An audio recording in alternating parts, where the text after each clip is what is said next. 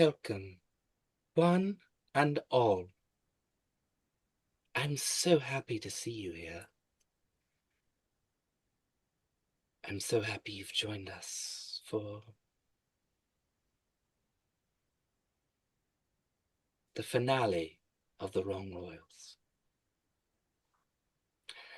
It's been quite a story, it's been quite a tale.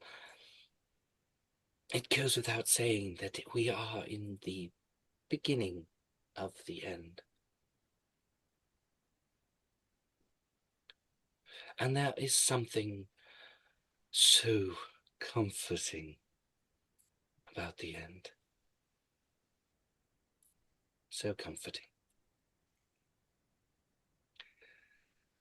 I'm in a great deal of pain, you see. And I am going to make it stop. The pain, the rage will end, as shall our tale. What that end looks like, I cannot tell you yet. But if you don't know how we got here, if you don't know who has hurt me, and why, and how, do me a favor. Subscribe, click the bell, leave a comment. I'll read all of your comments. As a special gift to you, dear viewers.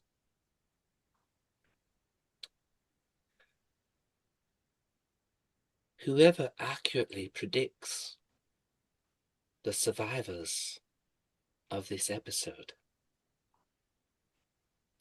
will receive a video where I say thank you for your comment. So make sure to leave it below. I can see when you left your comment. Don't try to deceive me.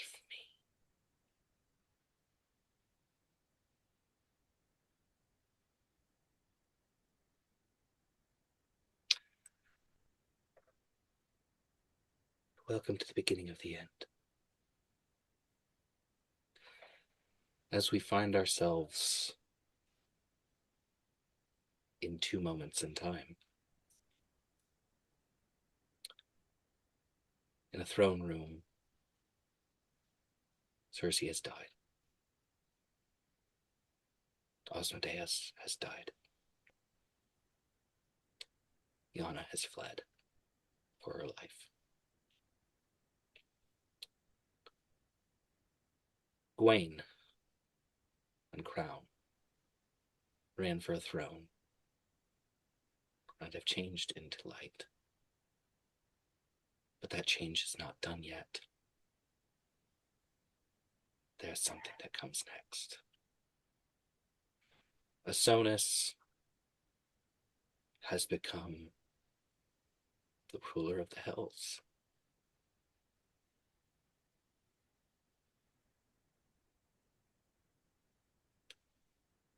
Zarya is holding on to so much power.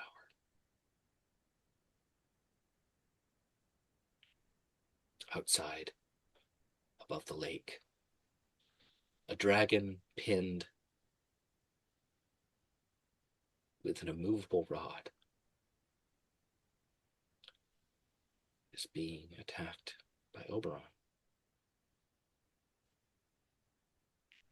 As 4 knights of hell attempt to figure out how to reach the battle. How to join the fight.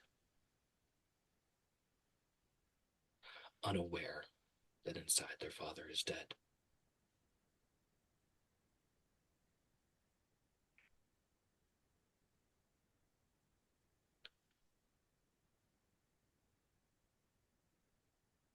As rising from the splinters of the labyrinth, Klimtok, holding on to Fig,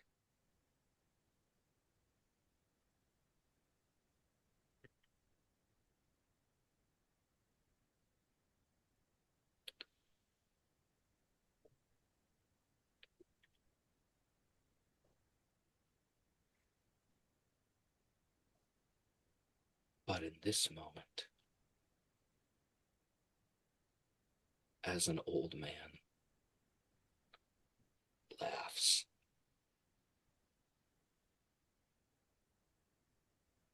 as a princess dies,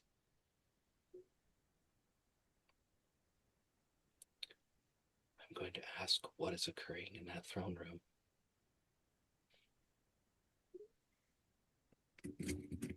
There were a couple seconds between sitting on that throne and the present moment. Scylla would like to flash back in time to the first moment that Ragaza stood in front of this throne and conceived of her plan.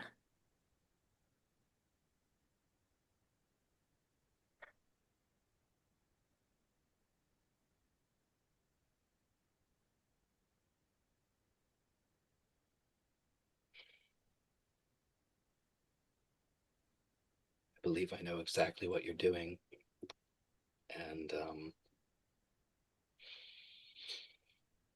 give me one moment.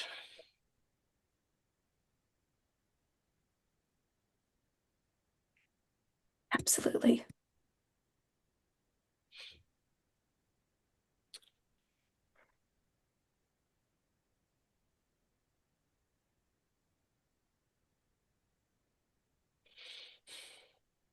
I would like you to roll a D100. Oh, my hands are shaking. There it is. Okay.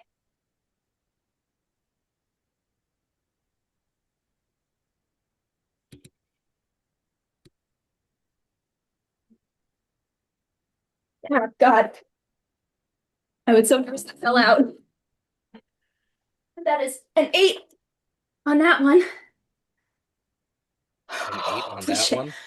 For a total of 98. You are so lucky. For 24 seconds, you will be in this moment in time. In the years.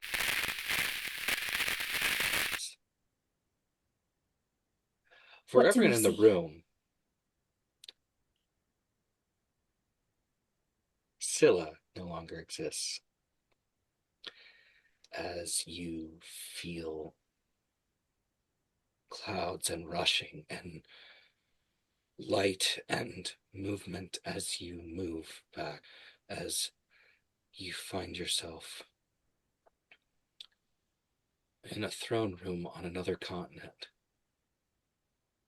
Your mind reels, trying to understand where you are.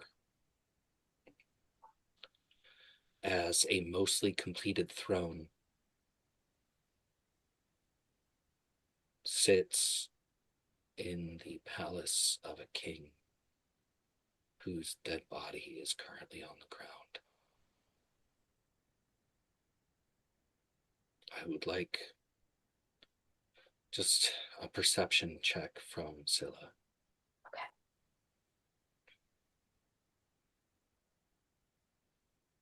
Not great. 7. It's hard to understand because the person dead on the ground shouldn't be dead. There's no way they're dead. You can't wrap your mind around it. It doesn't make sense. As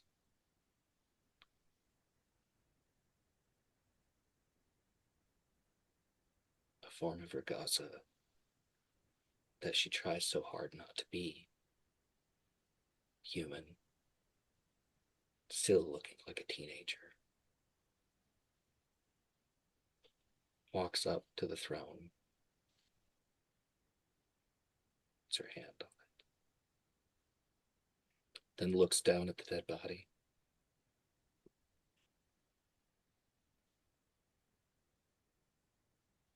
There's not much time to take it. There's not much time to take it.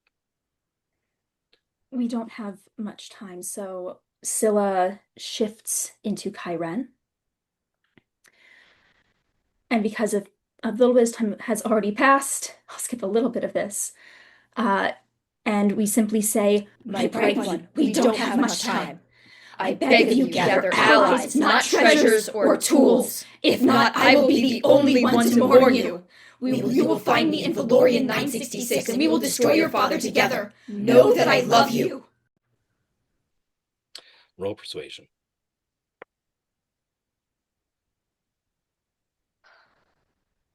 "19." This young girl looks back, and you can see her break. Can I try and hug her? You can. I pull her in close. And until I disappear again, it's just a repeated, I love you. Valorian 966. I love you. Treasures, tools, no allies. 966. You're still alive. As You will find me. you see the dead body on the floor fracture, and someone stand up out of it. The dead body remains on the ground. Well, that was inconvenient.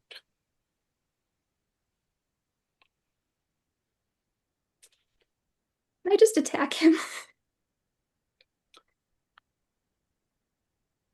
Absolutely can. 6 I think seconds. it's just, yeah, Eldritch Blast. As I forget how all of my spells work. Okay, hang on.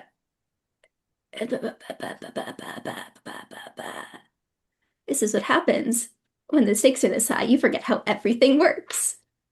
Okay, range spell attack, I believe. Okay, at this level, I do 3 beams. So 1, 2, 3. That's a nat 1, but I can re-roll because of lucky, but I'm not going to. Or no, yep.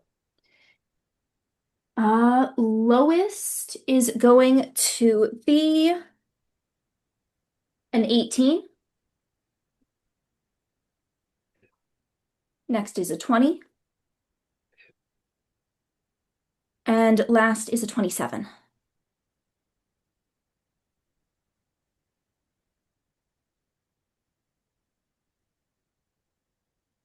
Ten.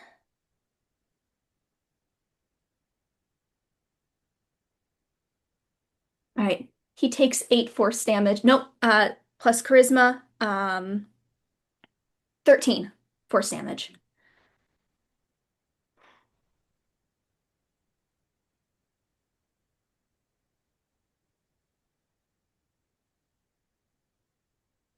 Rugaza, in shock, runs, grabs a piece of the throne, pulls it, and runs out of the room, taking a single shard of the throne. Mm-hmm. As you hit him, first time back,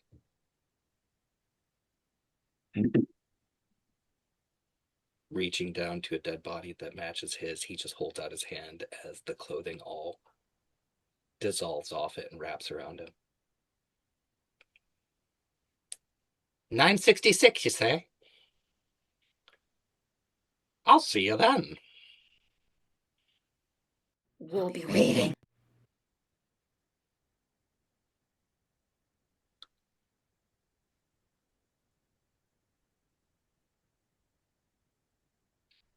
As you return to the present. Hey, everybody. I need a charisma save from everyone else, including Oberon.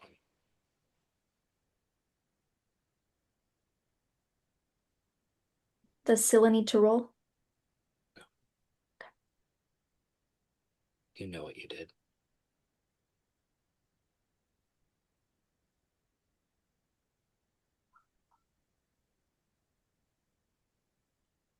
Charisma?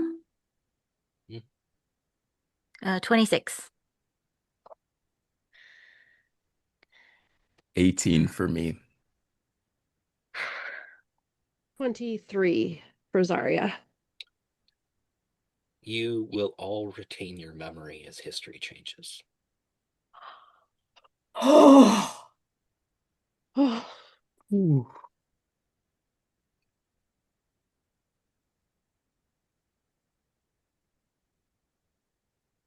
Two sets of memories. And in the second set,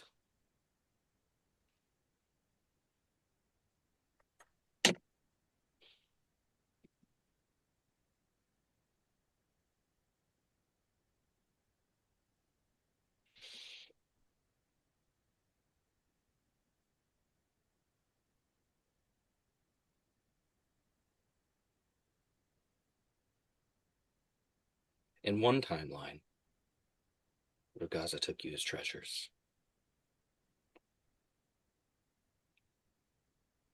Brought you to the Horde. Everything that has happened up until now is then. In the second timeline, there is a distinct change.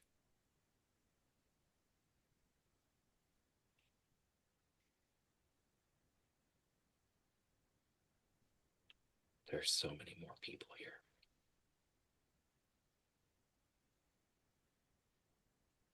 The Horde is not a hovel with tents and shanties.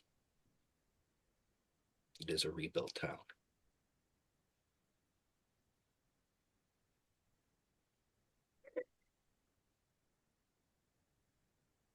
Ragaza can't fight her rage, though. She struggled.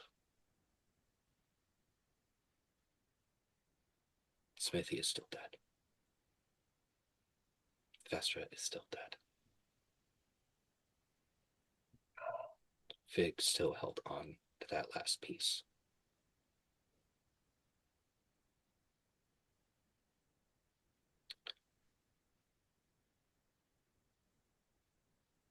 You still had to fight. You still had to struggle. But in the town that has been rebuilt, people awaken in a new time with weapons, with understanding.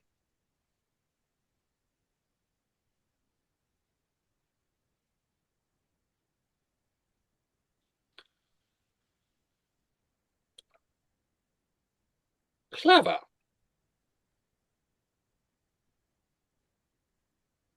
Very clever.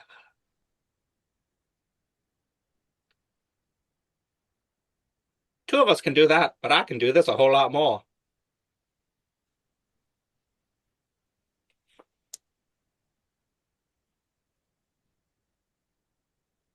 Who dies?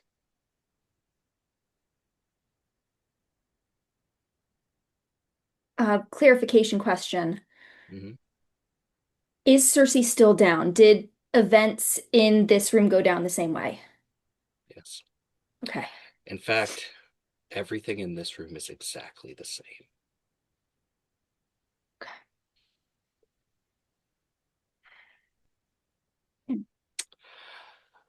Zarya, Asonis.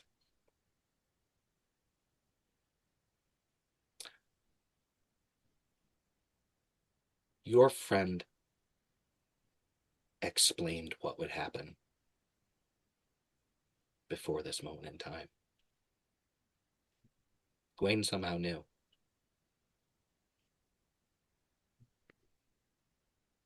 What are you doing? I think in this moment, Asonis is trying to like grapple with his new ruler of hell's power, and this is a question for the DM. As the ruler of hell now, can I like possibly see souls of people who just died? Can I interact with the souls in any way? You can feel them. Okay. Because what I was thinking is there a way for me to possibly plunge Circe's soul back into her? And maybe, because now I'm the ruler of hell, maybe I can create some kind of pact, like a patron or so, or maybe sacrifice some of my new spell slots to do so. I'm going to make you an offer. Okay. If you would like to take this moment to speak to Circe's soul Mhm. and offer a contract in the same way that your father would have, Mhm. uh, you must sacrifice a number of spell slots Mhm. equivalent to the level that Circe is. Okay. Seriously, what level are you? 12? Um, I believe it's currently 13. 13. Okay. And to clarify with Saturday is she gets the final level up if she comes back. Okay. So Okay. it's currently 13. Okay. Uh, okay. Because I got like 5 spell slots I could use for sure. Like those are my bonus ones. And then, oof, because then I would need 7 more. Could I You can also possibly? sacrifice a Mhm. spell. Oh, okay. Mm, hmm. Okay. Let's do I'll take that as the 5. balance. Okay. Hmm. And I can't do anything with my infernal conduit where I give life force to people or anything. Like a combination, maybe. This is a dead person. How Mm. much are you willing to give? That is true. I'm willing to give, I think, all 14 of my D10 that I could use. Or sorry, I think it would be Infernal Conduit. Oh, 7 D10, sorry. 7 D10 plus my 5 spell slots, which is technically 12 units. I accept. Yes. Okay. The Uh, universe accepts. okay. Okay. So in this moment of us regaining our memories from the timelines, Astonus will look at Circe's lifeless body, and I think he'll just try to focus for a second and commune with her spirit, and he'll reach out and say, or whisper, I guess, because he doesn't want anyone to notice, Circe, are you still between the veils? Can you hear me? Can I? Yes. I'm here. Okay, I know there's been a lot going on, but after my father's death and the power of the crown, I think I have a way to bring you back. But there is a catch. I'm listening. Okay, with this power, I believe I can become your patron of sorts. So that's really the only catch. I don't really know how to be a patron, but I can bring you back in this timeline. I think she's like, I have no idea what you mean by timeline, Oh, but true. she's, she's the only one who didn't have to make that realization because she was dead. Yeah. Um, she's like, I have no idea what you're talking about, but sure, yeah, okay. Okay. And then he'll just look at Mr. Oscar, the spherical bastard, and say, you've already killed so many people here today, and you will continue to do so much more. But I think there might be one more person who has something to say about that. And he'll just look at Circe's body and kind of channel some infernal energy and just say, Circe Lamorel, hear my call beyond the veil and come back as my scion of hell. And I'll sacrifice my 5 spell slots and my 7d10 of Infernal Conduit to bring Circe Lamorel back as a warlock, if possible. So clever. So very clever. Circe will rise in a moment. Zarya, what you doing? As Circe in seeing this looking, Zarya remembering moments ago, another timeline ago of when the spherical bastard talked about killing and bringing everyone back. She taps into the magic and is going to cast at 5th level Aid to bump everybody's max health. Asonis, Circe, and Gwaine slash Scylla slash Crown. Scylla. Their max health now bumps up to 20, an extra 20 points, and they gain that full 20 points. As temp HP? Permanent, for 8 hours. For 8 hours, your maximum health is increased by 20. Thank you. As she understands enough of magic to know that power word kill has its limitations, and just kind of looks and is like, you can keep trying all you want, but it's going to be a bit more difficult. You've manipulated and twisted us long enough. It's a pointless game. This game? Do you want to talk about a pointless game? I can show you all a pointless game. Don't worry. I've been playing it a long time.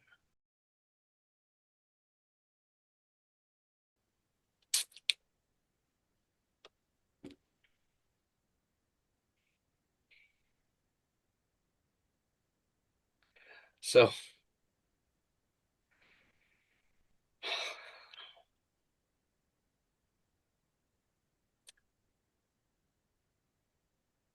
Scylla will know what this is when it happens.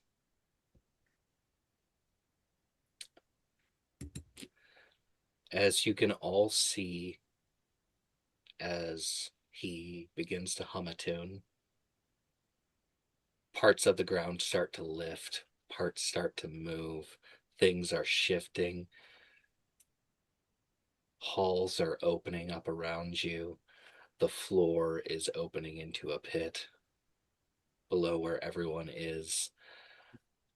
Dex saves for all of our standing people. All of our standing people. Do it, Circe. Good thing I've got lucky. I got a nat 20. Oh, nice. Dex save. Okay. That's a 22. 25. All right. I rolled a 1, got to re-roll it, and I rolled a 2. Oh no! Don't worry. It's not going to be as bad as you think. At least it's not a 1. Mm-hmm. You will take 32 falling damage Mm-hmm. as you drop into this pit. As reality itself is reshaped and the plane around you is reshaped. The only thing that doesn't move and is not affected is the throne. Asonis watches as another pit opens and the last remaining stain of your father's blood vanishes.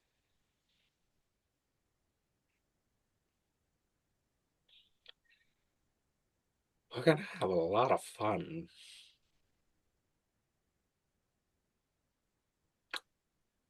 Yes. We're not like in initiative Just yet, no so I'm initiative. trying to make sure that we're like being even here. Could I cast Mental Prison on the spherical bastard? You can certainly try. I would like to try.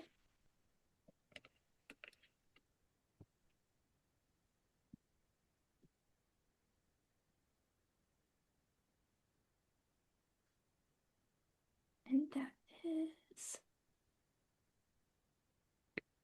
Wait a second. it's an intelligence save.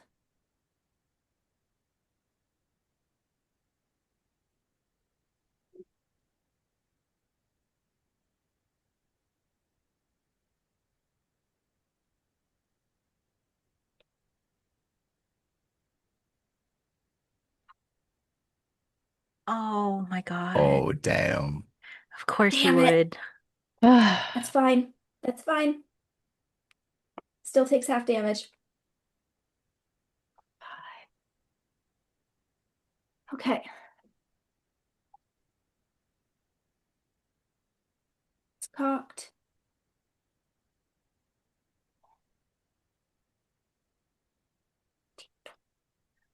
Okay, so he's going to take 24 psychic damage as I will actually throw this question to you, Saturday, because I would like to know what the spherical bastard would perceive as dangerous around him.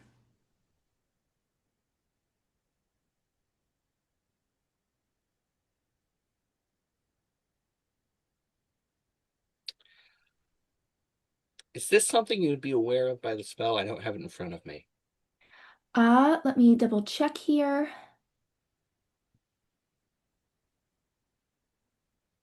You make the area immediately around the target space appear dangerous to it in some way. You might cause the target to perceive itself as being surrounded by fire, floating razors, or hideous moths filled with dripping teeth. Whatever form the illusion takes, the target can't see or hear anything beyond it and is restrained for the spell's duration, blah, blah, blah, blah, blah, blah, blah. So it's not It's an super clear. I illusion, think though. rules as written, it It's is an an illusion, illusion. though, so by technicality, let's flavor this. It'll be fun. Okay. As for a moment, it is visible before he brushes it aside.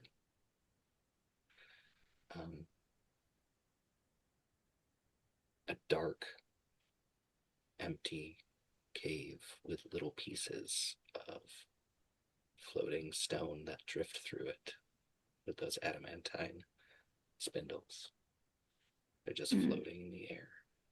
There's fog everywhere, and it's so dark. And it's just a cave.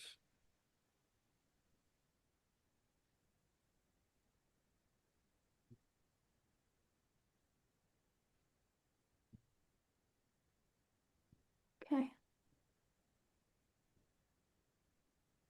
And as it's cast, it's just kind of a twitch of the head. Hasn't said anything to him yet.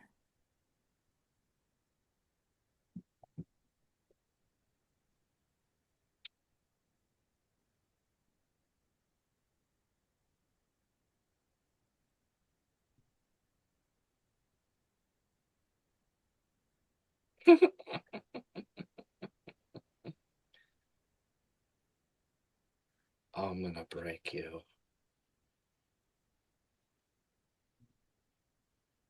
I'm gonna give everyone else in this room a chance to do one thing.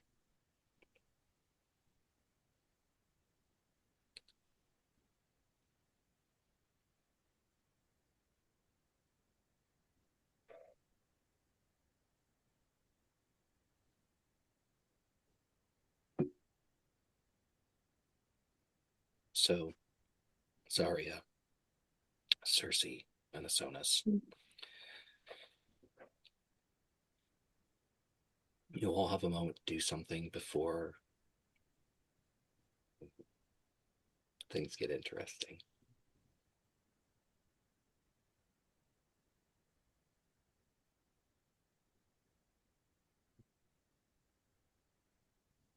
Mm,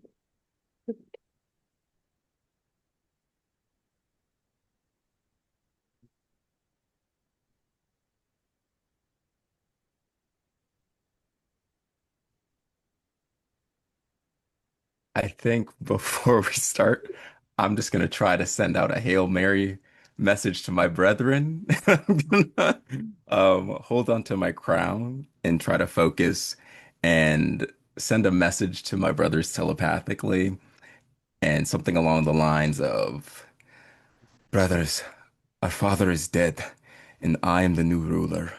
And as such, I may call upon you very soon. Deal with what you need to do, but remember this message.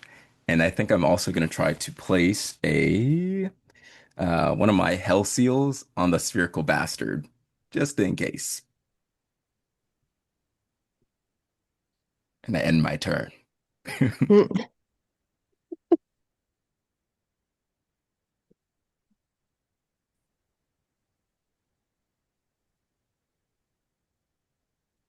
Well, for looking at him, uh, there's that moment with Zarya where her mind is getting these new talents and these new thoughts, and she can't help but think of when she was first traveling and all those repeated memories and those different timelines. And there's that pang in her chest as this was someone she considered to be a true friend. As she's gonna cast Geas on him. He needs to make a wisdom saving throw, DC 6 or DC 18, and she's going to use a cosmic omen to make him roll a D6 and subtract that from the roll. Above table question. What does Yes. Geas do? So, you give a verbal command to a creature that you can see within range, ordering it to either carry out a service or refrain from uh, a course of action. And she is going to tell him to leave this place. She looks at him. You have caused enough harm here. You will go and you will never come back. What was that? I didn't catch it. As he burns a legendary resistance. Nice.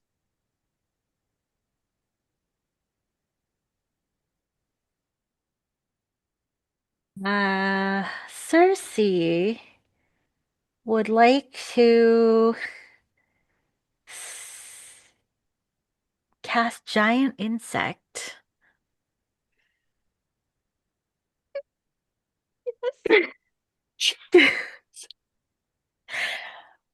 Knowing that there have been a lot of these around since waking up, because she did wake up in a spider web. Um, Oh.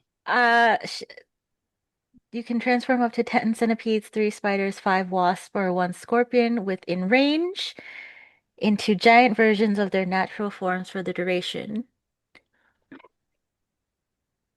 And each creature will obey her verbal commands.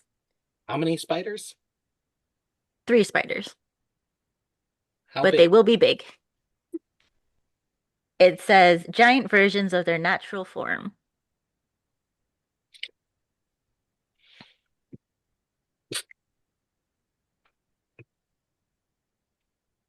These spiders that were actually on the outskirts of the room all grow.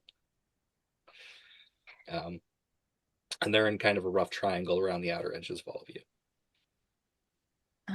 Right. I'm going to tell them to converge on the spherical bastard.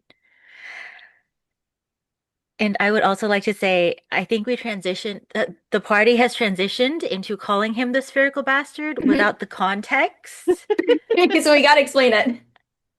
That is true. I need to know this. The context is that its sphere is a singular shape.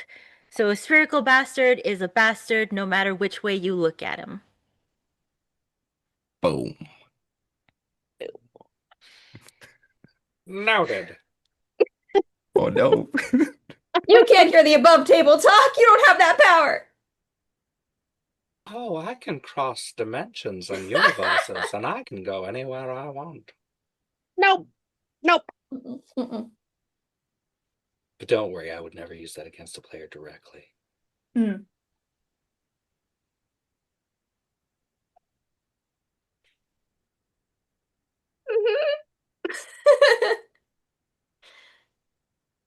Again. Horrifying. Great. How you doing, Sean?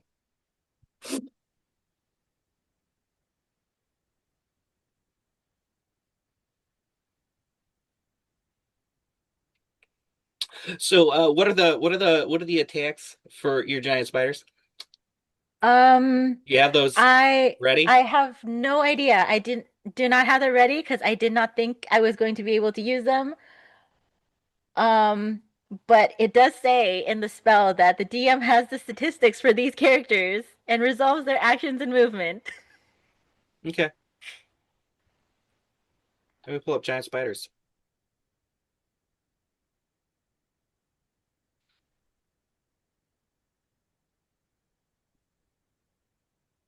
And they're all getting in close combat range, as spiders do. Of course.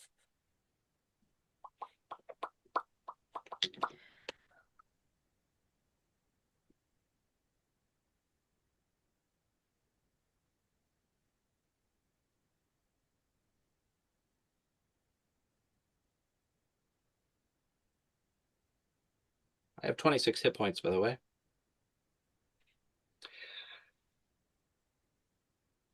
Three giant spiders attack and come within close combat range for a strike.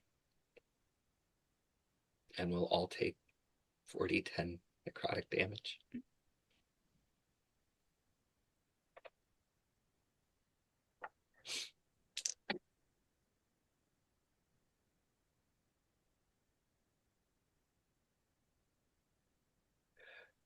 I rolled poorly. They're still alive. Yay, spiders! But you can Go see spiders! where they attempted to bite and attack. The flesh is aging and withering. Is that how we're going to play?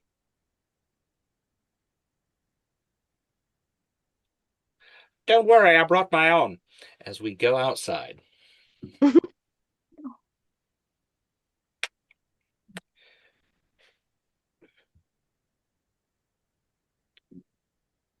When last we left off, Oberon was running up a dragon arm.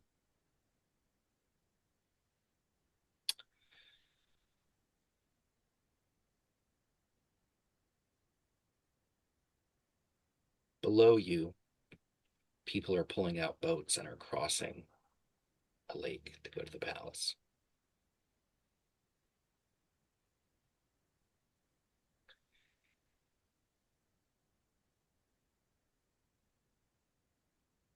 Because for the short amount of time that she could keep herself in control, she gathered allies.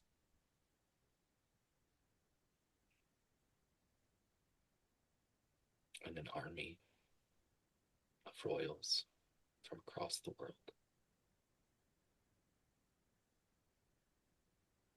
are following the directions of someone that they can no longer reach.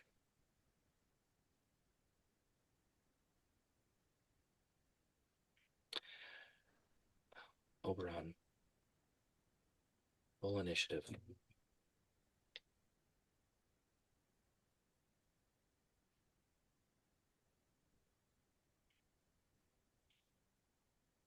That was terrible. A 9.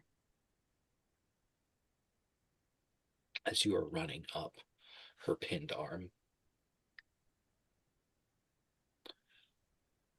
her other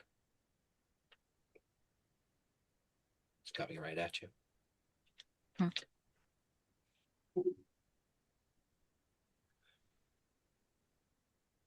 Does a 27 hit? Yep.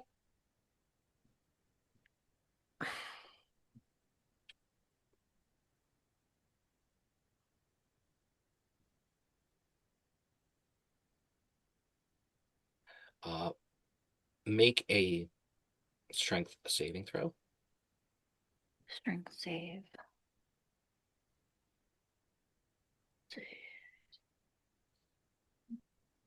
21. She claws you but does not grab you. Mhm. You will take 28 damage. I would like to use my uncanny dodge to have that. Absolutely. Thank you. As I think as the timelines split in his head, he trips a little, he slips a little bit on a scale, and that's why the claw doesn't actually catch him as hard as it would otherwise.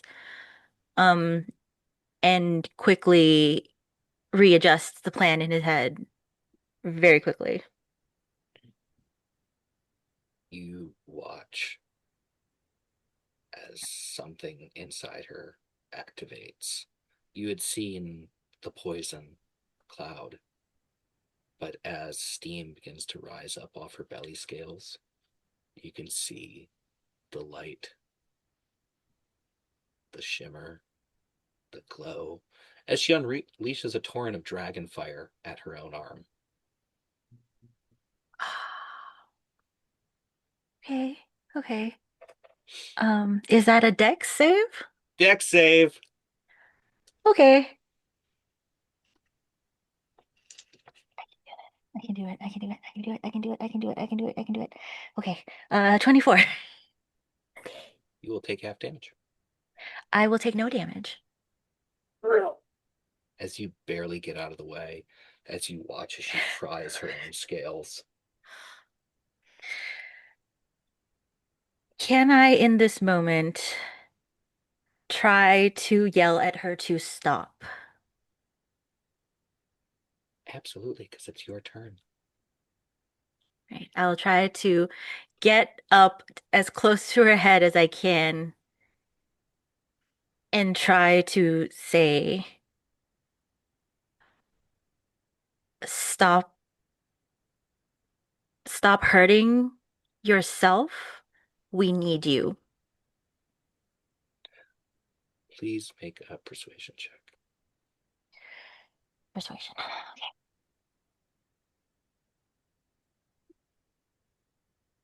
That's a natural 20 for a 35 total. For us, for me, take a picture of it, and I want you to drop it in chat. That's going in the Absolutely. episode. Absolutely. Holy You're gonna see it crap. here. My hands are sweating, so my phone is not cooperating right now. Please give me a second. Take your second. Yep. Yeah, if we're more quiet than usual, it's because we're all nervous. Okay. Okay. Here we go. Let me put my phone back real quick, and I will drop that into extras. Yeah, because we are totally putting that in the rep right in the episode. That's important. Mm-hmm. And it was on the Obi dice, so yeah. Look at that. That's beautiful. That's beautiful. Everybody can see it. It's still on the screen. Shaking. Beautiful.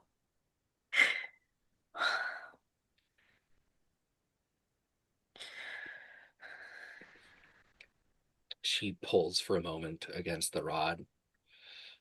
Pulls again. Calm down.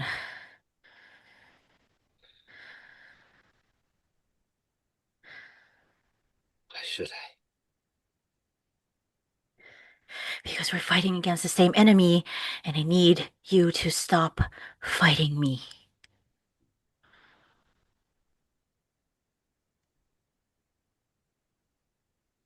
Take this out of my hand. Are you going to play nice if I do? I won't eat you. Fair enough. And I'm going to very slowly, very carefully do so. Pull it out from between her scales.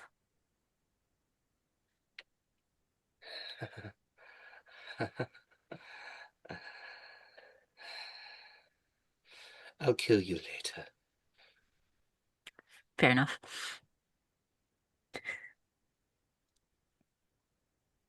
What do you suggest?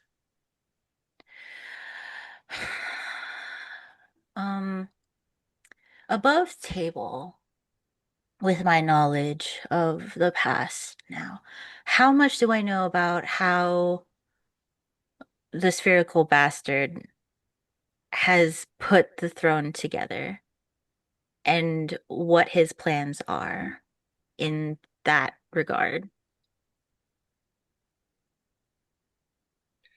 I need you to roll a history check against your own very long life. Cool, that's cool, that's cool. Not as great. 12. He never puts it together.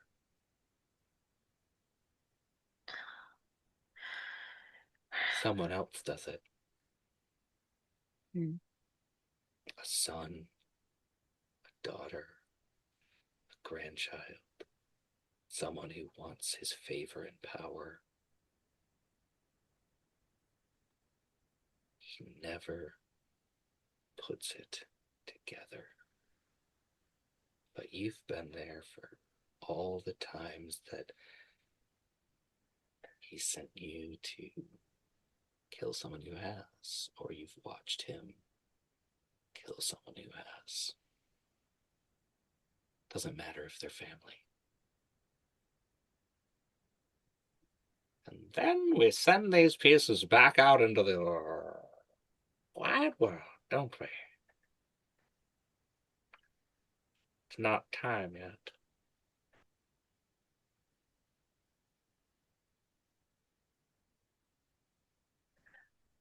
Okay. Knowledge. I look at Ragaza and I tell her, it only ever works if one of us builds the fucking thing for him. Never has any intention to do any of it himself, and he never has any intention to put his ass on it, so to speak. It's not time.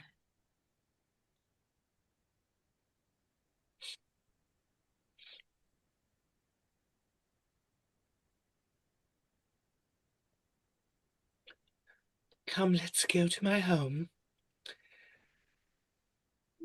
Because if that's the case, I know exactly where he is.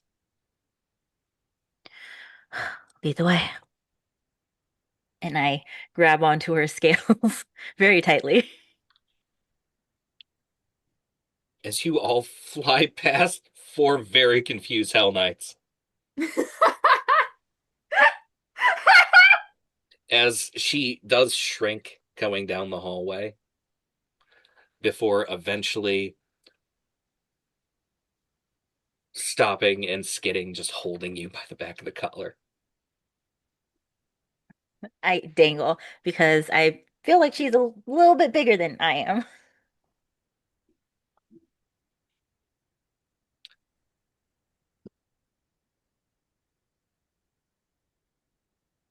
I don't trust you behind me.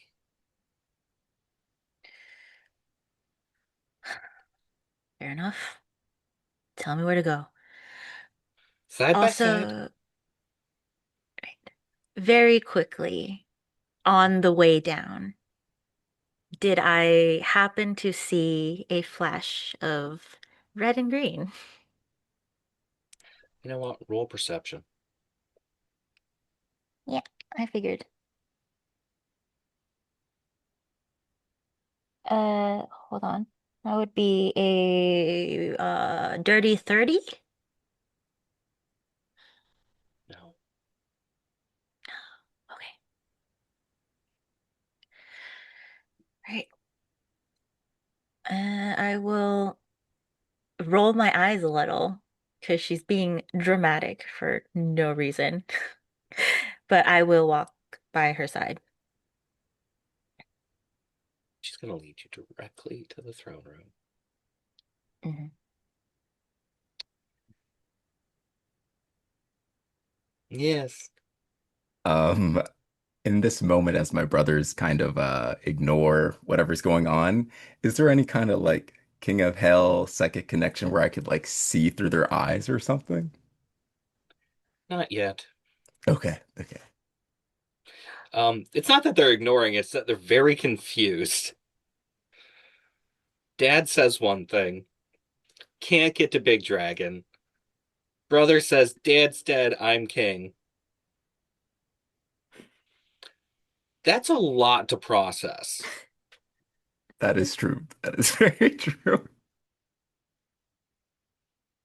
Also, one last thing, because we did mention this before we started the game, but since Gwaine remembered in the time swap here, may I make a single change to what happened at the boat ride before they split?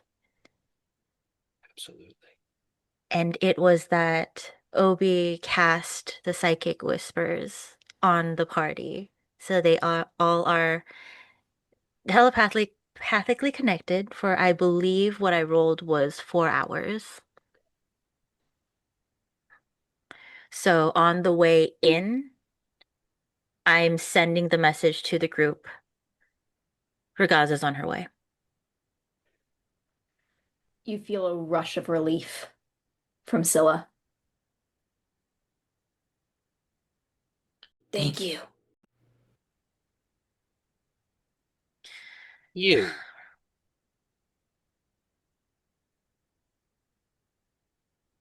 As for the first time, that son of a bitch is looking at Crown.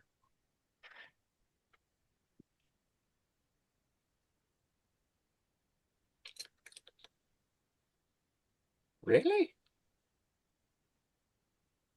With that?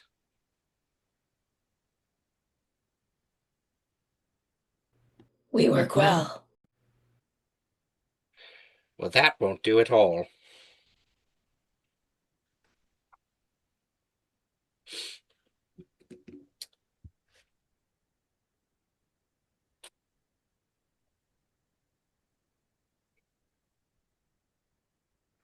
Pulling out the OG notes.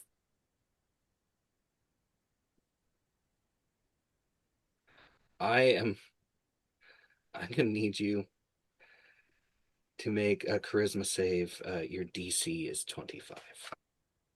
25. Okay. Come on, buddy.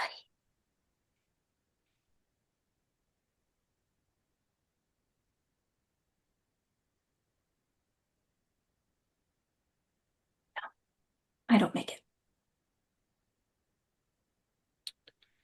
As he slams his hands together. What were you gonna say, Zarya? I was gonna ask how close it was because I might be able to give a boost. Well, everyone has scattered as this space has changed. Okay. 250 extra feet of space exists now in this microplane that has been adjusted. Okay. Because it's within 30 feet, so I can't hurt to ask. After that pit opened, Scylla fell. You were all up here. Unfortunately, you are out of range if it's 30 feet. Okay.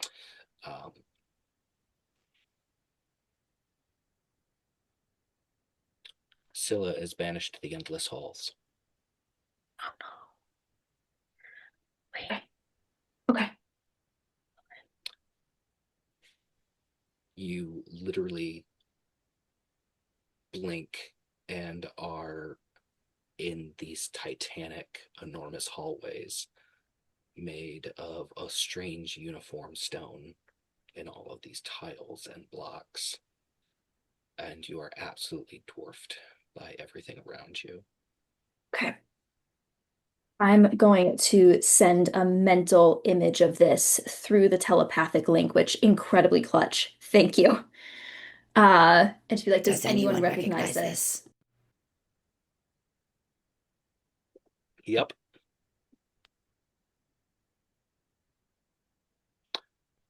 Oberon definitely does.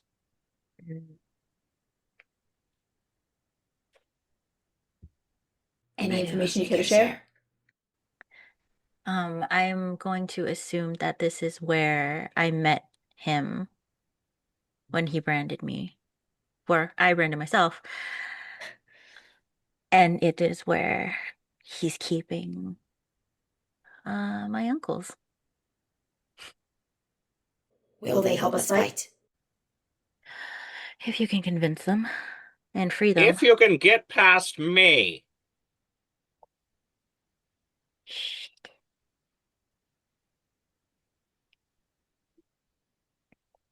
As there is another one of him in here.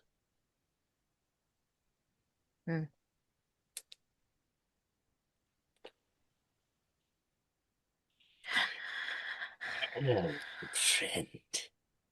I will activate leap on myself.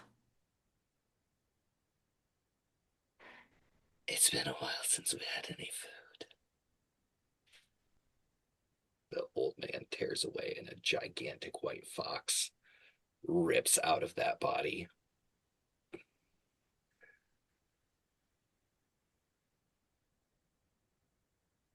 It's been so long since we sent ourselves food.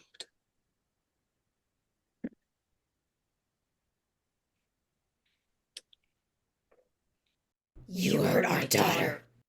You hurt our friends. Who the fuck? We only make you hurt. We do. I'm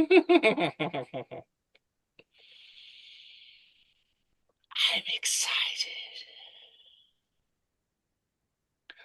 We're going to move back to the material plane. For everyone's understanding, banishment to the endless halls unfortunately does not work like a classic banishment. When the banishment spell ends, normally someone returns. You cannot come back without an egress given to you.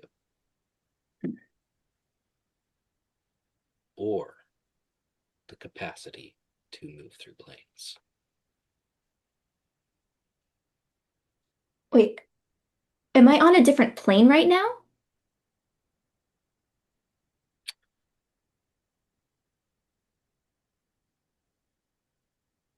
You are. Above table, I thought that couldn't happen right now. Unless there's a completed version of the throne where you are. Oh. Okay. Fun fact. If Okay. you go back and you ask me where it's been. Okay.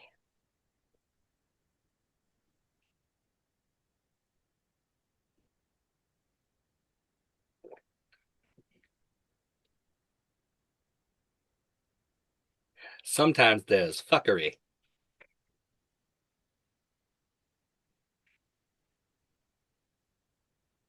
But you can exist anywhere where the throne was. Yep, absolutely. Them's the rules right now.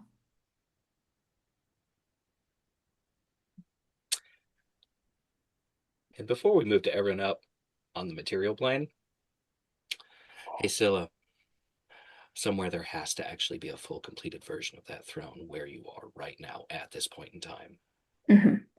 Can I sense it since I'm currently fate locked with it, as it were? I will definitely allow you to do that. Cool. Your friend has just been poofed.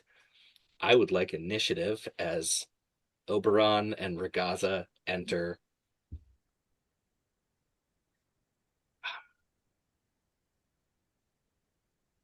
Everybody ready to go? Yes. I am quickly researching polymorph forms. Okay, yeah, go ahead. Ha. You'd be surprised at how many combatants are actually in this.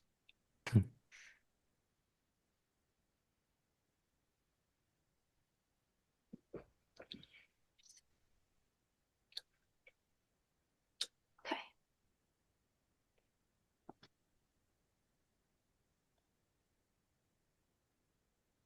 Okay. For our audience, we've already gone ahead and rolled all those initiatives. It's already there. I hope you enjoy it. I know I certainly will. I think you already know who goes first.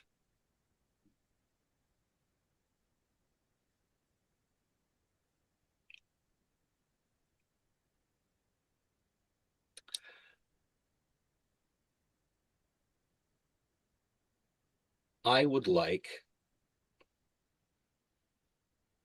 a number between 1 and 10 from Zarya, Oberon, Cersei, and Asonus. 7. 2. Cersei and Oberon get different numbers, I'm assuming? Yeah. I'll take a 1 for Cersei and a 4 for Obi. Right.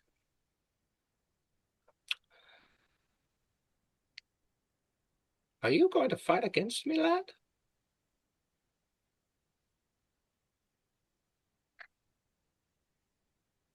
Fine.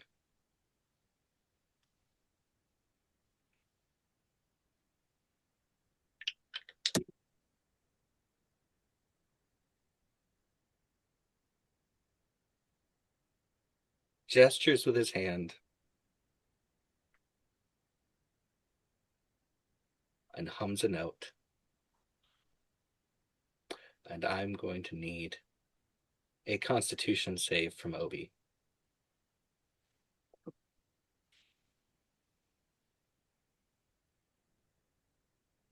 Good thing I've got all this proficiency in saves, guys.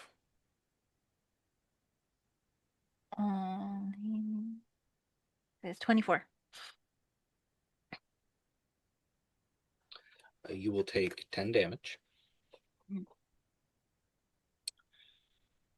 as you feel your bones trying to turn your spine around.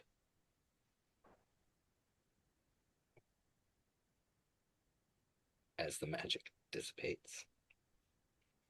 Oh, you're strong. Let's see how about that one.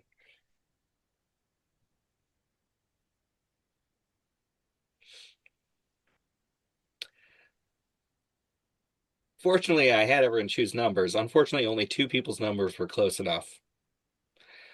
Zarya, the rock behind you literally gathers up into a roughly humanoid shape that attempts to grab you from behind. I would like a dex save. Dex save. Okay.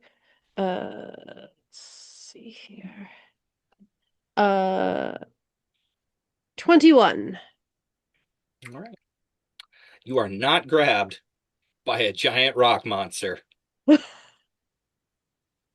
always good.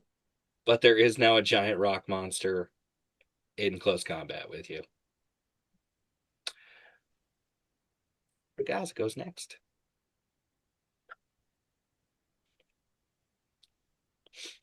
I have to make a decision as she sees her father. Sometimes you leave it up to the dice. And she has enough for him to turn into a giant dragon and try to pin him to the wall and eat him.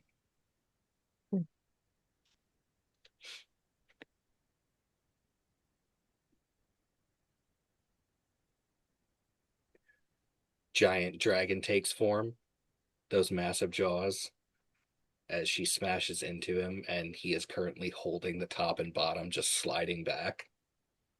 Oh, so cool. It is cool.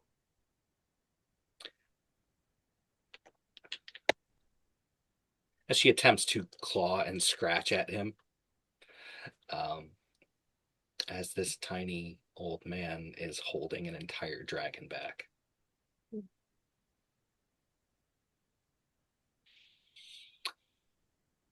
Scylla, Mm-hmm.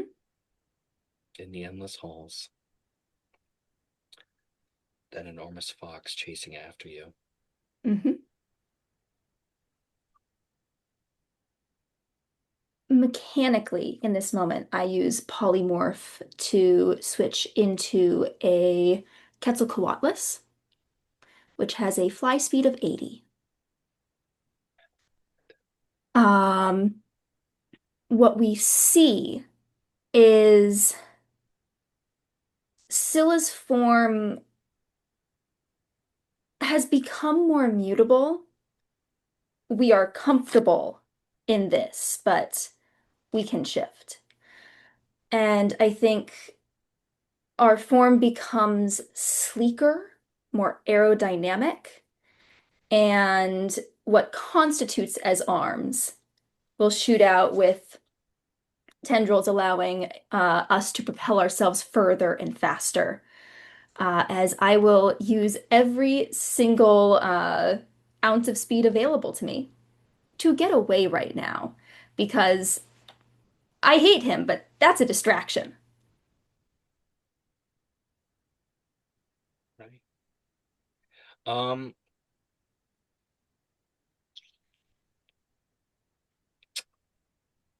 Roll survival. Okay. Not my best stat. 16. It doesn't take you long to realize that even though it looks like it is one hall that just stretches, it branches and moves and dips and changes and shifts. You can't see the passages until you're in them. Mm-hmm. All right. First point of order then will be to try and shake the spherical bastard. And then second point of order will be to follow this line I can feel between me and the throne, between us and the throne. It's going to take you possibly, if you navigate well, 18 seconds. Okay. How much time has passed? There's 6 seconds in a round. Okay. I should have been keeping better track. That's on me. Don't worry. I'm also keeping an eye out for Clovis and Keats because Oberon did inform us of their existence in here.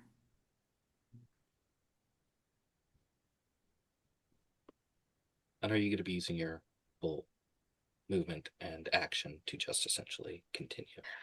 Movement, action, and jump. So it's dash plus jump. So I believe that is 80 plus 80, 160. I'm moving about 200 feet around.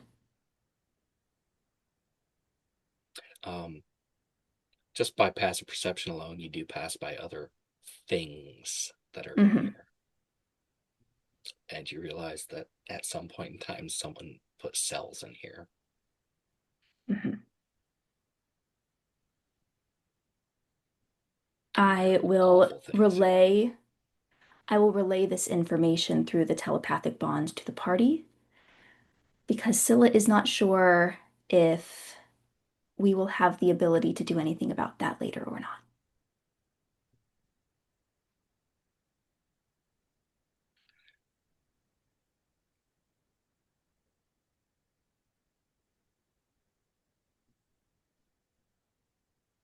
You're going to receive a psychic message, Asonis, from one of your brothers. We are on our way. We will be there as quick as we can. Good. We're going to need backup. I'll relay that to the party as well.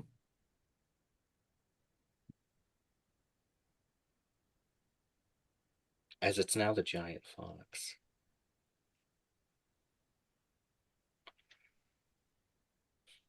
Fox bastard.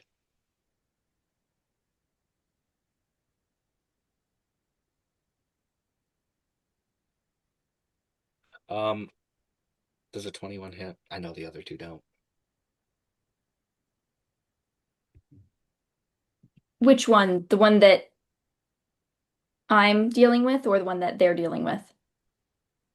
The giant fox bastard Okay. that's chasing you through the halls.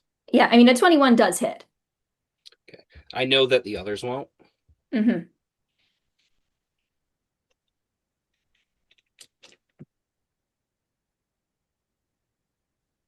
You're just going to take 13 damage from a bite. Okay.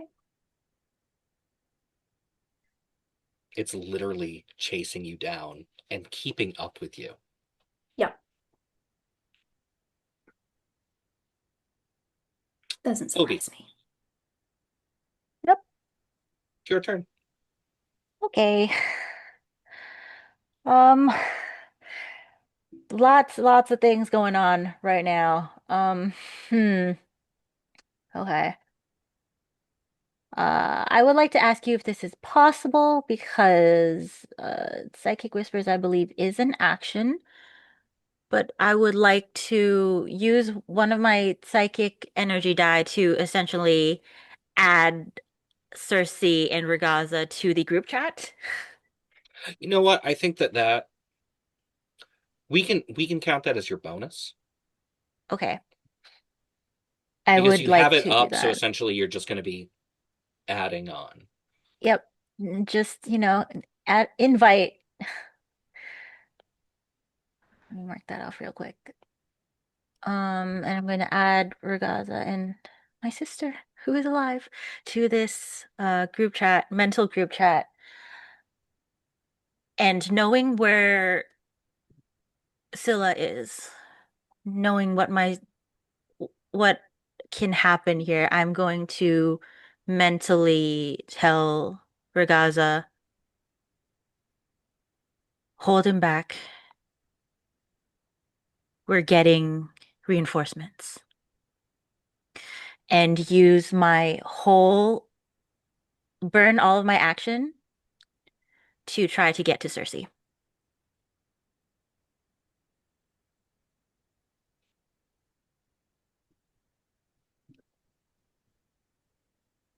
The only response that you get from Ragaza is all you can hear is the internal screaming.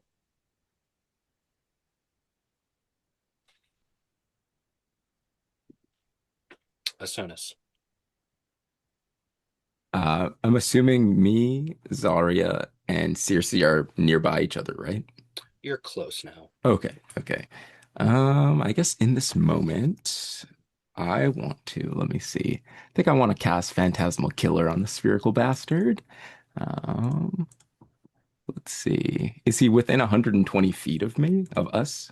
Yes. Okay, perfect. So I think I will cast that on the Spherical Bastard. So the target must make a Wisdom saving throw. On a failed save, the target becomes frightened for the duration. And also, you have a seal on you, and I would like to use my reaction to, I believe it's, let me see. I know the subheading is called submit, but yes, for my interdict improvements. If I use submit, it says as a reaction, you impose disadvantage on a saving throw. So I would like to do What's that. the level of Phantasmal Killer? I believe it's level 4. Let me Counterspell. see. No. Okay. Of course he does Yeah, it's that. level 4. And then, okay, so that's my action. That's my reaction. Let's see. I think I think I'll just place another seal on him as a bonus action. And then as well, I think I'm just gonna do a shot in the dark and use my boomerang shield on him. So that'll be a regular attack. Let's see. Does a 29 hit? You hit. Okay. And then it's 1d6 plus 4. Let's see. Oops. So that'll be 5 points of damage.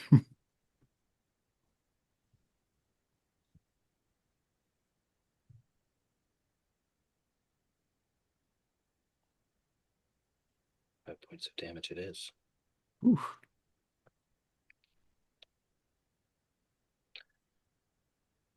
And then I think You that's it. can Mhm. hear somewhere down the hall the sound of bodies. Oh, People. like, okay. Like rushing towards us kind of thing? Mhm. Oh, okay. Do I get any sinful notes under my nose from these people? You don't have to roll. Of course, there's some sin amongst these people. Okay. But roll perception anyway. Okay. Perception. Okay. I rolled an 18. The first time we get a good roll on doing this. I know. Okay. So at first it's just people coming towards you, and then you pick up notes. You pick up Queen Ducat's drunkenness and greed. Mm. You pick up the feeling of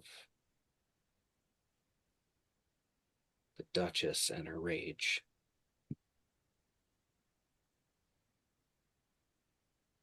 You pick up the enormous carnage that is Fig. And others, this is the Horde. Okay. I'm gonna relay that to the party.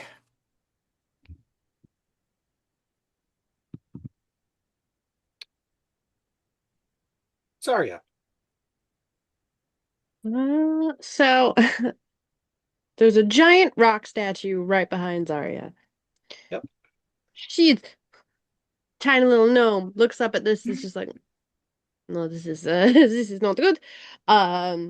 Is going to cast Fount of Moonlight on herself. As she has already just had that the starry glow from her starry form, but it gets brighter now. She emits a bright light uh, out for 20 feet, just as a pure being of moonlight at this point. And is gonna run to Cersei.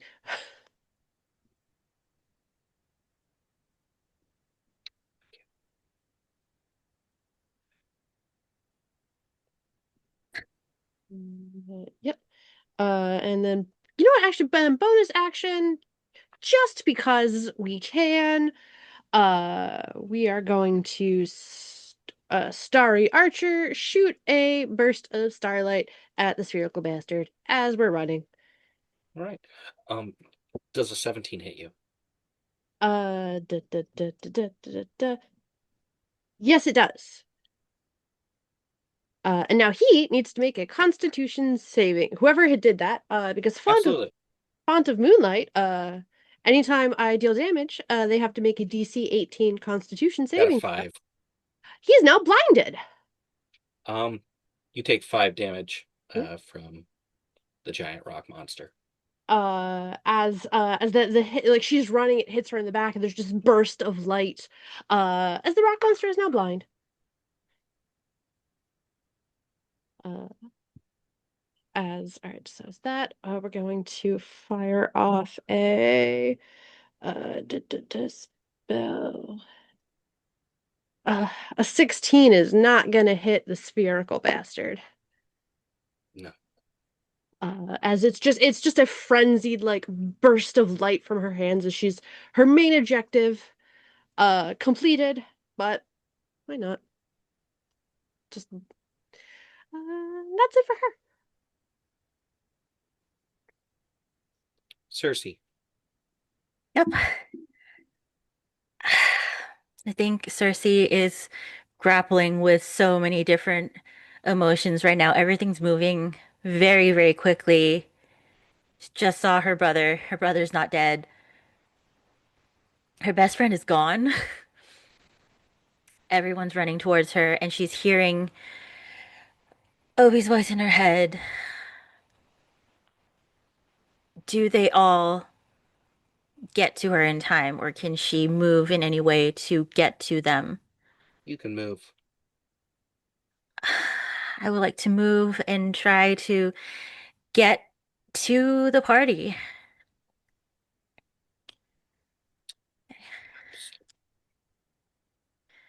And for a brief second where she gets to like t get close to Oberon, get touch him, realize that he really is still alive and they don't have time to talk about it, but grabs his hand and holds very tightly and knows what he wants to do. Not just because they are connected mentally, but because they've always had that connection as quote unquote twins. I'm gonna ask you, GM, if this is gonna be in any way possible, but Obi takes her hand and puts it to the brand on his skin and use that as the connection for her to cast plane shift. Would you like to do that? And in your minds, because we are all connected right now, you hear, I can send us there. I don't know if I can get us back. So if you don't want to go, this is your chance to say it. We're in this together. We'll find a way back together. I think we meet the spherical bastard where he's most vulnerable, possibly. And I really want to stab him, so let's go. We trust you. Going where I think you're going? Yep. First things first, I need you to roll a d100.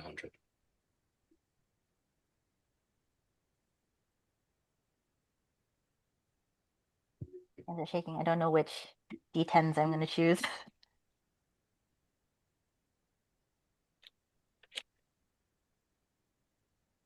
6.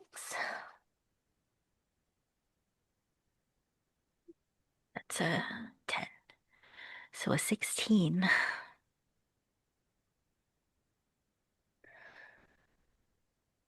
On a D100? Mm-hmm. Okay. I need a Constitution saving throw at disadvantage.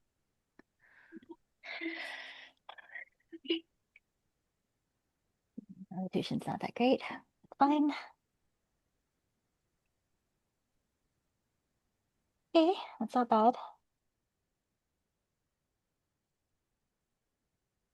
A 21 is the lowest.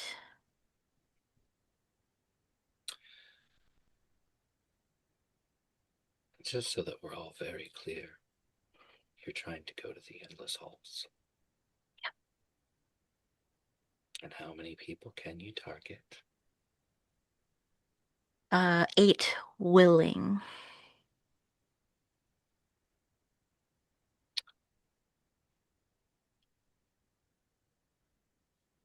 Well, everyone on this screen is going to be able to go.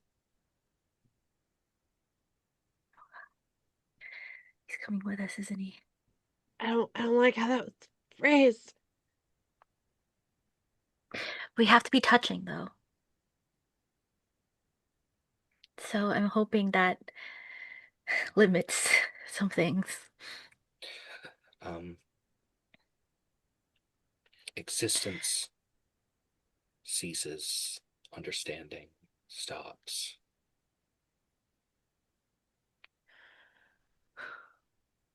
Everything changes as a handful of people rocked over the astral sea. tumble through the outer planes, shoot through the divine realm, pass through the realm of order, and as you come out the other side, it is chaos. Small bubbles that drift and move and float and explode, and something larger than an entire plane swims by before a cube comes into view, and then you all are in it. Cersei, you'll take 49 damage. Okay.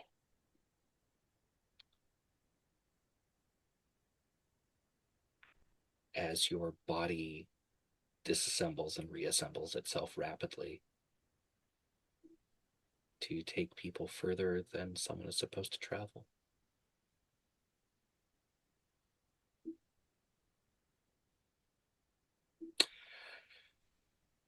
And you're currently in a hall.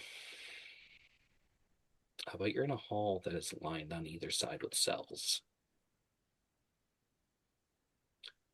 with true abominations locked inside, smashing against bars.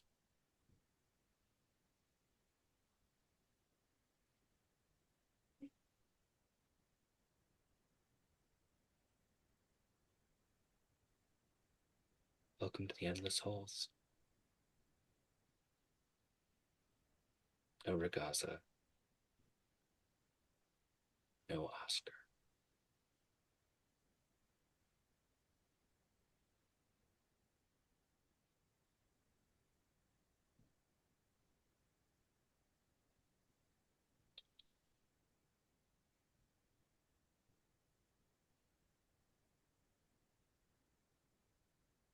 And Scylla hears a voice.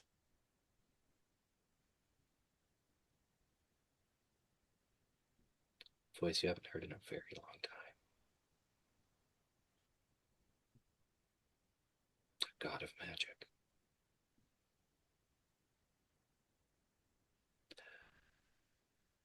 The first portion of our wager is complete. Unfortunately, I cannot come where you are. It is impossible. I will wait here until your return. If you do not return before the full moon, I will consider I have won the game. Would you potentially consider the courtesy of bringing us and those I would deem important to our wager to where you are? This is impossible where you are. Damn. I will wait. Do you know how to leave this place? These are not things to be shared. It is a prison.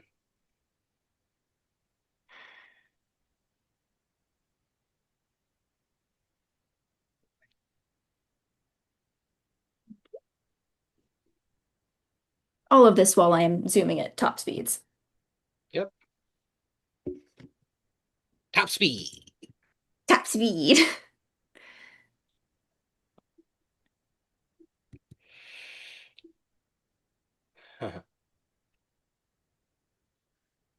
Don't worry. Plenty of time to figure things out. As due to current situations, we're not going to see the other people's turns. And it's your turn, Scylla. I mean, our friends are here. Do I know where here our friends are? It's a wonderful question. No. Okay. Through the telepathic bond, Help us find you.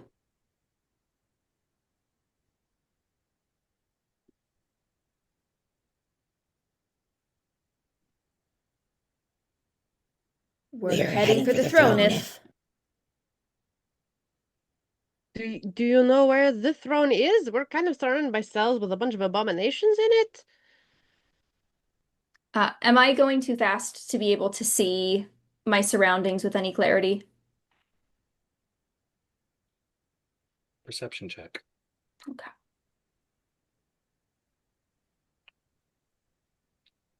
Can I give advantage by feeding information about what I know about the halls through the telepathic bond? I'll allow it. Advantage? Yes.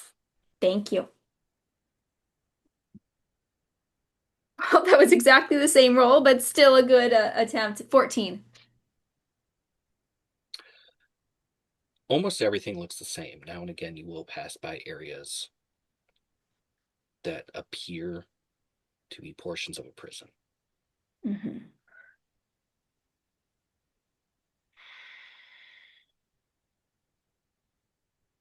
Yes.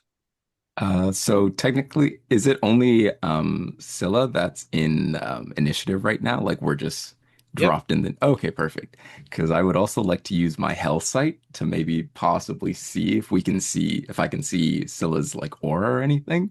It says within 60 feet, so I don't know if it's within 60 feet. Make a perception check. Okay. Perception, don't fail me now. Maybe we'll get lucky. That is a 13.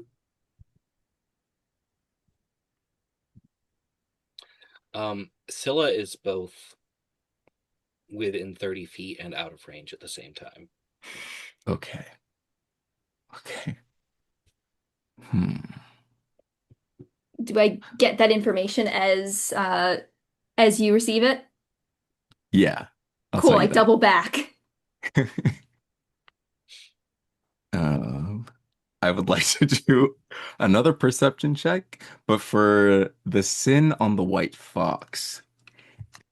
And I'm assuming since the spherical bastard is so sinful, there must be like a lot of sinful miasma. So would that possibly give me advantage on the roll?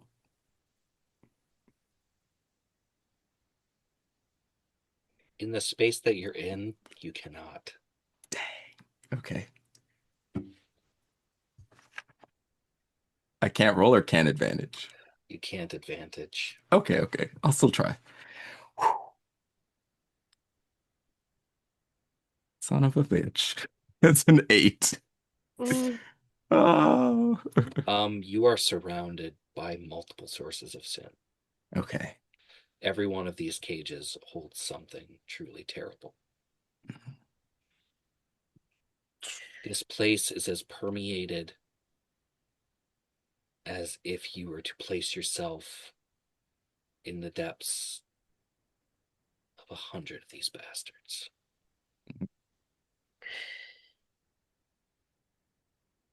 But they're all different. Is there Do I- any? No, go ahead. No, you go. Okay, I was gonna ask, do I recognize any of them? Roll history. What? Oh, that's very good. 26. Oh boy.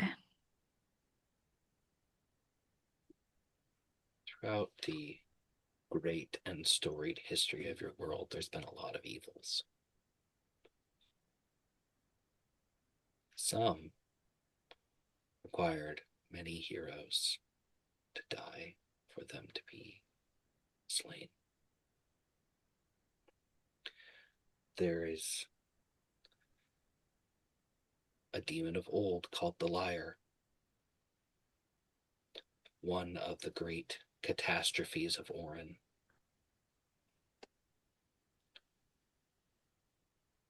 the liar is an incarnation of rage and death.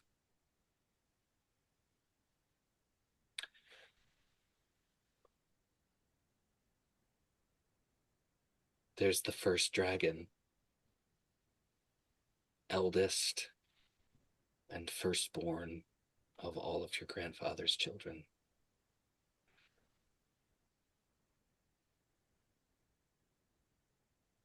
It took 30 heroes to slay it.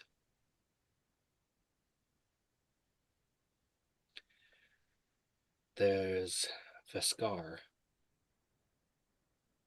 a vampire of old, who drank over 10,000 souls and once ruled over all of southern Bliskarn before being destroyed. But these are souls and bodies and creatures that do not exist anymore. Things so terrible and so evil that the only place the gods could think to put them was here.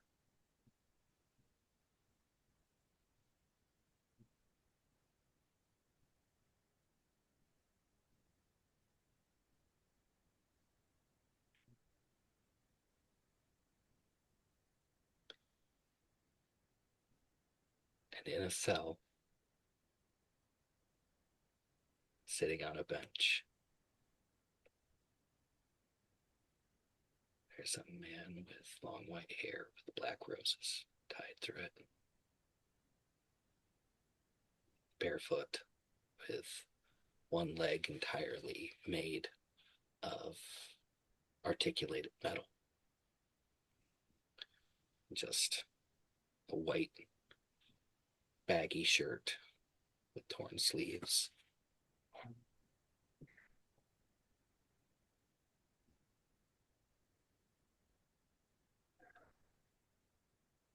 A hero of renown. Lord Captain SaberSvn, the sailor.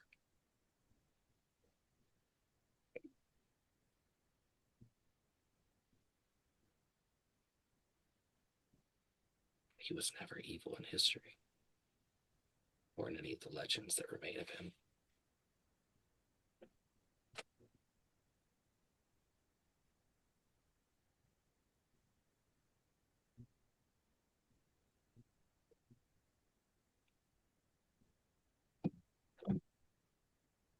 Would Obi have ever met him? Knowing the history of Setzer and grandfather. He was one of a handful of people who almost killed him.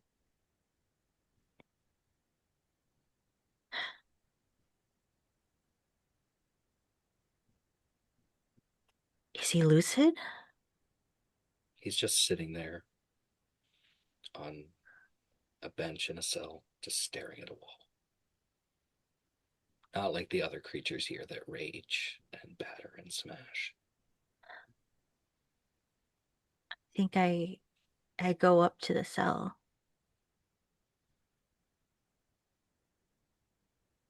Touch the bars, trying to ascertain if he's still there. It's just a little look to the side to look at you and then to look back at the wall. Have you come to torment me? No,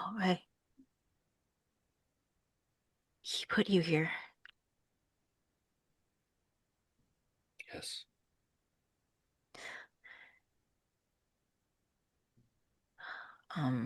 I start looking around, trying to see if there's a way I can open the cell.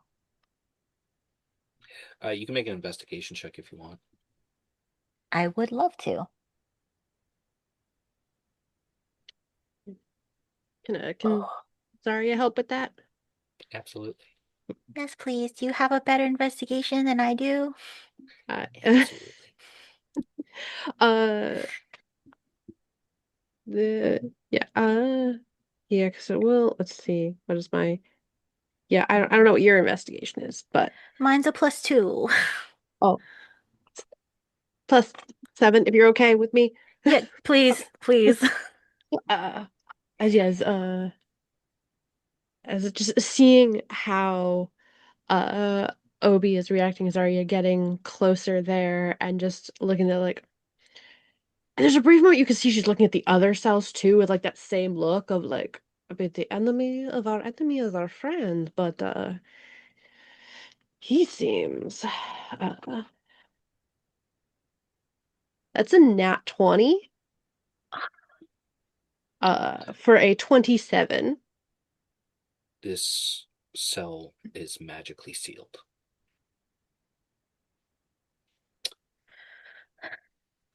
You could attempt to dispel it.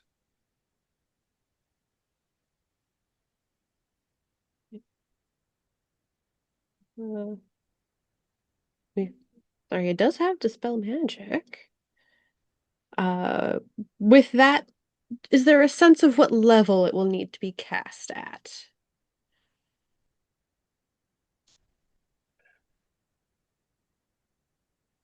What's your highest level spell slot? Uh, so 8th level, but that's Still only the need to one. roll. Okay. All right. So I think with that needing to roll either way, we'll just uh, do it as Yes, Asonus. I also have Dispel Magic, and I was wondering if I could sacrifice that spell slot to give Zarya advantage Or or or is there a way combined. to combo it that If you were both to use at the same time, it's a precious resource, but you won't have to roll. Okay, I think don't mind it's that. doing a Hmm. combo dispel magic. Yeah, I'm down. so cool. Yeah. As she'll kind of like look over it and it's like, all right, Asunas, you take the left side, I'll take the right side. We have to do perfect synchronization. Okay, I will follow your lead. Right. She takes a deep breath to steady herself, and we'll go through the casting to dispel the magical seal on this door. Themselves break apart, dissolve like glitter, fade until they are gone.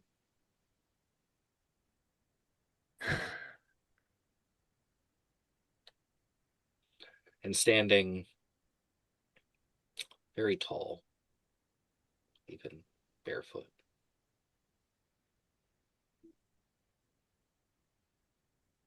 Saint Setzer.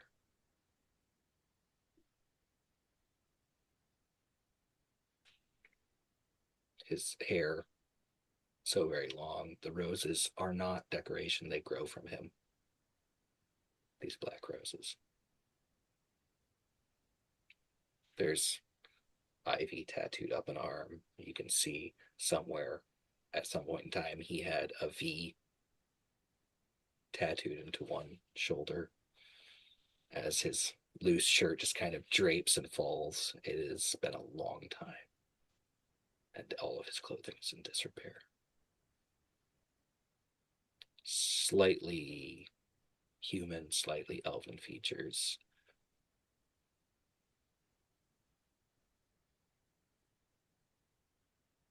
So, what is the plan? We're here to free some of his sons. Okay. We're gonna make him regret using us.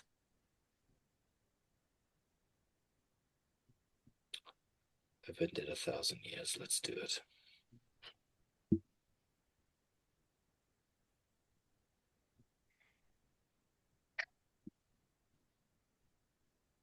Where is Scylla? Yeah. Meanwhile, Scylla. Yeah. I rolled 16 get you? Hmm? Does a 16 get you as you It double back? does. Yeah. You'll take another 11 damage from a bite. Okay.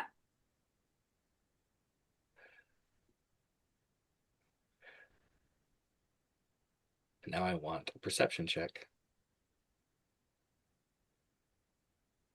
I will slow down for this. Mechanically doesn't help, but flavor.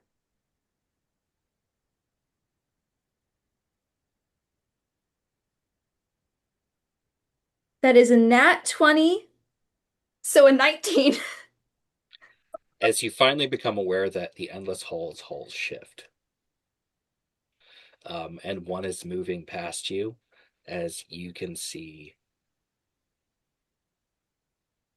Asonus's very fancy new crown Yep, zoom right through there. as it closes behind you. Yep. I feel like there's almost a little bit that is about to get sheared off, and it's just a right through.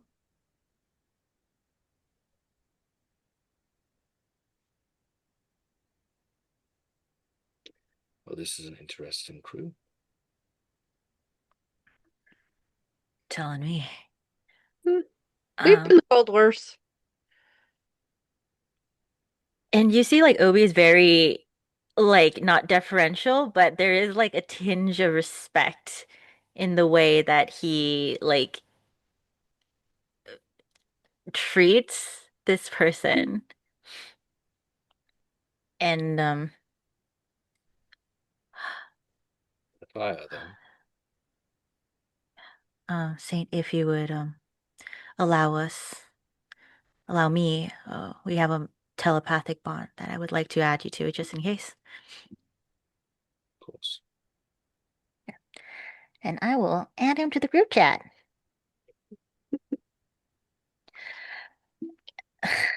How did you Meanwhile, refer to him just now?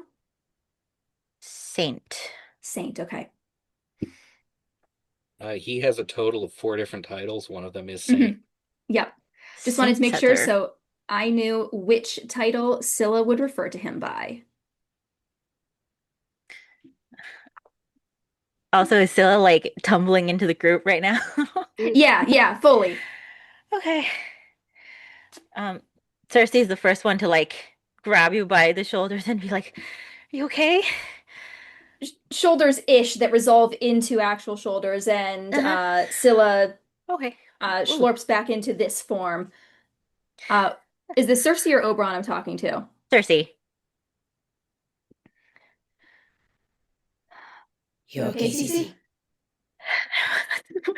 Yeah. For a degree of okay. Okay. Throne. Throne. This direction. Excellent on. idea. Because I got us here. I'm not sure I have the capacity to get us back, but I'm hoping that we can figure it out. Yep, We don't have much time. Let's go. Okay, Figure going. it out.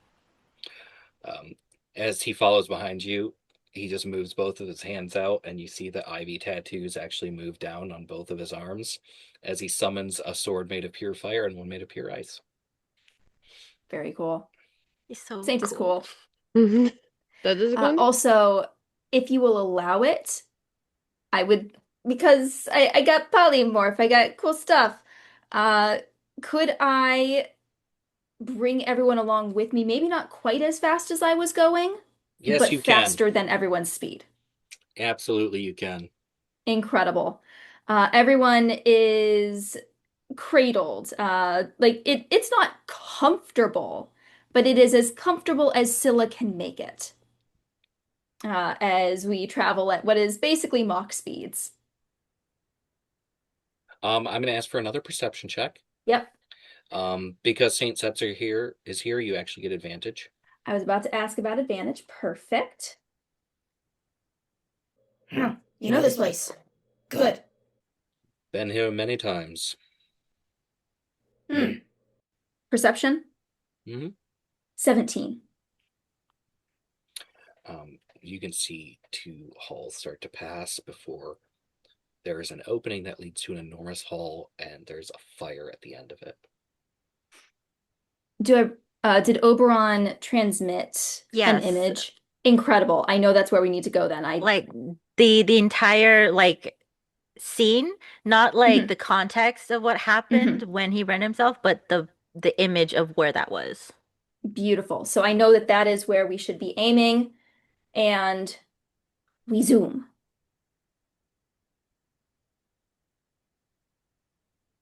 Coming into this room, to put into perspective the size of this fire, 80 feet across, hundreds of feet tall, this circle pit of flame that moves up. On one wall is a foxkin man chained. On the other wall, a young man, barely more than a boy, with long white hair, very thin, and his eyes sewn shut. And they're both screaming. But Scylla, the throne has to be here somewhere. Yeah. I can feel the connection, right? Or we can feel the connection. Yes. I will seek it out. That's my task in this moment.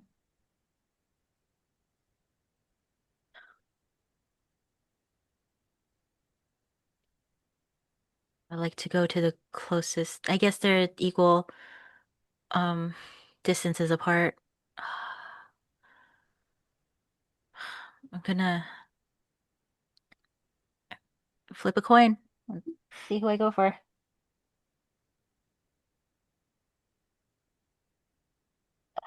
I'm gonna go for Keats first.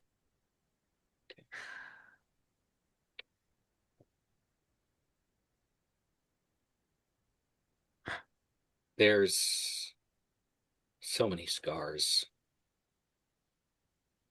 all over his muscle, his face, his body. He's just on his knees right now, crying. I just wanna, I just need to get out. Keats. Keats, look at me. Opie? Hi. Huh. I'm gonna get you out of here. Tries to lift his arms up to hug you, but can't. I immediately go for one of the shackles with the magical dagger. I'm actually just going to ask for a sleight of hand.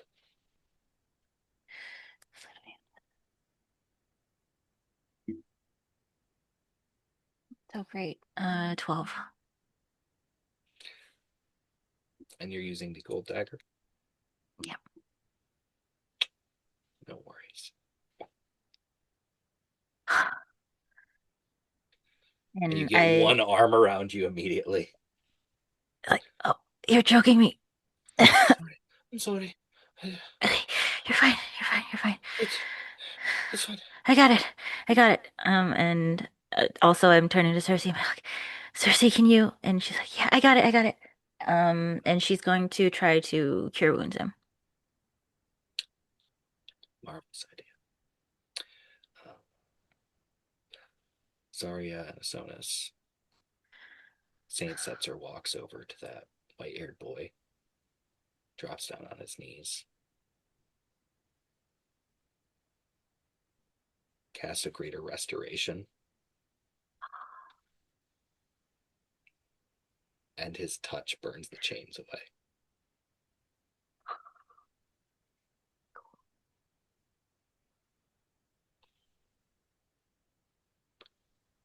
Zarya will follow close behind Saint. Her starry constellation shifting a little bit as she will also do a cure wounds on the boy, and then you watch as a couple motes of light go between him and Scylla now. As let me roll. Uh, as Scylla, you're gonna heal for 12. Ooh, thank you. And then the boy gets healed for 10. And he just accepts any human contact whatsoever. She just is kind of like holding him. just kind of like put a hand on his shoulder. You're safe now. We're going to get you out of here. They will get you somewhere safe. I would like an investigation check from Scylla. And Can a I get any perception sort check of from Asonus. any chance of advantage because of this mental Yes. tether? Mhm. Incredible. My eyes do not want to stay on.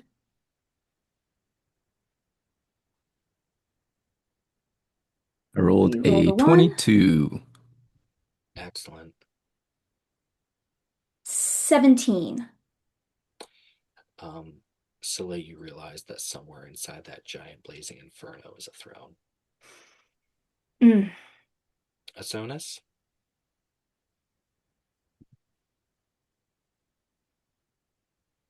A bunch of that miasma that was celled and enclosed and kept at bay is moving through the endless halls. Yeah.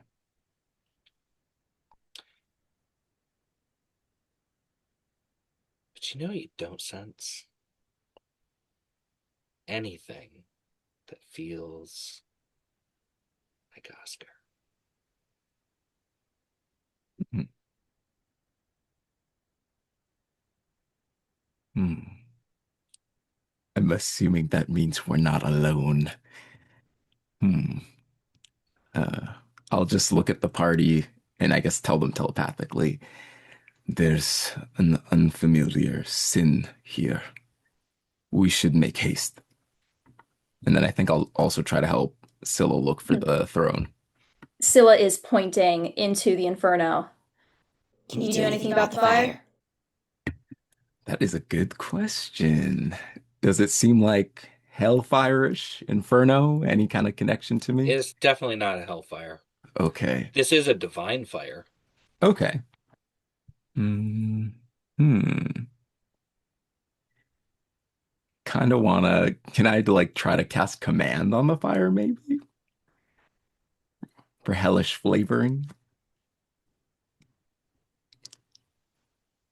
I really want to say yes, but no. Okay, no problem. I also have an out of left field idea. Could I use my what is it? My pseudopod strike? Summon it within the fire where the throne is and use it to try and pull it towards us? Yeah. Hmm. I'm going to ask a real quick question. Uh-huh. What's your range? The range on that, uh, it's within 60 feet of me. Now, Okay, it good, does good. say a point that you can see, but I'm hoping that the fact that I can sense Because you the can throne will sense it. surpass. So, I'm going to want a Constitution save from you. Mhm. Oberon, would you read me Psychic Whispers and how that works? Psychic whispers. 1 second, let me change my um choose one or more creatures you can see up to a number of creatures equal to your proficiency bonus, and then roll one psychic energy die for a number of hours equal to the number rolled. The chosen creatures can speak telepathically with you and you to them. To send or receive a message, you and the creature must be within 1 mile of each other. A creature can't use this telepathy if it can't speak any languages, and a creature can end the telepathic connection at any time. Okay, You don't great. need to Thank you. speak a common language to understand each other. That was very useful. Hey, Scylla, what'd you get? I got a 14.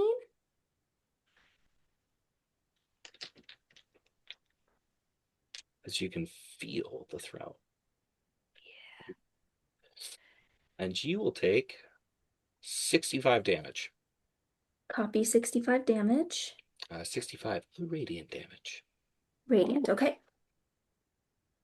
Technically bloodied. Okay. Would it help if I got in and pushed? No. Mm, I can walk through this fire. You can. Also, like, how would this damage reflect visibly?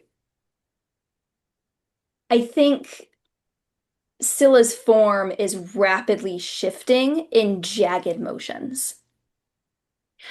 Okay, that's not great. Okay, everyone just relax.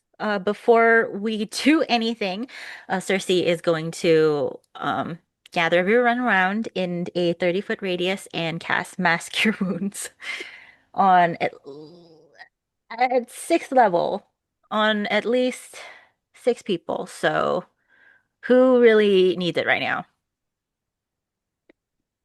I think I'm Zilla, good. what's your HP at? Daria? I have taken 107 damage out Okay, of well this isn't gonna be great, but whatever. What's your damage, Daria? The 10. Oh, you're fine. What are the damages on Clovis and Keats? Oh, if you want to Bad. talk mechanically, it's Yeah. still bad. It's still so bad.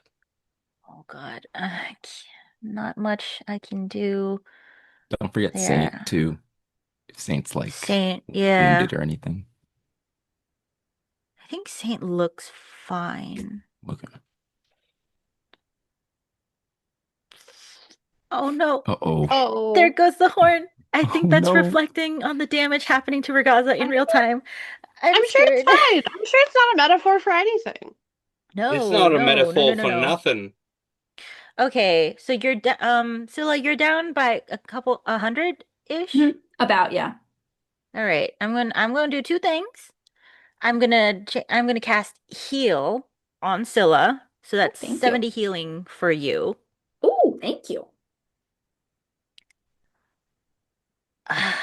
And I'm going to, if I may be allowed to, cast Mass Cure Wounds twice just to get uh the rest of us up to a point where we're not bloodied or bad looking, including Clovis and Keats.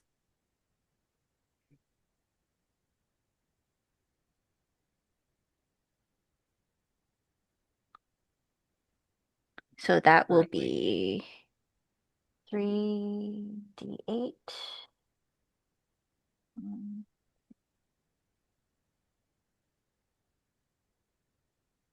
Not bad.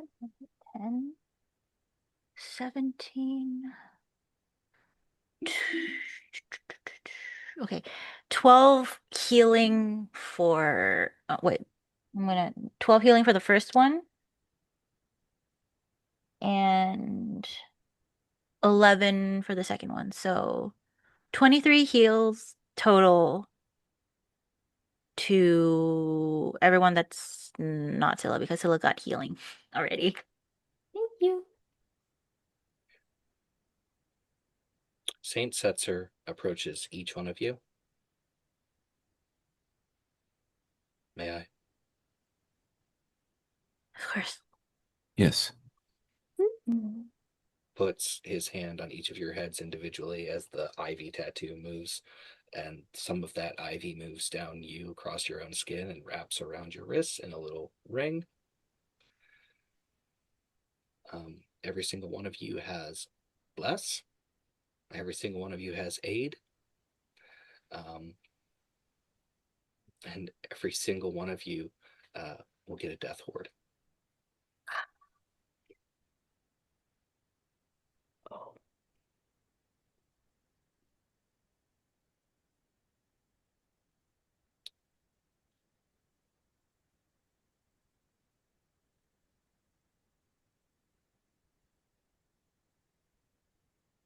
I have a thought. It requires a creative liberty on a spell. Tell me.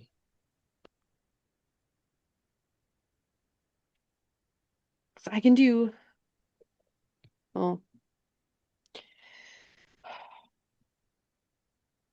there's an option of.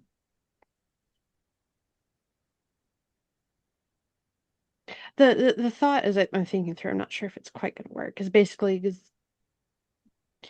with her resistance to radiant damage, and needing to get Scylla closer to the throne. I was trying to think of basically doing Find Familiar on Zarya so that Scylla can act through her. Such a strange and marvelous idea. I want to know what it looks like, and I want to know how you're going to use this specifically. So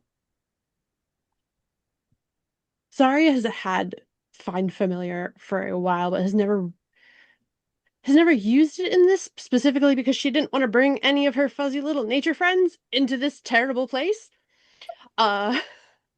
It's too stressful for her to even think of.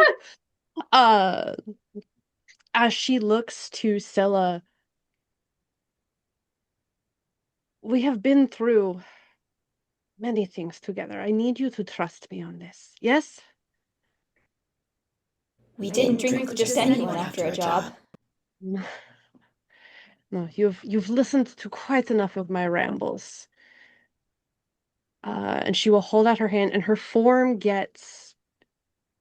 It's still that bright glowing but she gets a little bit smaller as she kind of becomes this just a creature of light. As if I'm technically is it with her thing when she casts Find Familiar, it classifies as Fey.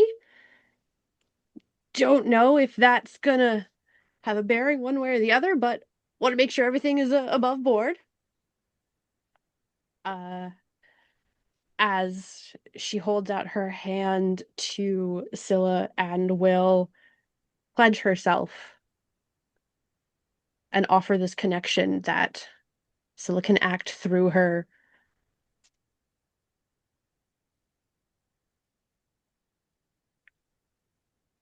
Will this harm you? Uh, only a little tiny. No more than that time that we got a little over animated and I knocked over that candelabra and kind of burnt my dress. No more than that. Oh, that was a nightmare. Okay. Oh, my third best dress too. Never wear your third best dress out when you go drinking. As soon as we had a third best dress. As she just smiles, she's like, "Don't worry. We'll get you your throne. We will get out of here. They're all going to be alive for as long as possible." What's the plan? As you Kinda go what into I'm the asking. fire. As in this form, Zarya will approach the throne, and then with that bond, Scylla can interact with the throne as if she was interacting with it themselves. Excellent. Yes. Listen, do we have 10 minutes? That's a wonderful question. I was about to ask what everyone's passive perception is. Oh, Uh, 20, but hold on, it's 20 bajillion for Zarya. Minus Also 13. 20 25. for Nice. 20 for Cersei. And actually, a 21 for Obi. Ooh. Everyone who's over a 20 is going to realize that that big hole shifted and opened, and abominations are coming down it. As Setzer resummons his swords, I will give you as much time as is possible. Do what you need done. I mean, You let's once go. found hell to fight demons and monsters of old.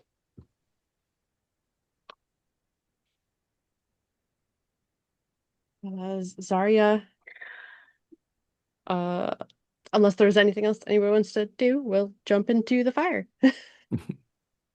I would also like to say, the stitches on Clovis's eyes, are those magical?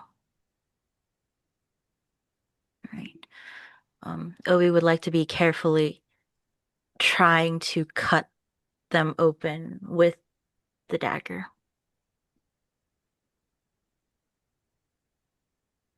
Carefully, but quickly. Every time you do, they remend themselves. Shit. Shit, I don't know how to fix this.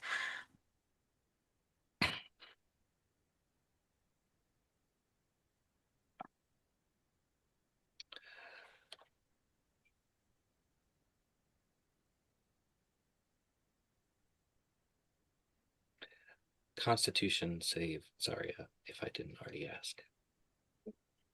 Can this be with advantage through that find familiar? No. Okay. That's fair. That's fair. Uh,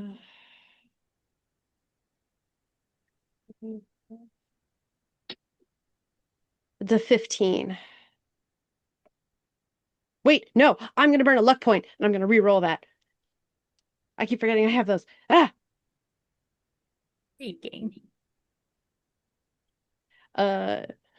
16. So I rolled a grand total of 9 damage. Oh! Oh, okay. Ha! So that's going to be cut down to 4. Okay. Oh, that's for the fire. Oh. And this is the first time that Zarya is going to come in contact with the throne. Yeah. Need a constitution, a wisdom, and a charisma save. There we go. As there is a complete thrown in the fire. Before that happens, can I cast Intellect Fortress? Absolutely. Definitely on Zarya. Who else? How many people can I cast this on? 1 second. So sorry.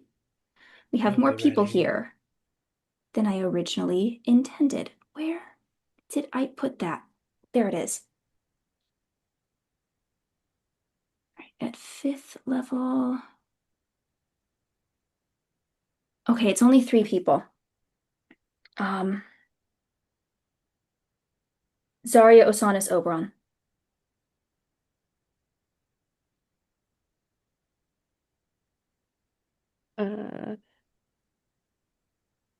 Okay, I would actually say not to do that on Zarya.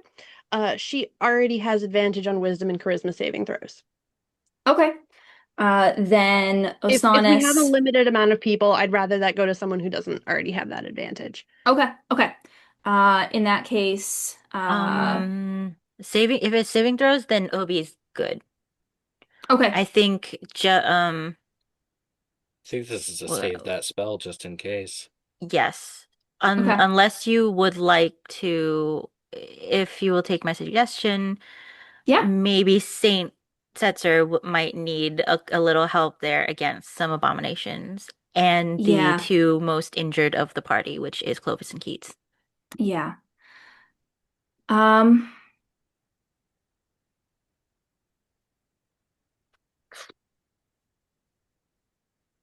I was really casting this to protect Zarya because I know how much of a whammy this packs, but if you're okay, Yeah, the only thing that it would be Now we're doing it anyway. her is the resistance to the psychic damage. Mm-hmm. She's got a bunch of resistances right now, but psychic's not one of them, and Yeah. I don't know what kind of damage this is about to be. Yep. A So I will lot. leave it. I will leave it up to So you much. to what Uh, you want to do. I will cast Intellect Fortress on Saint, on Keats, and on that poor little boy that we once saw, whose only sin that we know of was not watching his siblings closely enough.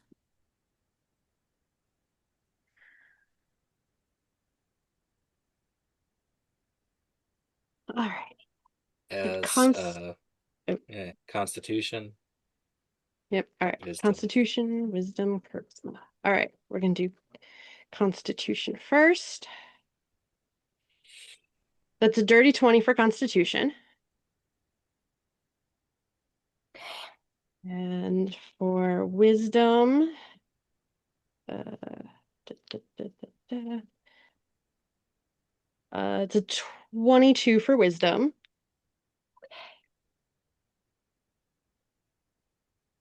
And a 17 for charisma. All right. Before consequences occur, I'm going to ask a really important question. What is the action that Scylla wants to take by being able to interact with the throne? Scylla wants to reach through the throne's timeline and through physical connection, be able to travel through that time stream with the others back to, well, I guess now it's Ragaza's throne room in that moment we were just in. I would like you to roll your D100.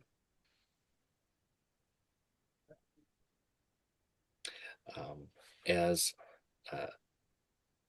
Oberon and Circe and Asonis see Saint Setzer fighting with the entity known as the Liar, 12 feet tall, giant, curled horns, purple skin, flames literally coming off its body.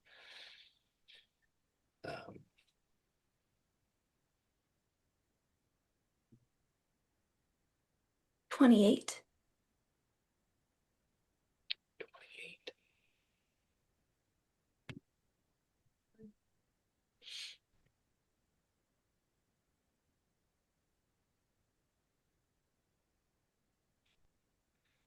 Roll a 1d6. Actually, wait, I'm so sorry. I accidentally rolled two tens dice. Would you rather I re-roll or we honor the 28? I'm going to ask you to re-roll because it's really important. It's very important, yes.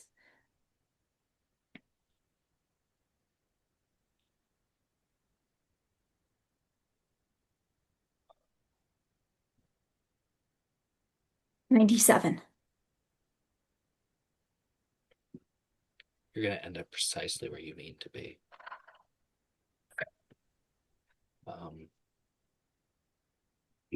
And because you're bringing so many people with you, I'm going to need a Constitution save from Scylla.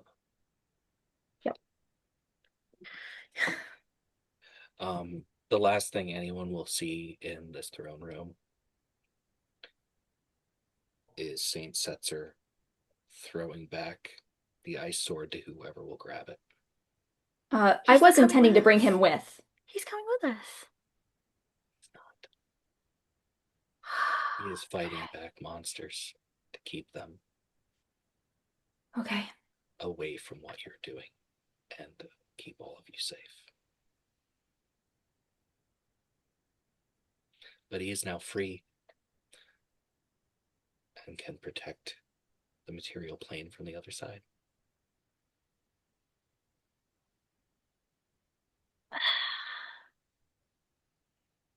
Who will take Saint Setzer's ice sword?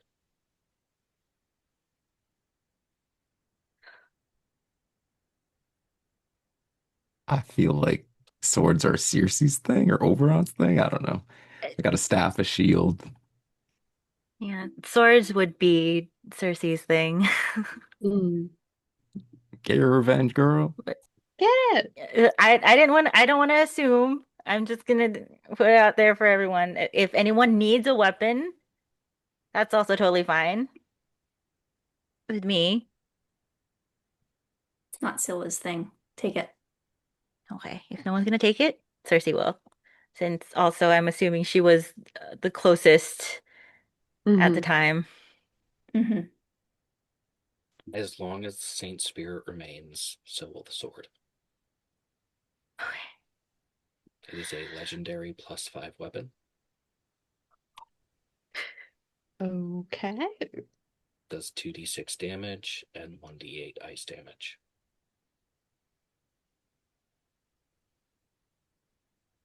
You will critical on a 17, an 18, and 19, or a 20. Let's go.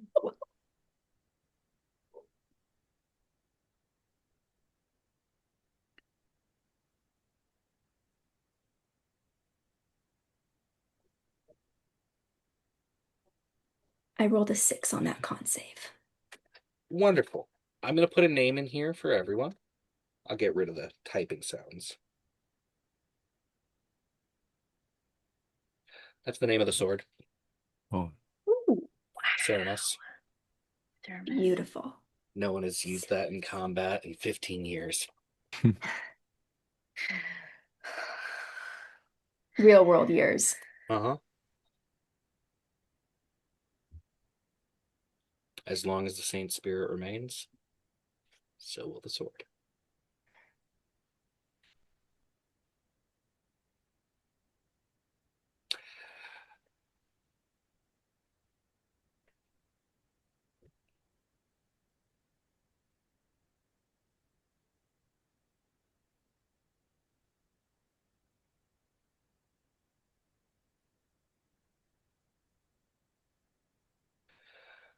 Upon arriving back at the throne room,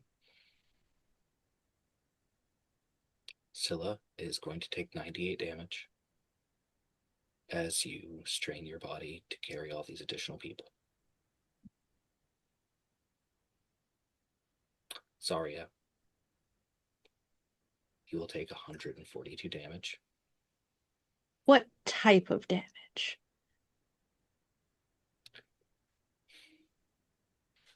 You're going to be taking specifically 70 force damage, Okay.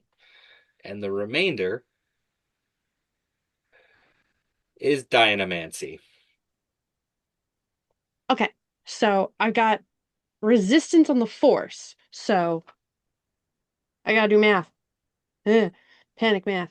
Okay, so it was 70 divided by 2, and then it was what was the other number? So the total is 142. Okay, 142. So that's 72 dang. dynamancy, Okay. Plus. and force is halved. Yes. Okay. So she's gonna take 106 damage. Damn. She's still alive. All right. Oh my God. Roll a d100. Okay. Oh, I love no. you. It never ends. Here's the I great know. thing. One of you had an immediate charisma save last time.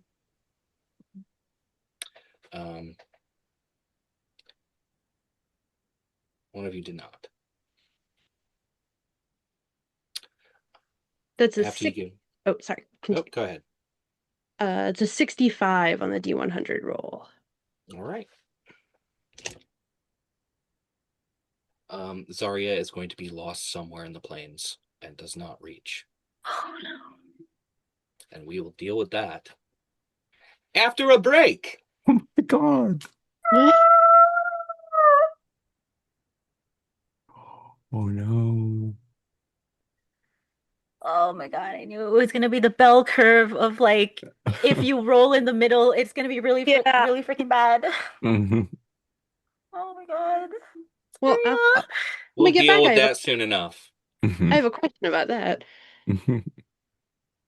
I don't have plane shift anymore. All of you managed to get from the endless halls back to modern day. It's at this point in time that you realize that technically you were traveling both vertically and laterally through time and space. Whoa. Like, The endless halls always exists and always will exist. So you're not actually traveling through time, but you are. Hmm. Because it's always there. Oof. See everybody in a few minutes. Ah! Hey there, pal. Got a minute? Picture a city where it rains every day. A place where the streets shine with neon, booze, and bad decisions. And nobody, I mean nobody, can remember anything before a year ago. That's Silver City. No history, no records, no past. A world running on gasoline and gunpowder, dice games, back alley brawls, glamour, danger, trouble in a red dress, and something lurking just out of view. Sure, the cops are around, but when someone disappears in this town, the blues are about as helpful as a screen door on a submarine. That's where you come in. You're one of the specialists, the professionals, the folks people call when someone vanishes, when things get weird, when shadows come calling. You find people. Whether they're hiding, kidnapped, or swallowed up by something stranger, you and your crew take the job because in Silver City, somebody's gotta. Silver City, where the past is gone and the truth is always missing.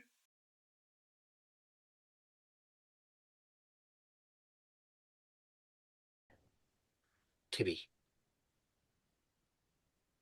if I give this back to you, do my friends have to shoot you?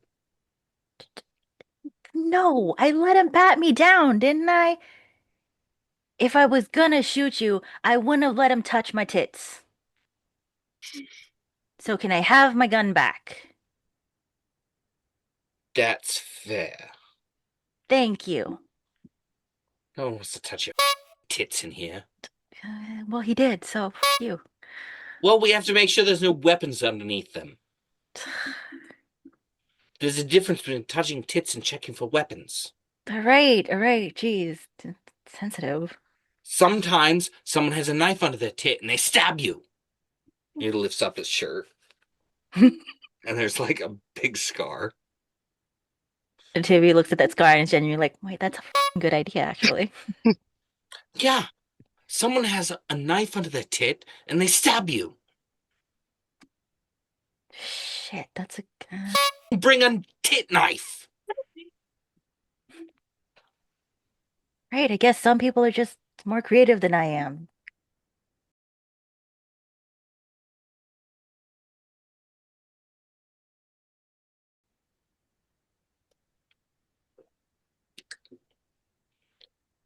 We're going to start in the plains.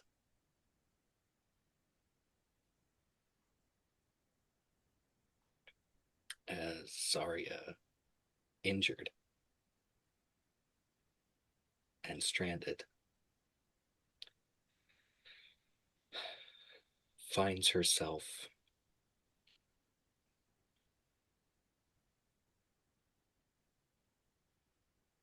in a place called Uter. UTUR.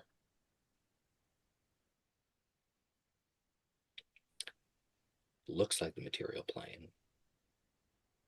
It feels like the material plane.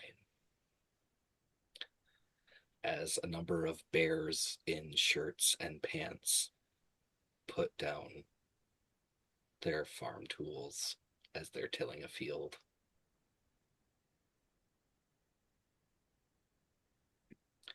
And begin speaking a language you don't know.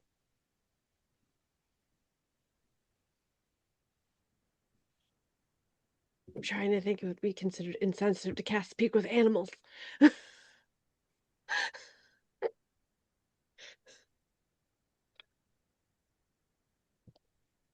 uh Zarya just kind of like looks around, and there's a moment of panic as she thinks that something went wrong and they're all trapped, and she realizes it's just her, and she lets out this strange sigh of relief as she's like, "Well, they made it back. That is good, at least." She will give a respectful bow to the bear farmers, still brightly glowing. She's like, "Wait, I am a friend." And uh, is gonna. No, that's concentration. I can't do that. Is just gonna just stand there and show that she means no harm.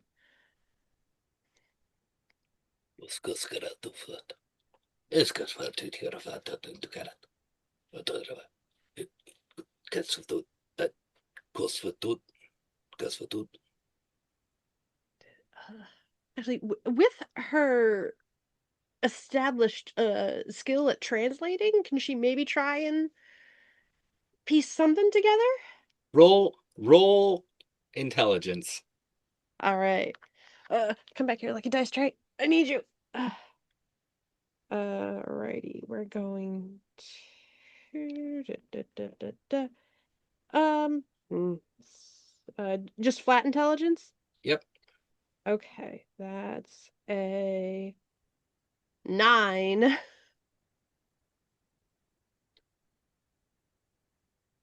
No idea what this person is saying. She's like, oh, again, just kind of standing there. She's like, it was okay, friend, friend. Friend. Kosvetut.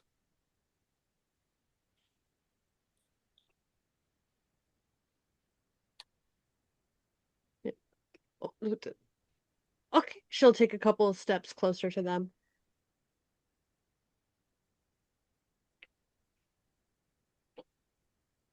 Is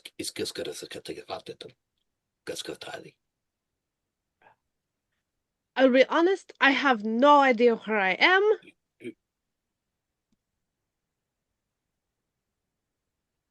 Gasvitoli. Do you want me to go there? Me there?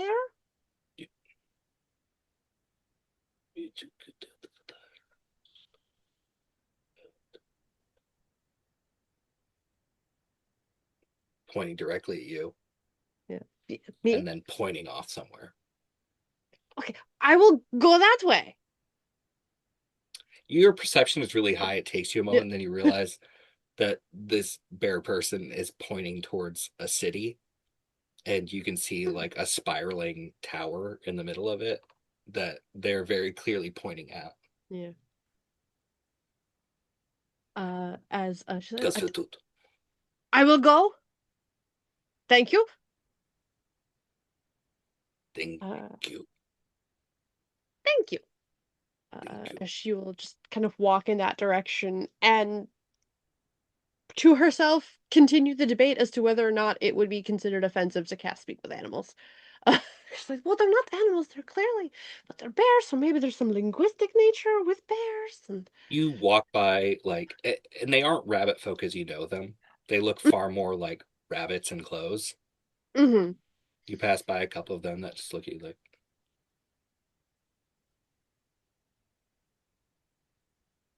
There's a full deer pushing a food cart, like just standing up on 2 legs.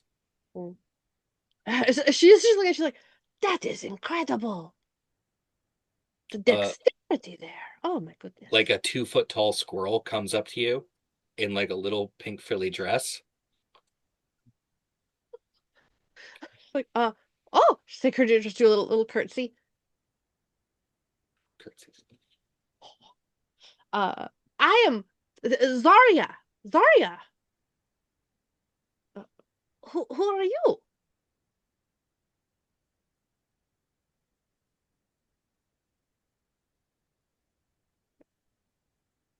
Siri. So nice to meet you. She's like, I'm going to. Baba. Oh, Cat's the tooth! cat's As like the a 4 foot tall squirrel person just pops up from behind a wagon. Oh, gives another little curtsy. Um, Zarya. Bonjour. It so nice to meet you. This is not quite this. Sì, that's all right, weiter. That's all right there. And this little girl just hops over Yeah, to what must be their parent. yeah, I was like, oh, no, I completely understand. You don't want your child speaking to a complete glowing stranger. I understand. I could be crazy. Escascarete! Escascarete! That's what do. Scafa! Kasvatut.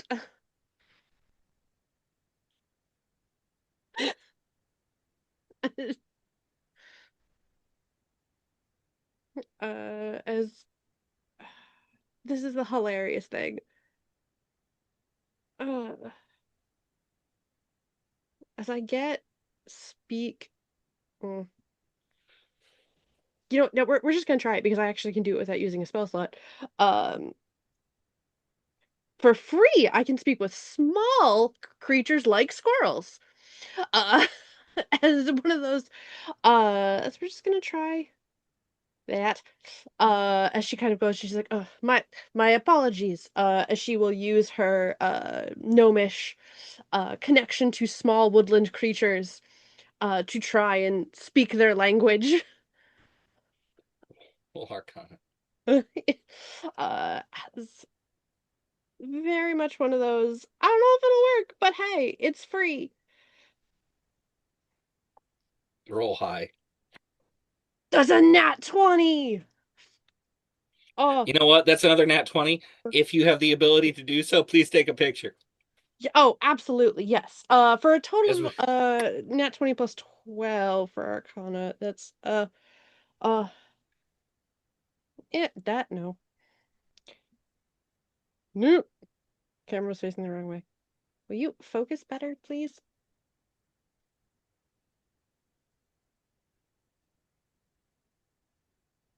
It did. everything about this is hilarious, by the way. Yeah, it's great. Just throw it in extras. It's gonna go Absolutely. in boink. Yeah. As all the rolls for a nat 20, talk to these strange squirrels. Technically, the spell shouldn't work because of what they are. That's why I was like, I wanted to use the free option because I'm like, I know this is such a But you not can fair. adjust it enough to make it work for these other sentient creatures. As eventually it's like, if you are a wizard, just go to tower. She goes like, oh, she was like, oh, I am. So I'm technically not the wizard. It's actually a really big debate in my family about why I chose not to go to that path. But I wanted to be out in the world. Where did you learn our language? Oh yes, I do. Have You're a wizard. ac I am an academic of the world. Druid? Do you have druids here? I don't know where I Yeah, am. do we have druid? Oh, excellent. Um, Are you, wait, you're druid? Why do you yes, look like that? It's awful. Why I would you change into such creature? I was doing it to save my friends. Okay, that's fair. Thank you. Um, this is going to sound like a very strange question. Is there a giant white fox terrorizing this realm? It's just, that doesn't, what? I'm There's a giant white fox that my friends and he ruined my life. He's uh I thought he was my friend, but then it turned out that he was actually trying to manipulate me. The Volpi are fine folk. Of course, no, I just was asking if you had the I have problem. one that goes ahead and fixes my floor sometimes. Oh, that is lovely. How wonderful. Talk like this. No, of course I completely thank you so much for your time. Just like I said, trying to figure out exactly where I am and what Go, is happening. Going to the tower. go to Yes, the wizard tower. I'm going to the wizard tower. Thank you Go so to much. wizard tower. All Wizard, right. just walk around amongst people like you're normal. I You know, that's very fair. I'm not normal in this world. I will not take offense to that. uh, as she will give another like awkward curtsy before Asiri, heading. come away. All right. It was nice Weird to meet wizards you. wandering around. It's really nice to meet you. Oh, nice to meet you, Siri. As she will head off to the wizard's tower, just looking at him like, I don't. I mean, if There's there's a a whole bunch of like bat folk wandering around. You see people that are like woodpeckers that are like 6 feet tall, just wearing like waistcoats and breeches and little spats on their bird feet. Zarya is in Redwall, and I am so happy. Very exciting. Uh, Um, there's like a moment where she's kind of like walking, muttering to herself, and then remembers, oh crap, that's right, and starts running. there are a whole bunch of the bat people just wandering around outside this tower. And I look over. What the heck? She's like, excuse me, I'm so sorry. I was told to come to this tower to speak with the wizards. You're not from our plane. No, no, I am not. I don't know how I well, I kind of have a theory of how I got here, but I'm trying to get back home. And I was hoping your wizards could assist. Come see Bobka. Bobka, of course, please. Random wizard just drop in. It's just horrible. Do you get a lot of wizards just dropping in out of nowhere? No, That is no, good. the last one was horrible. What Strange elf man. was he wearing a yellow jacket? No, Good. If a wizard drops in wearing a yellow jacket, kill him instantly. if we get more of your. Okay, I apologize. That was rude. But every time your people come here, it's bad. Come on. No, look, I get it. My people are kind of wizards are Come on, we go see Bobka. yes, Babka, thank And you are taking up a tower until like there's like the oldest white albino bat just over top of a desk, just scribbling on papers, and there's like trifocal glasses, but there's also 3 different sets of lenses just perched, just in a line. As she will bow very respectfully. I'm so sorry to bother you. Uh, What is that? What is this a story for? You're not a wizard. Why are you here? I tried to explain to the squirrel gentleman, and apparently, he kept telling me I was a wizard, and I tried to explain I'm not the wizard. It's I'm just Master Bobka. Come not. on, where are you from? I am Zarya. It is a pleasure to make your acquaintance. I am from Oren. Um, I Oh, gods! you are Not familiar another with? one of you. Hold on. Oh, Just grabs a box of chalk. This just caused so much damage last time. I assure you, I am Terrible. not here. There was a full war. Oh, that is terrible. Awful.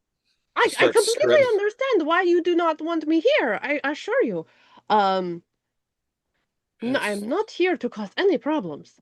I don't want you to cause any problems. I want you to go back to Orin, where you I would like belong. to go back to Orin. Wait, you didn't bring any of those other things with you, right?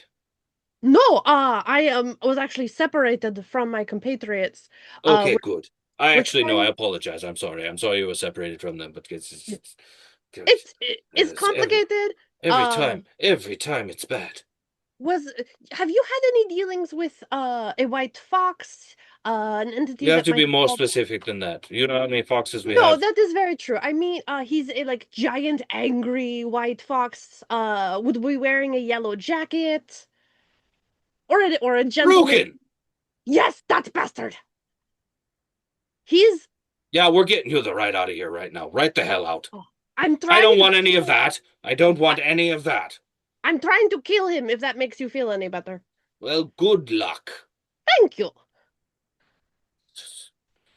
There's half of a continent left on part of our world because he just decided he had to. Does you don't you come to other people's planes as bad? Of course not. He is the absolute worst. He is an absolute bastard, and we are going to make sure that I will make sure that he is going to suffer for what he did to you and your world. You have my Hold this word. candle. Okay. It's just a little gold candle. Yeah, she's holding it. She's like, all right, excellent. Lights it.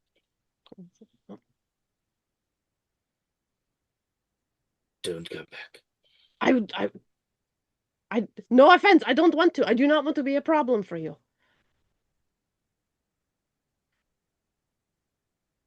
Hold that till it stops burning. You'll go home. All right, I will stand here perfectly still and hold this candle. Goes back over. Pours a cup of tea. Puts 12 sugars in it. I was like, oh, what kind of tea is that? Is that the chamomile? Betel root. Oh, you should try skullcap tea. That's very good for you. It's poison. Oh, in my world it has health benefits. Kills people. My deepest apologies. Here, have a cup of betel root. And she's like, oh, thank you. She'll take a sip. Sip that until you leave. You want sugar? Yes, I'll have some sugar. Thank you. Oh, we also have Pimatra. Do you like that? Do you know what that is? I don't know. What is that? That sounds wonderful. Just holds up a cup of like these little purple leaves. Oh, that looks beautiful. Just put one in. Okay, just puts one in the tea. Literal purple smoke comes off it. Oh. He just puts several in his. So she's like, well, a toast to your good health, Master Babka. Toast to you going home and never coming back. I will toast to that as well. She'll sip the tea.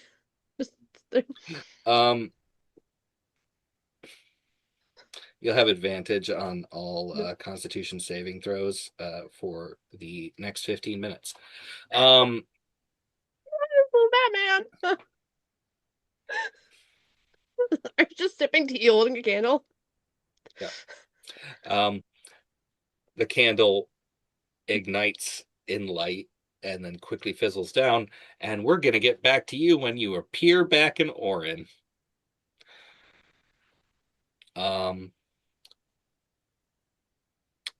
Hey, if anyone wants to do Babka and Zarya just drinking tea in an old wizard's lab, well, just holding a candle, please do.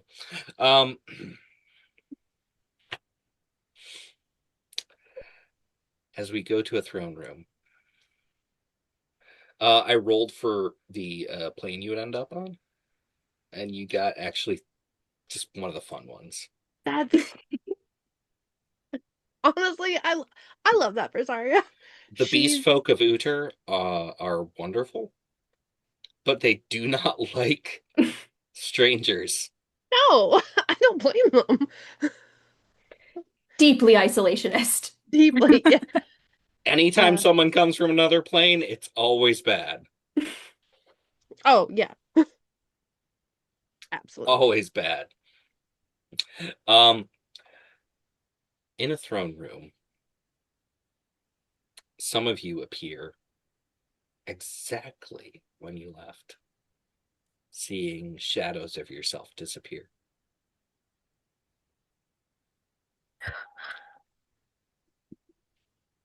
As we return to initiative order,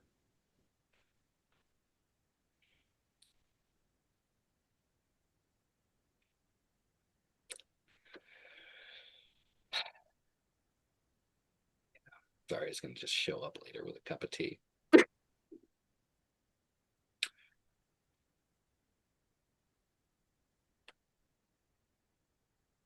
As The old man in the yellow coat is holding that jaw open.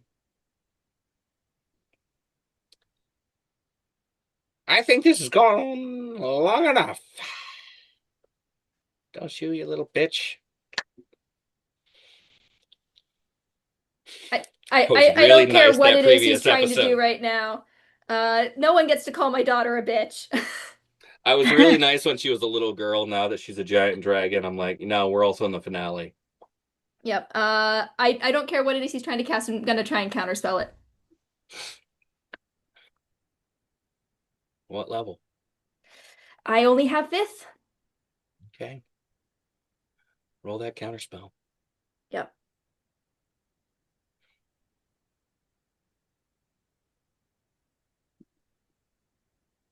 Probably not. That is a 9 on the die. Is that with your bless as well? Oh, it is not with the bless. Thank you. Add that bless. All right, that brings it up to 11 on the die. I forget how counterspell works. Take the time to read your spell to make sure that you are doing it correctly. Absolutely. Thank you.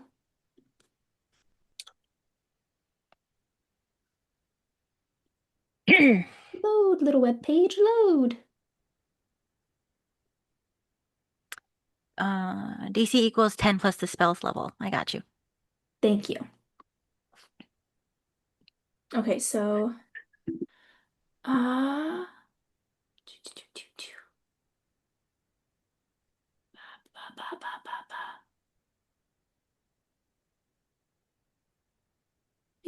using my spellcasting ability, so that means add 5.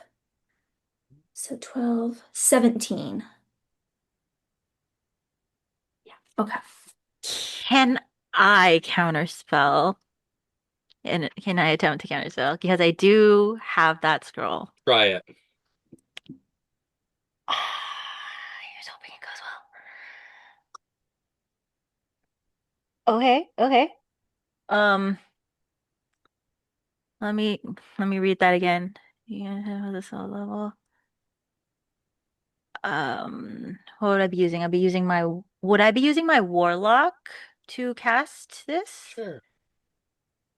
Sure. So that is I rolled a 16 and my spell attack. Is it a spell attack or my charisma mod?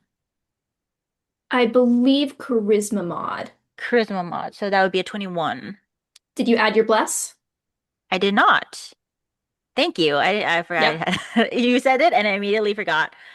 Someone else said it to me. I'm just passing it forward. I know. I think it was Asanas. The brain was Tru- listening. And that's a trust 4, your so patron. a 25 total. What level is your counterspell? Third normal. Counterspell your counterspell. Can I counterspell the counterspell's counterspell?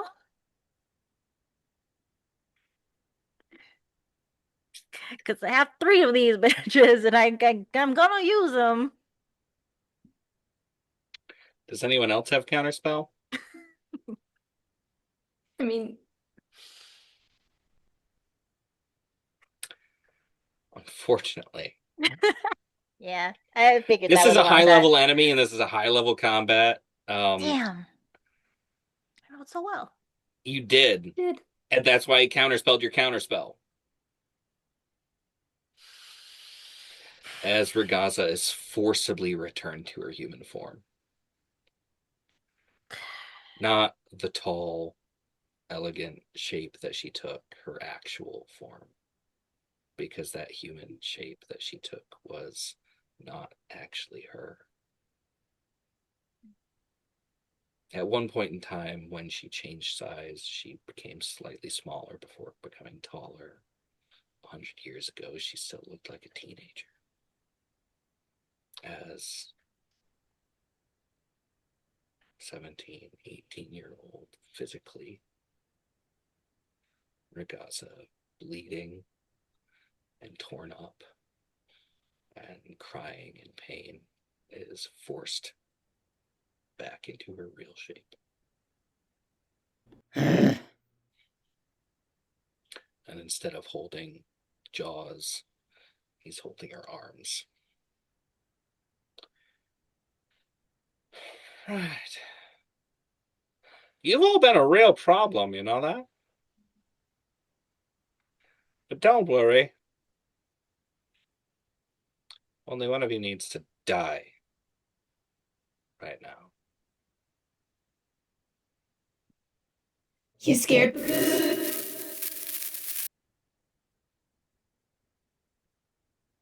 Roll a Constitution saving throw. Yeah. I want him away from my daughter.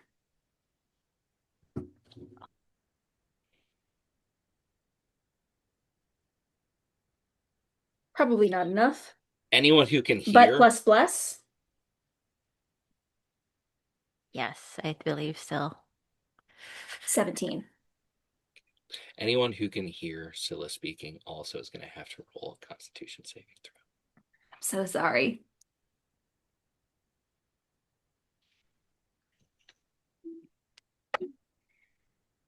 Those are my worst ones. I rolled a 22. Wow. Okay. That's great.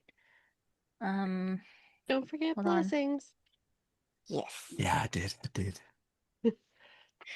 Whew. Okay. Wait, I need to check. We're just gonna spend the whole rest of the night reminding each other of bless. Yeah. I'm keeping it in the Bless. tray. You were blessed by a saint. Don't forget. Mhm. Don't forget. That's a 24 for Cersei and a 26 for Obi. Ooh. Great. Zarya, if you said I didn't hear. Zarya's not there. Oh yeah, sorry. My brain just stopped for a moment. I'm not gonna cut that out. Sometimes my brain stops. Zarya's It's just almost- Zarya's on It's her way almost with like I tea. anticipated you being there. yeah. This tea is incredible. She's like It's not like you've traveling got a through million. planes. I have a whole bunch of stuff I'm doing right now, Yeah. and there's all these numbers I gotta track. And you know what? My brain's just like, I forgot you're on a different plane of existence. It's fine. How Everyone's dare gonna you take forget? 85 damage. That's the 85. half. Okay. Holy. crap. And you peel away the old man disguise partially. Death ward activates. Oh, jeez. That old man face starts to peel away, and for a moment you can see the fox, and then that starts to peel away, and there's something below that. Oh, shit.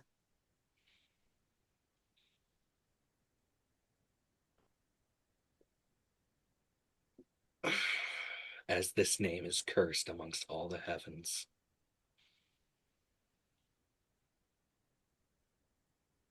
And he spits out a lot of blood and teeth.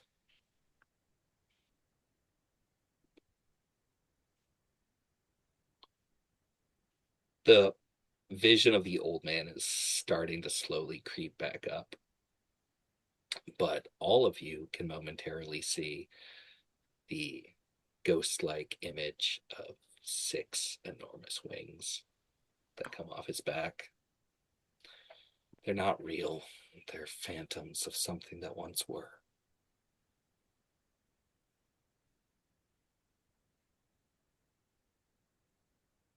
I'm going to kill everyone that you know. Everyone. And then I will kill everyone that knew them. And I will scrub your name from any history book. No one will remember you. Better than being remembered for the kind of stuff that you do.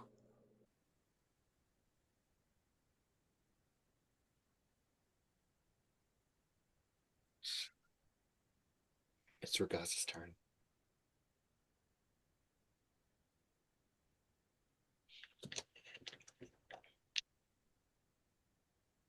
As in her human form, she attempts to break free of his grip. Damn, he didn't let go of her during that.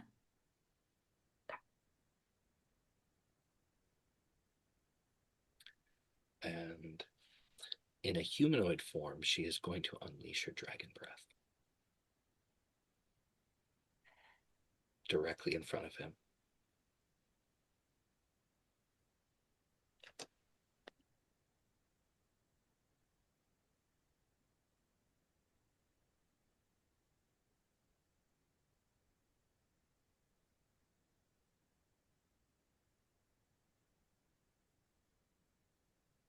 Parts of his face are just burning off. Scylla. So we're all hurting pretty bad. I would like to use Song of Life. And having just named the rat bastard as he once was, utilizing that knowledge of the beyond, we will once again use that knowledge of the beyond. And neither of them has a particularly good singing voice, but they'll hum a little something that sounds rejuvenating. Like the first blush of spring, if it was in musical form. And Song of Life is 8d10.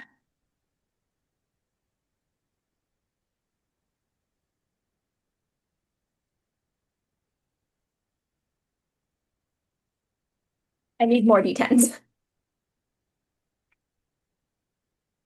It's a good spell, everyone. 2, 3, 4, 5, 6, 7, 8, 9. 8d10.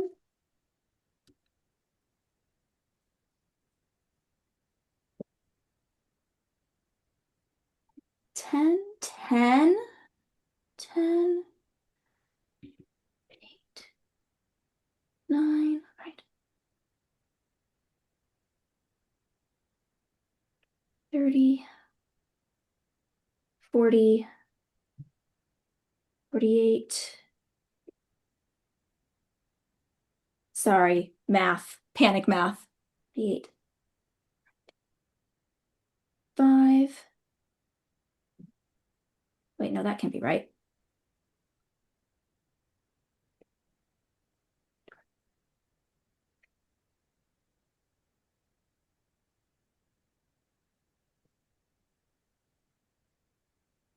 All right. They told us we wouldn't have calculators with us wherever we went in school. That's another lie they told us. That's a lie they told us. 51 healing to everyone. That can be up to 10 creatures, so everyone we like who's hurt. Ragaz has been taking a lot of damage. Yeah. That's 51. Yes, 51. Thank you. Oh, I should probably heal myself. That would be helpful. Yeah, heal It's half the yourself. reason I did that.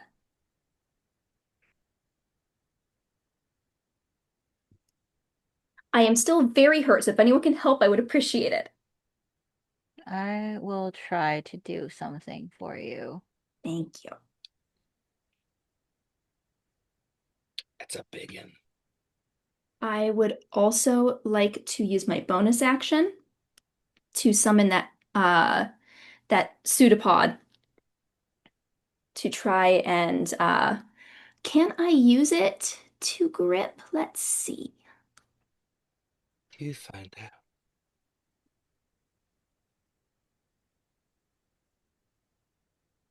Rules as written. I cannot use it to grapple him. But can we flavor-wise say that I wrap this thing around his neck Absolutely. and I attempt to squeeze and pull at the same time? You know what? I think this is entirely fair usage of this. Everything here is fine. Make all required rolls you need. So it's a melee spell attack.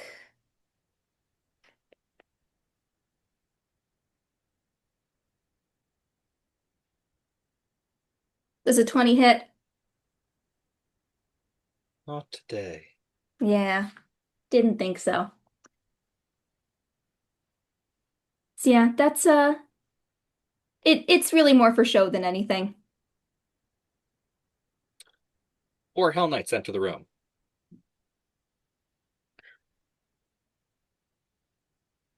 Obi. Yep. Okay. How bad are you looking, Scylla? I currently have 52 hit points. I died from that damage, and Death Ward brought me back. Right. And I don't know if this is gonna help. I'm going to. Would this take an action if I gave Scylla one of the elixirs? No, we'll call that a free action. All right, I'm gonna give one to you, Scylla. And Saber, how are you looking? I'm pretty good right now. I'm at 148 for healing or for hit Okay. points. Awesome. So it's This not is too bad. Yeah. fine. I'm gonna give Cersei the other elixir. And right, got nothing left to do except Also, run I over. have a question for Obi actually. Yes, Do you still have that pot of the black dirt or whatever it was? I do. I don't know if we have time to put it on. That's true. If someone would like to use their entire turn to apply it, I you could still apply the Krieger technically, paint. I still technically have it on. Okay. All right. You know what? I'm gonna leave the Krieger paint right here. I don't have time to use it. And I'm running towards the spherical bastard. And I'm gonna try to swing on him.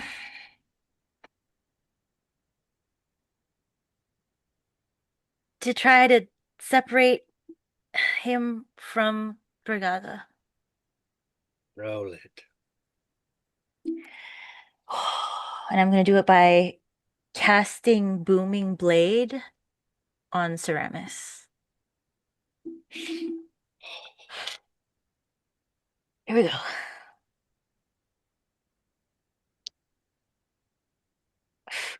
It's a 24 hit.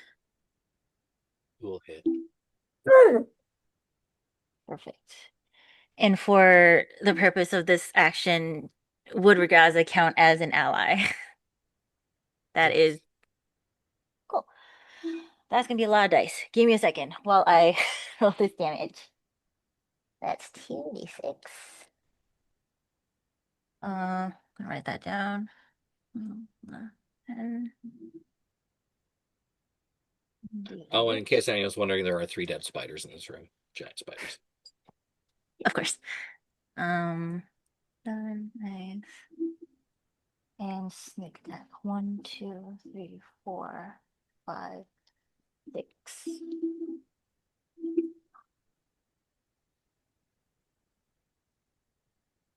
Really great, but okay. 5, 6, 7, 8, 9, 10, 11, 12, 13. That's 13. And one more to 8, just in case he moves. So that will be 22 piercing damage. 7 ice. 13 additional from the sneak attack. And if he moves willingly before the end of my turn, that's an additional 8 thunder. Constitution saving throw. Cool.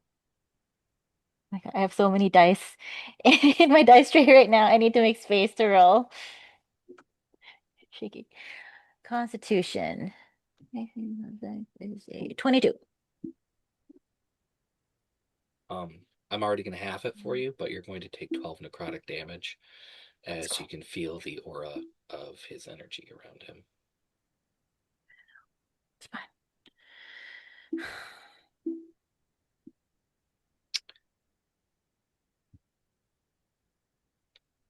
Sonus.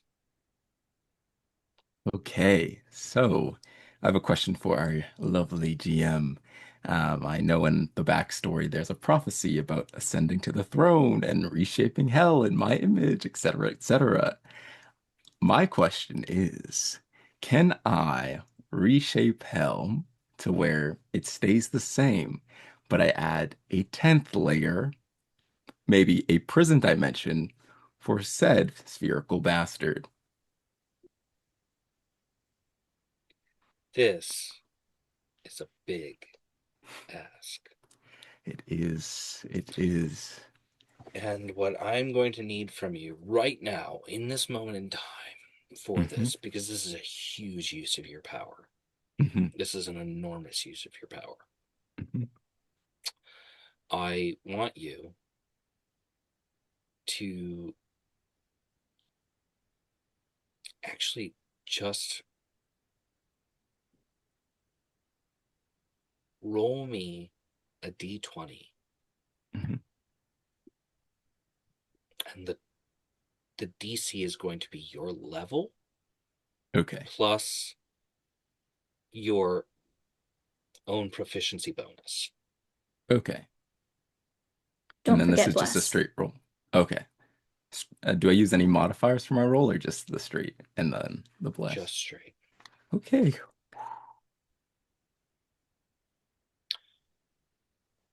Oof, it's not looking good. I rolled a 2, guys.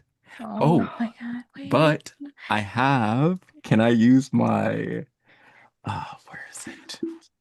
I think it's invoke authority. Oh, never mind. Is this a saving throw?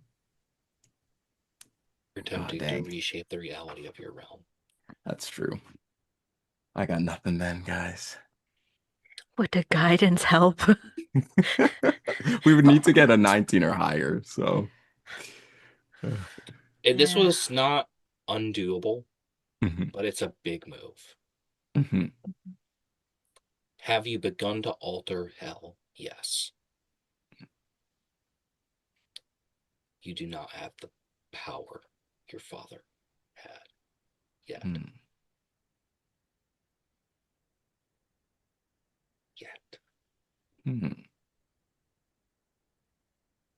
That will take your entire turn. Okay. It's not as simple as just clap my hand. You reached out to another universe to attempt to reshape hell.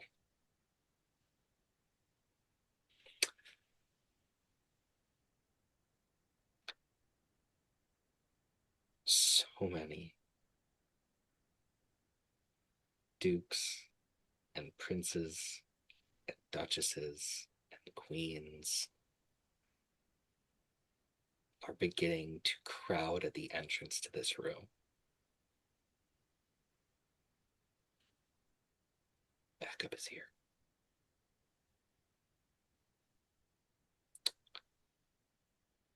Zarya. As you sit here and drink your tea,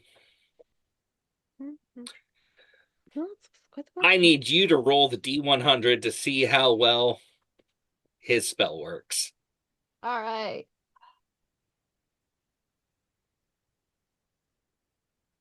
That is a 38. 38. Cool. You give me 2 seconds. Roll a D12.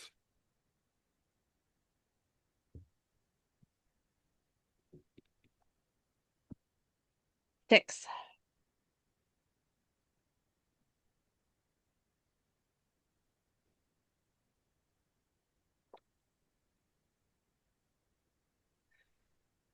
You feel yourself fall through that circle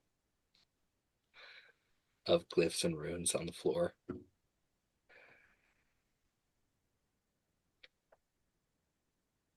Zarya pops up.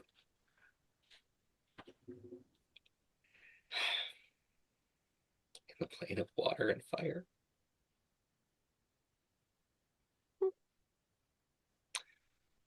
Just on a rock. Still with the cup of tea. Merde. That is all right. Just a giant fire serpent head comes up out of the water to look at you. What are you doing here? I'm just like trying to find my way back home so I can murder a terrible entity. Which And one there was specifically? Sir Oscar, Rorkin, the White Fox, Man in a Yellow Wait, Jacket. I can give you a ride. Wait, really? Oh, I would be eternally grateful. Ugh.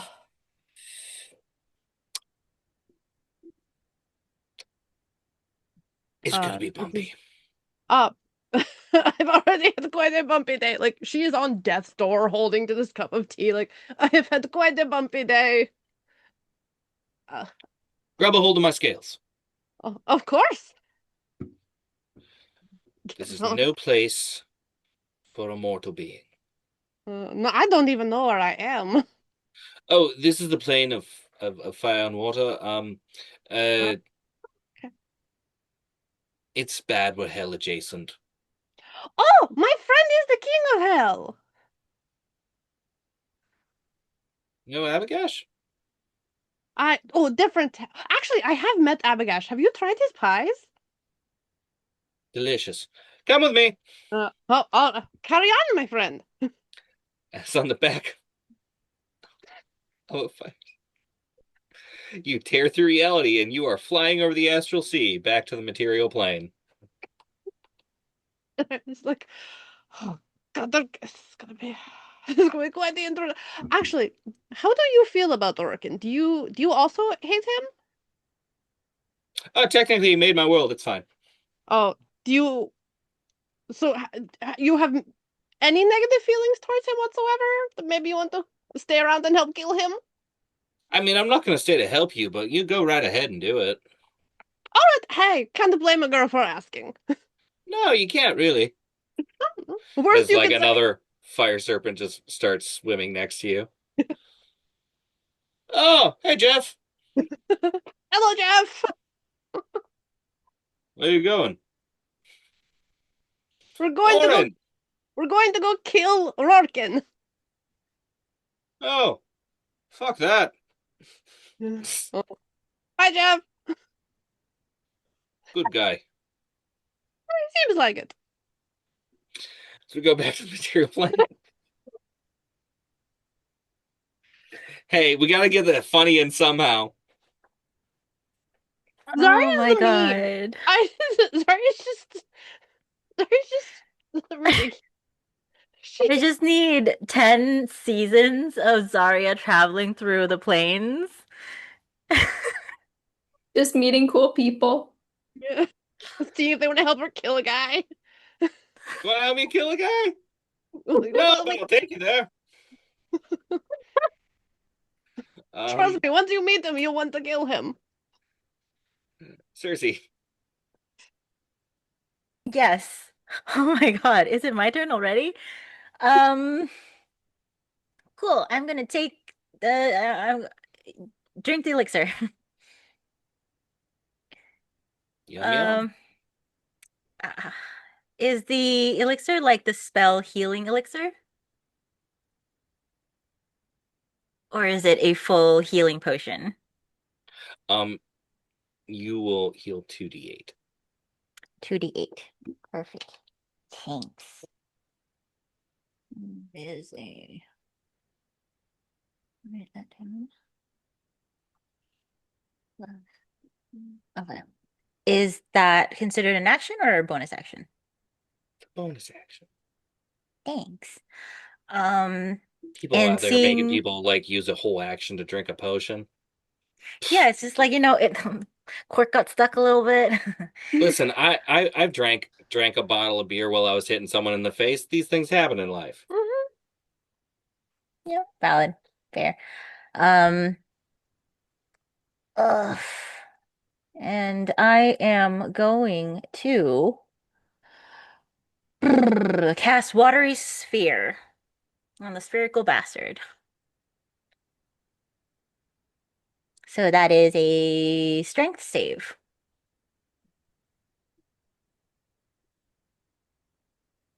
What was your save?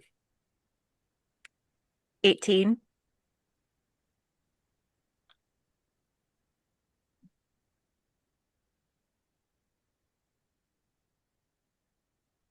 God damn it!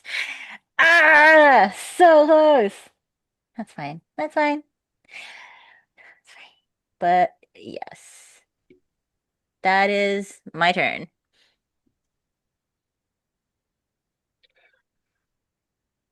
What's everyone's passive perception? 13. 20 for Cersei, 21 for Obi. 9. What was that again for Obi and Cersei? 20 and 21. Who's the 21? Obi. Obi, you asked me a question earlier, a long time ago, if you saw red and green.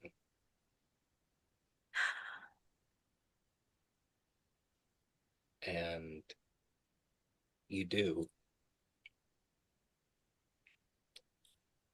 as Yana has that sword and is sneaking up behind her father.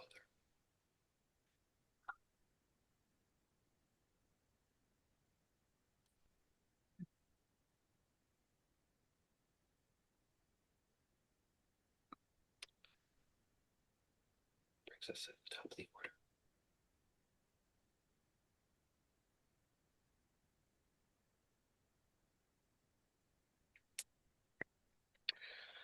You know, not that you haven't all been really fun, but honestly, I'm just sick and tired of you all. It's mutual.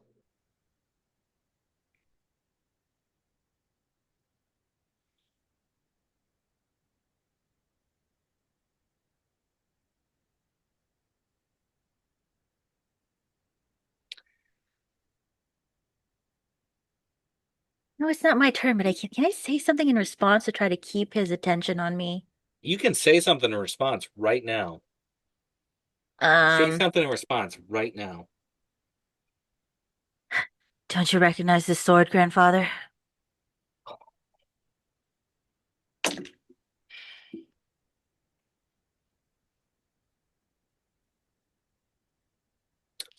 Some other little pissant I had to squash like a fucking bug?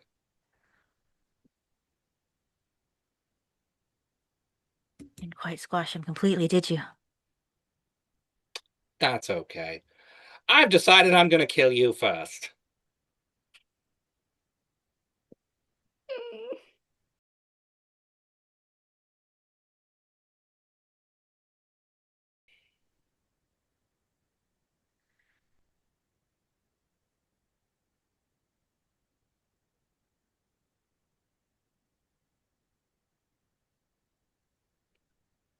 Those are 26 hit. Yep.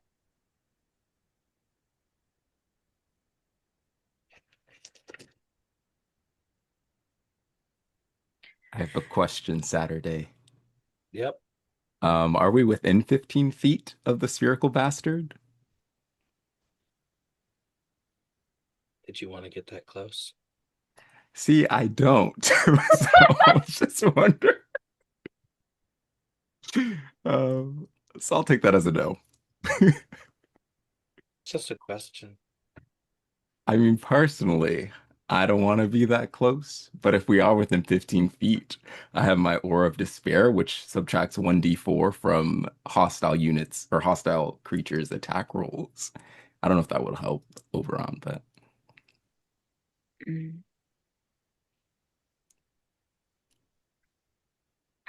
mean, if you can get him down to a 19 or 18, but I don't think you can. No, I can't. It's only a d4. Yeah. Good effort. Mm-hmm.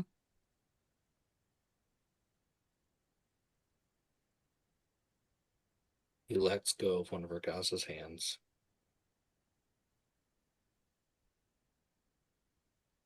and fully extends a sword out from nowhere. You are going to take 86 damage. Actually, I want to know if I can do this, actually. Can I silvery barbs him? Silvery bombs.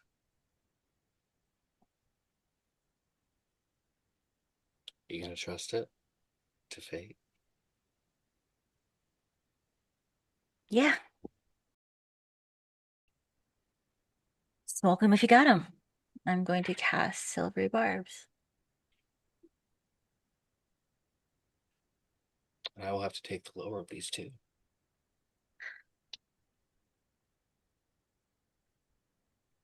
You should be happy I rolled lower on the first one, because that was a 20 on the die. Fine. I will still use that advantage and give it to Osonis, so he can complete whatever he needs to complete. Or, well, actually, I'm going to give it to Yana, because I'm actively not looking at her and I am fully committing to whatever happens just to keep his attention on me. You're gonna take 86 damage. Yes. Still up.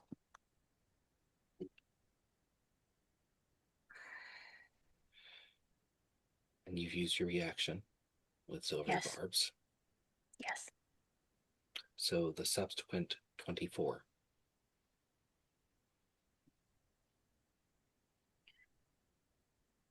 Will that hit? Yes.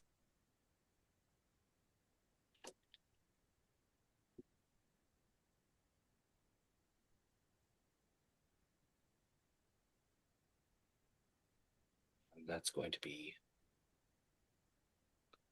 32 more damage. Cool. As he pulls the sword back out and sticks it through you again.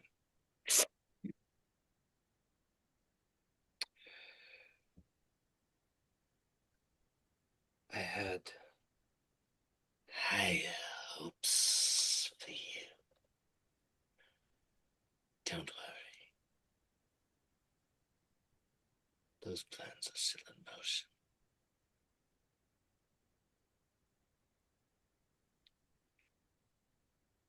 Next time, you should make me just like you. I'll make you better.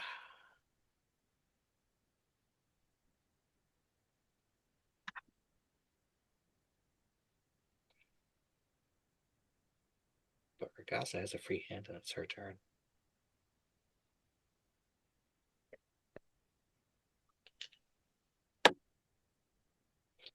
As many of you have seen a single arm or portion of her body become large and draconic, her one free hand becomes a giant dragon claw.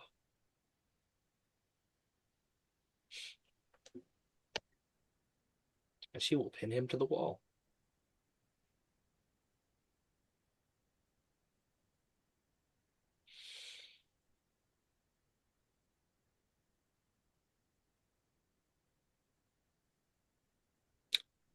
She doesn't say anything, she just screams.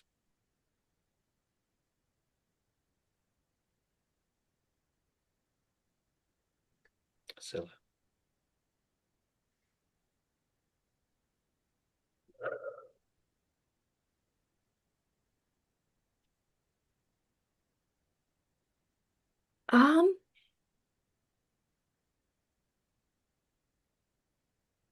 Have I heard anything from Ink? Not since you got back. Okay. Ink said they were waiting. Yep. And Ink is a very literal god. Yes.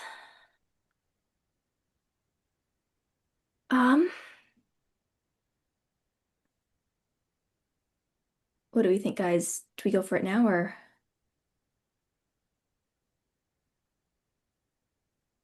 think maybe we see what Yana does. Okay. Yeah, I good call. also, above table, I also have divination. So maybe I could be like, Ink, get upstairs if we need to. Yeah. Hey girl, we need you here. I think in a moment of daddy-daughter bonding,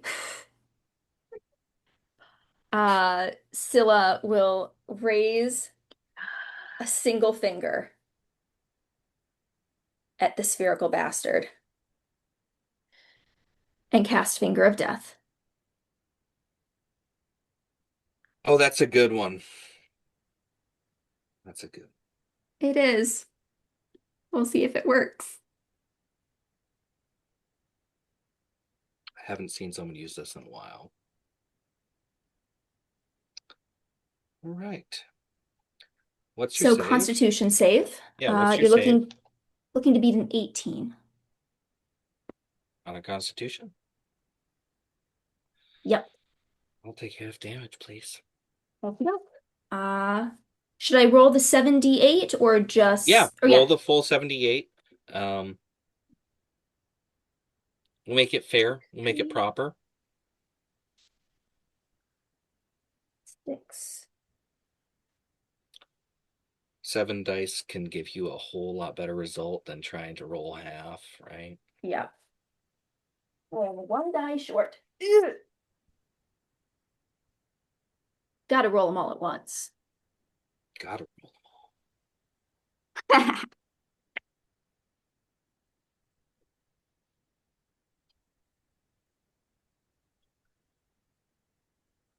Sorry, folks. Insert elevator music here. There we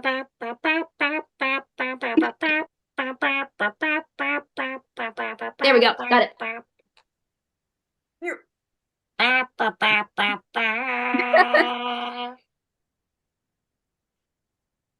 wonder if I can keep that in for YouTube. We'll find out. 1, 2, 3, 4, 5, 6, 7. I think you can. It's like kazoo cover. 10, 10. It's me making mouth noises. 12. Yeah. 32. 62 halved, so 31 necrotic damage.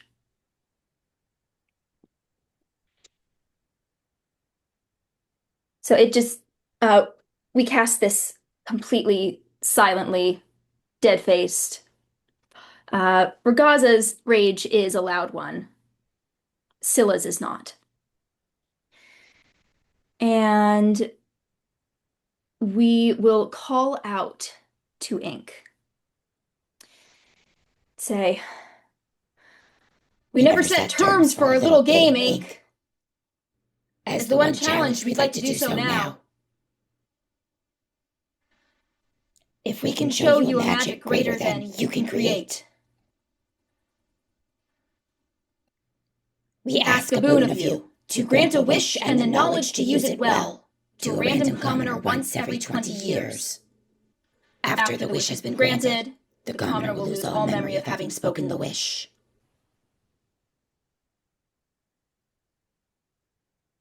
Persuasion. Yep. You got this. That's a big one. It is. That's why I'm asking a big one. Don't forget that bless. Oh, thank you. It's just one more, but one is always helpful. We'll take it. We'll take it. 24. These are strange terms. Clarify, what is a commoner? Someone who would otherwise possess no magical or physical prowess.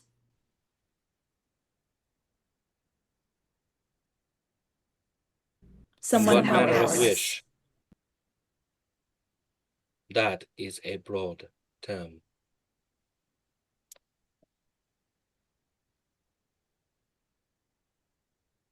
Out of character, I'm trying to think of a way to phrase this in character of I'm 9th level spell wish. I mean, more or less, you have to think about it because you're in a world where the wishing well exists, but then an Yeah. arcanist can do wish. Yeah. But wishing stars work here too. Yeah. I think the way that we will phrase it is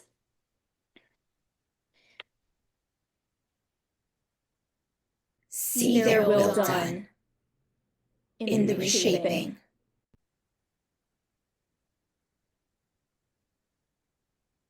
So it is your desire to grant magic to the powerless. It is.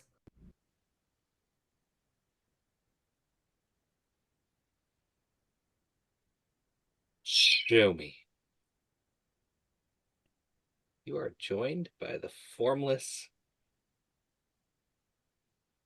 moonlight-drenched ink. right. 2 chances, guys.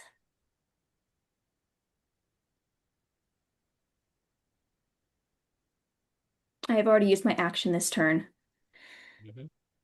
If she's waiting, I'll just be like, Just bear with me. It's coming up.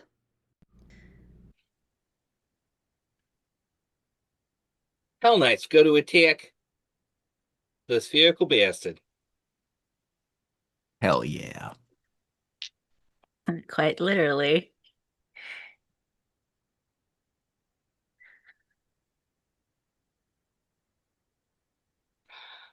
Out of curiosity, in your mind, Asonis, what are their weapons? That is a good question. They're your brothers. I would say Asmodus is like he embodies wrath, so super angry, super strong. I'm thinking like a battle axe for sure, or maybe like a halberd, you know? Auroran, he's like the embodiment of lust, so I feel like he's very for show. And I'm trying to think of a weapon that's very like elegant looking, maybe like a rapier, to be honest. And then Ericus and Eris, the youngest. Ericus is gluttony. So I'll say like, hmm, what's a greedy weapon? Hmm, maybe something, or I feel like he would dual wield something. Maybe dual wield, yeah, dual wield like crossbows or something. I was gonna say gun, but my brain is very Devil May Cry right now. But yeah, I'll There say are guns dual. in this world. Don't worry about Yeah. it. Yeah. Okay, yeah, we'll say some hell pistols. Yeah, but they're And not from then, this world, oh, that's generally. They're true. not, but that's fine. Don't worry about that right now. And then Eris for envy. Hmm. I'll say probably just I'll say like a bow and arrow, I'll say. Yeah. The younger ones like distance. Or actually maybe a whip. Let's say a whip.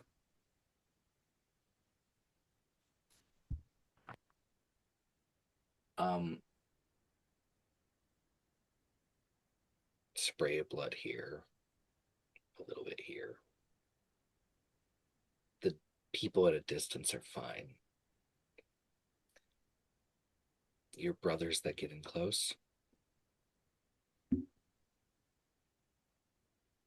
are overcome with necrosis.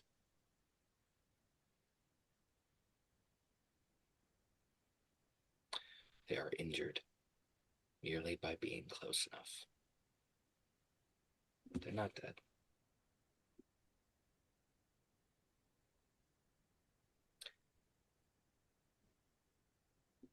But they did damage.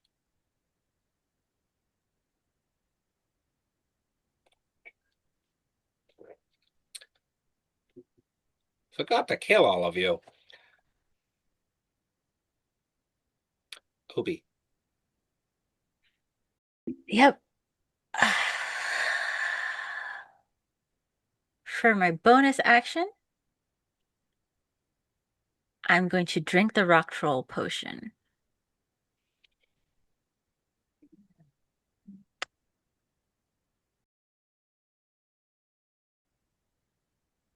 Please let me know what that does. Yeah, no worries. I'm pulling up because I have notes. Yeah. So, you will regain 10 hit points at the start of your turn,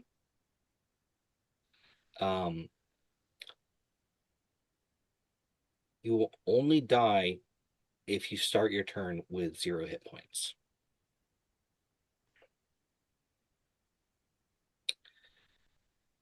But 10 hit points, and you're going to get it immediately now, 10. You will get 10 at the beginning of every turn thereafter. This will not heal any damage done by fire.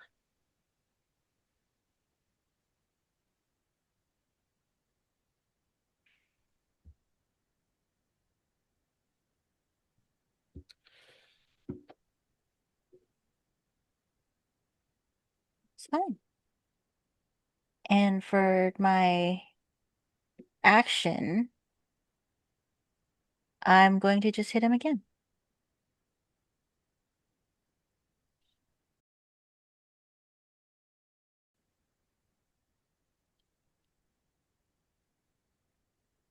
Uh, 28, which I assume hits.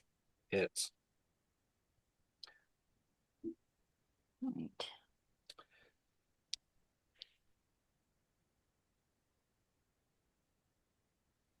Another 22 plus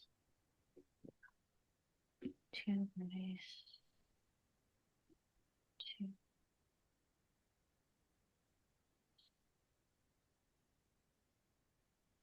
Oh wow, my dice just went everywhere. Hold on a second. Oh no. 10, And 14, Scylla, 15, 17. please roll at this point in time also for your pseudopod.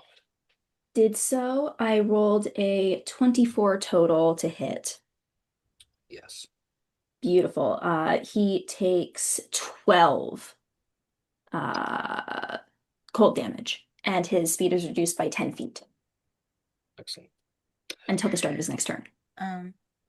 22 piercing, 2 ice, and 18 additional from sneak attack. And if he moves, which I don't think he will, but he will get 7 thunder. And I'm going to, for flavor, because I know that grappling is an action, but I'm going to try to like grab onto the handle of the sword or his hand on the handle and like be like, I'm right here. I'm not going anywhere. And that would be my turn. I'm going to break your neck in a minute.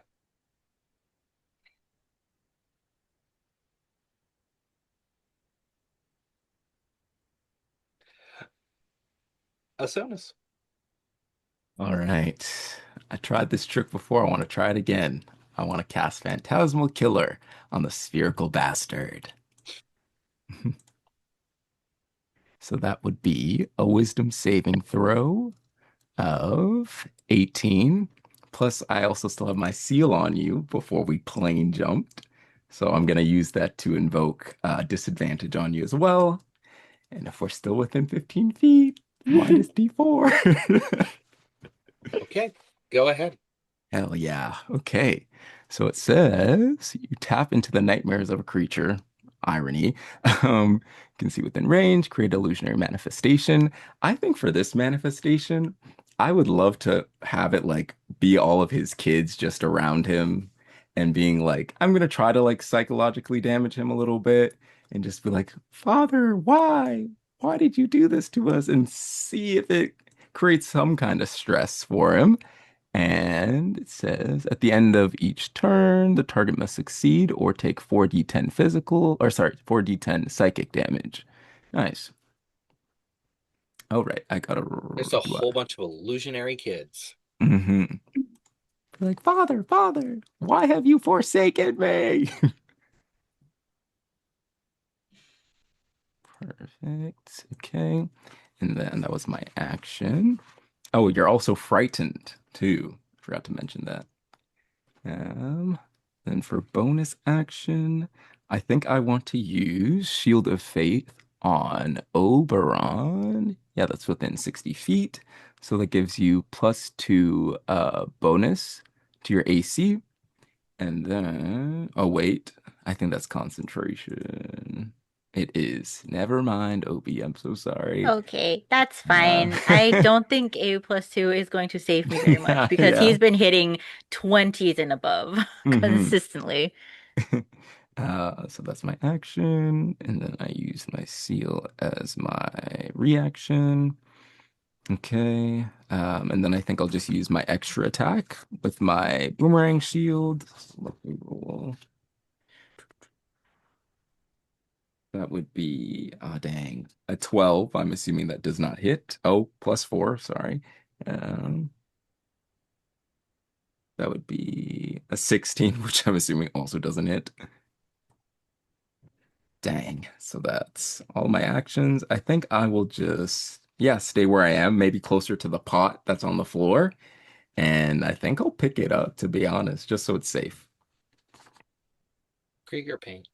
Yeah. Zarya, as a whole bunch of people are at the door being like, what the fuck do we do? There's no room in here.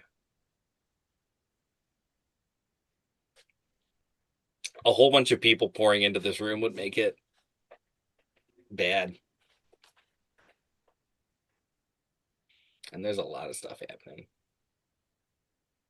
But there is no exit route.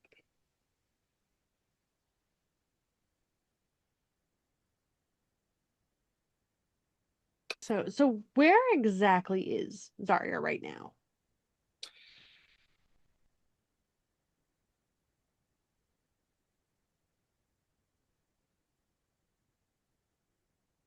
You can see the rim of the material plane and its 6 shadows.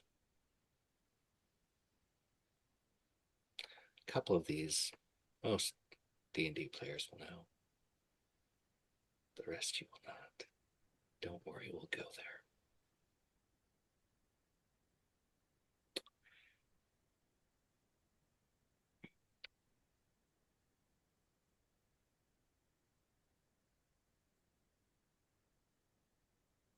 As you approach the material plane,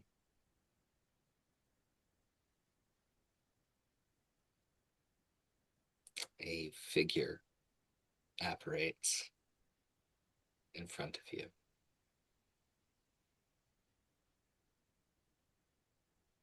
Her dress just blowing in a phantasmal wind, the long white hair everywhere.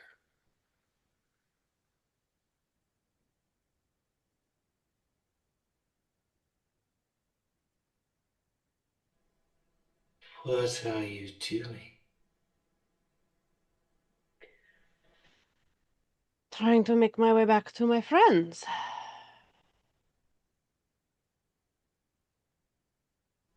Is that all? No, no, it is not all. We have unfinished business with someone who is actively trying to kill us. I'm going to make sure that my friends do not die.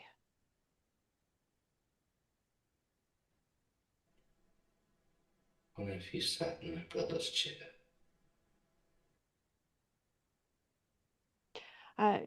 So there's a bit of a complication here. Is I don't know if it was technically me sitting here because I'm a familiar uh in a pact with another person, so I don't know if they were trying to sit on it through me, so a bit of a technical gray area as to who exactly was the one sitting.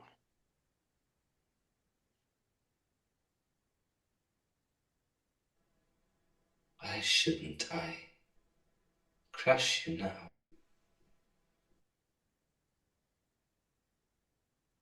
Your brother. Your brother and his whole family is causing you a lot of problems, and I wish I had a way to stop it, but You want a way to solve problems? oh, I have a way to solve a problem. I've been I thought waiting. maybe you needed something from me. Perhaps if you are one to Your feelings on your brother the last we spoke were quite mixed. I did not want to impose on a divine entity such as yourself. What do you mean, mixed? Family is complicated. No, families we love. We love family. We hate family. Did you accuse me of hating my brother? I said we, the general we.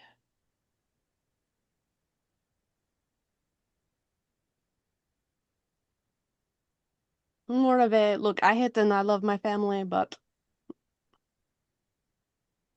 Why? Why? Why would you hate your family? They have their own way they want you to live their life. They impose, they push, they pull. They don't let you actually do and be yourself and be free. And your brother is currently doing the same thing. He has been doing it to me. He has been doing it to his friends. He has been doing it to his own children. He stole 30 years of my life. He has stolen much more from many others. Would you like a gift? I would be most honored from a gift from you. He stole 30 years of your life, yes? Indeed, yes. That I have pieced together. I was in a cave for millennia.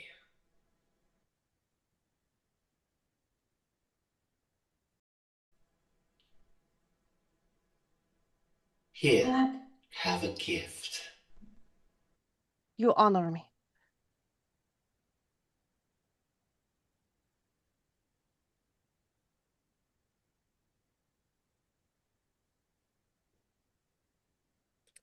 Zarya goes back to the beginning of time.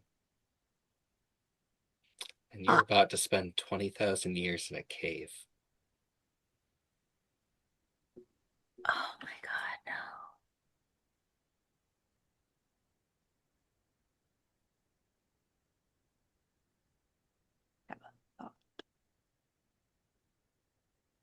The 30 years or something, try this. Azaria. Don't worry, you're not going to die of old age. She won't let you. But Azaria falls into that cave. She closes her eyes.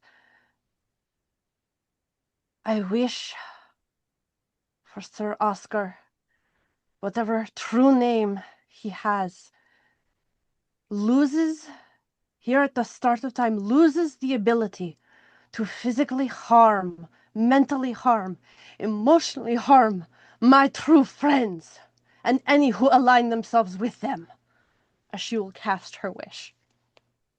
Here at the dawn of time.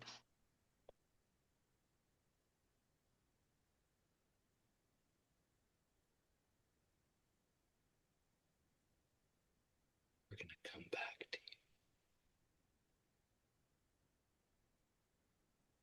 you. Can we take a quick 5? Yes, we can. Thank you so much. I'm going to drop a video right here. Boom! Oh my God! No! Dang. Hundreds of computer panels on a wall. Dozens of viewing screens.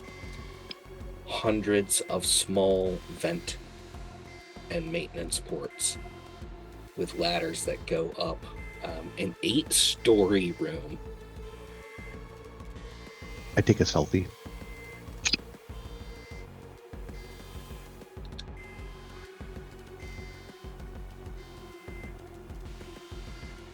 As I'm floating down, I'm just like, and I make a duck. I make the most otter duck face that I can. I'm like, blue steel.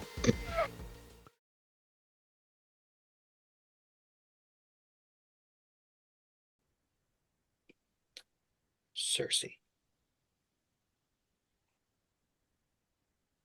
Oh, It's already my turn again. That's not great. I'm gonna bonus action cast Balm of the Summer Court. And how are we looking on hit points, guys? I think Osonis has not been hit, Yeah, like I'm at 148, which is basically my base. and Gwen has also Still not at- been hit. I think I'm still I at think 52. Obi's So I'm still pretty hurt. right. But you're not planning to like run in and stab someone like a certain other person here. Not currently, although I desire to. Okay, that's fine. I'm gonna cast Balm of the Summer Court, which is 7d6 healing on Obi, because he is the closest one to damage right now. Mm-hmm.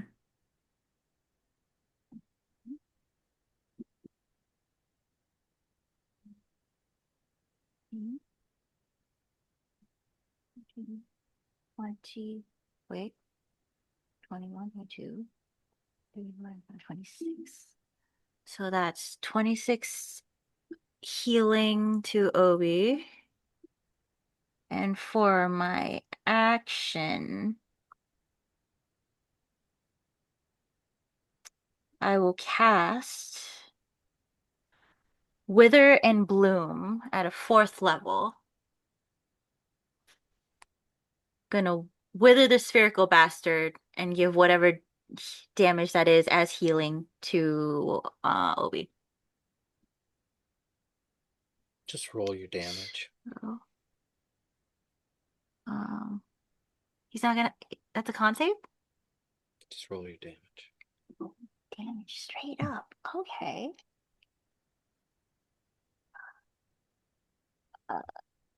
That's 12 points of necrotic. An additional 17 of healing to Obi. Right.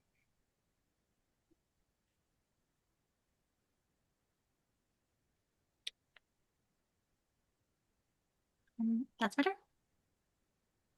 Ink looks at you, so. As for the first time, Ink takes a mutable form. It is literally liquid blackness in the form of a vaguely feminine shape, with just tresses of curly hair everywhere.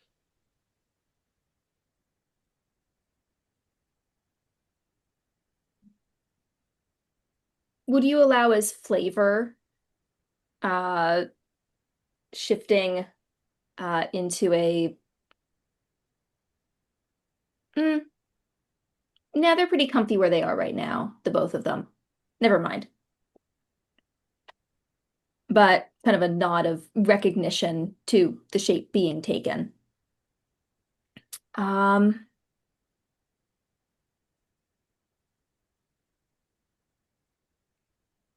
What do you offer?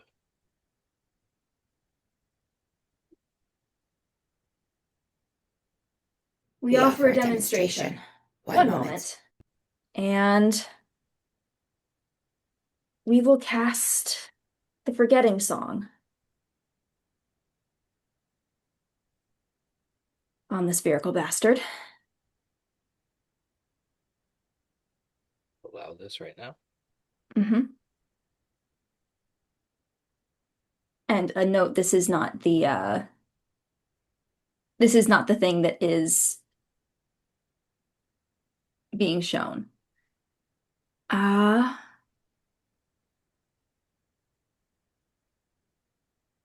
Wisdom save. Looking to be an 18.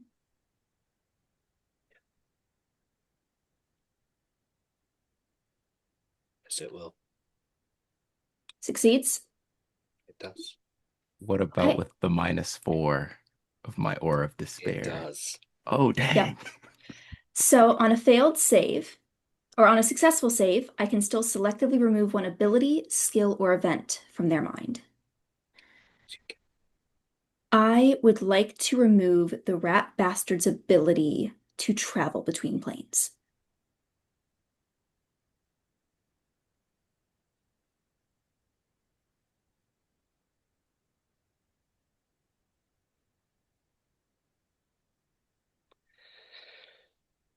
Non-save.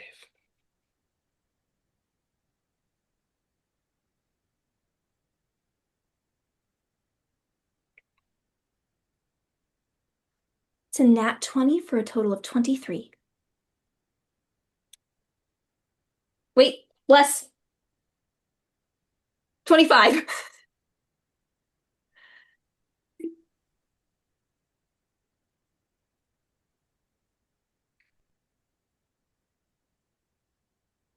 You're not attempting to remove one ability, you're attempting to remove several. Uh-huh.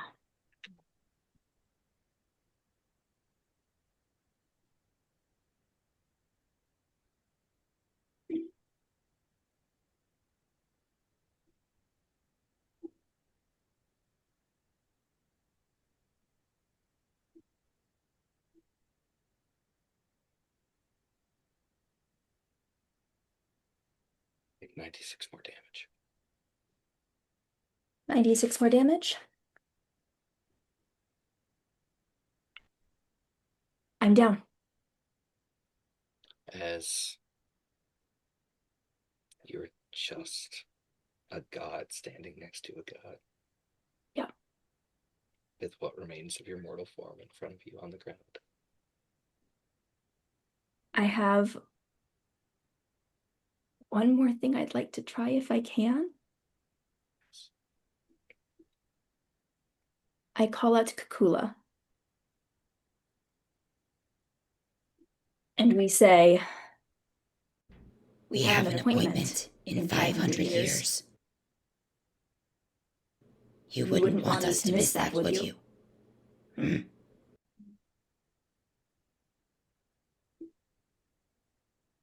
You can still keep your appointment. It will be so.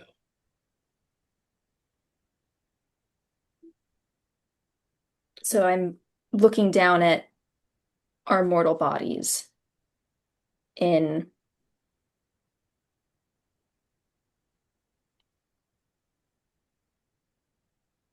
Is that correct?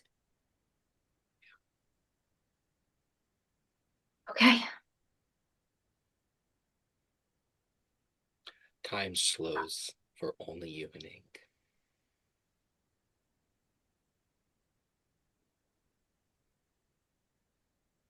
And him.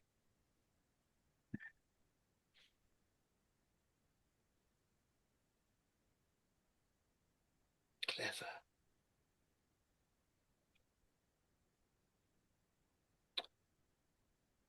What do you have to show me?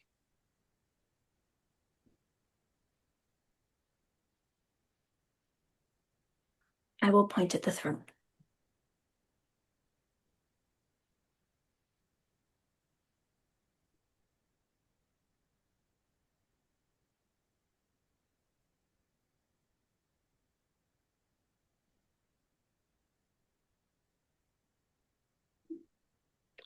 And you wish for every 20 years a mortal with no power to have that power. We do.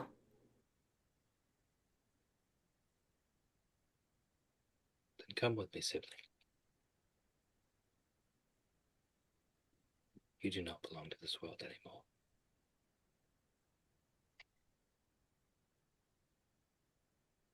Can we say goodbye?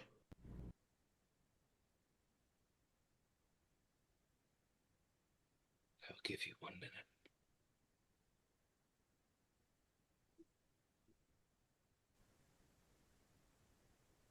Because the workings that you are now entwined in are from those that created those that created.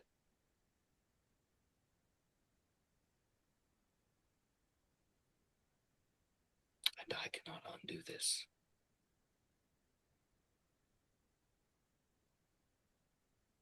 Only the Father of Order and the Mother of Chaos. could change this fate.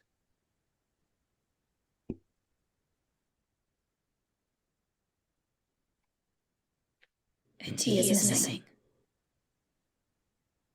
Yes.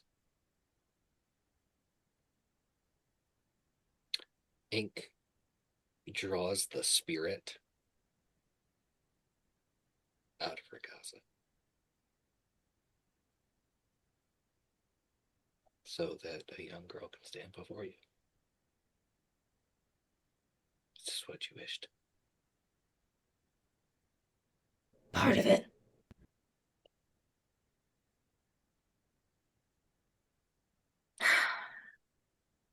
We will hold her. We don't know if she will remember any of this, but we will just try and give her all of the fatherly advice that we never got a chance to give.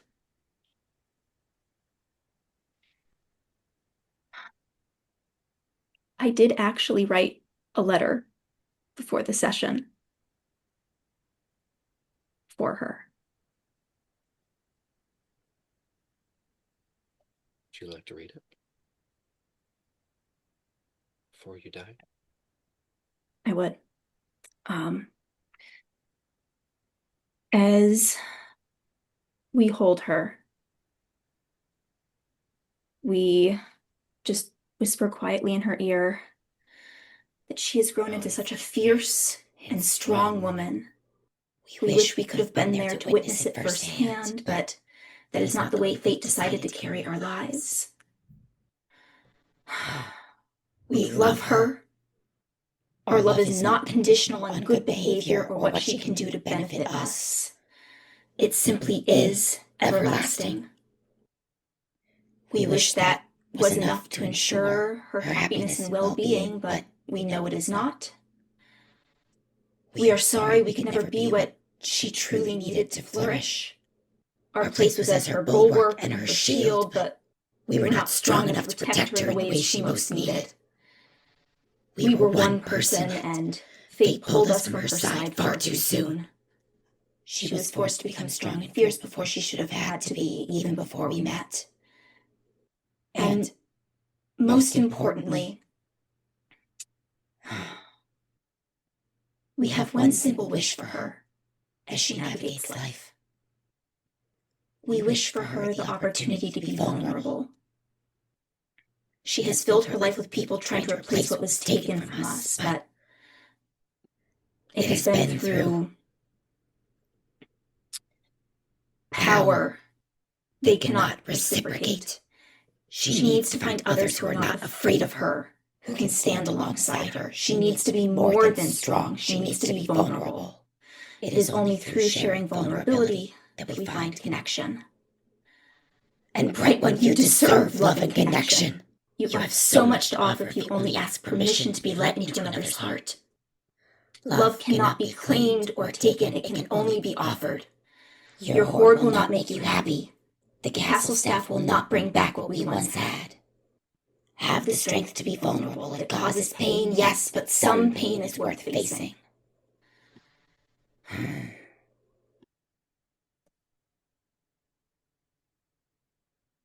And we love her. And we're sorry that was never enough.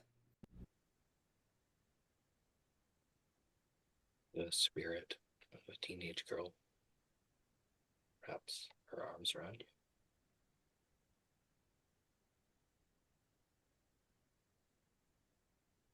Sorry, Daddy.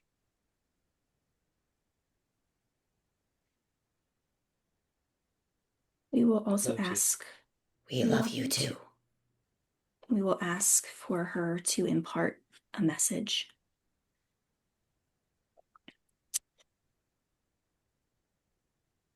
Because Nutmeg watched a couple of the one-shots and learned that passports are a thing that exist in this world.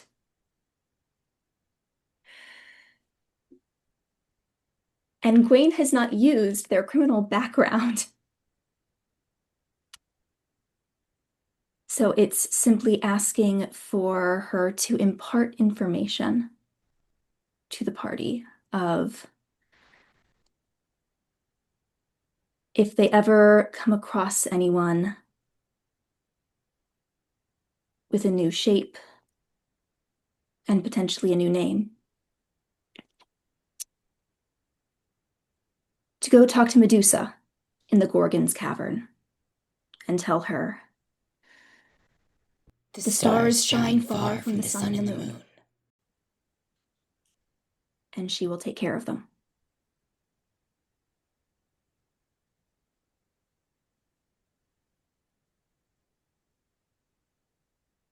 Scylla, you are not allowed to remain here.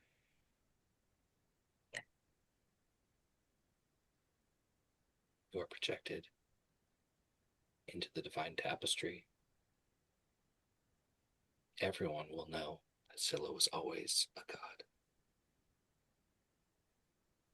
Scylla always existed. Scylla has always been worshipped.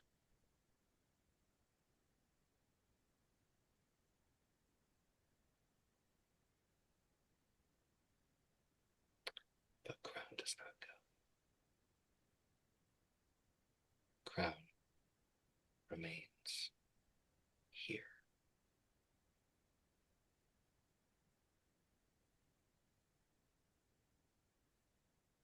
But whatever knowledge is held goes with Scylla too.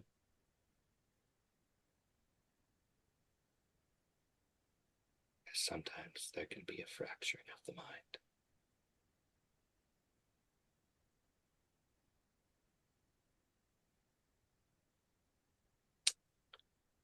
I'm going to ask a really important question for you to clarify for me, Zarya. I want the specific wording in regards to what he cannot do. Physical harm, emotional harm, mental harm. So, to anyone that she considers a friend, and then any friend and ally of those. Trying to cover as many people she can in that reach.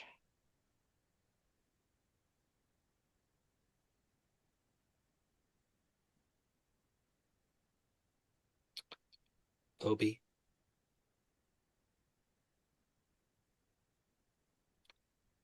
I'm going to ask for something really important from you and only you.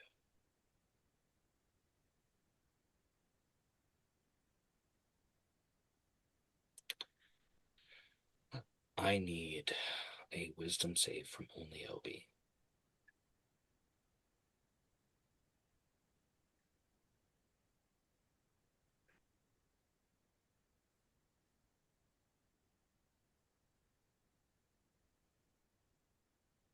Your DC is 28.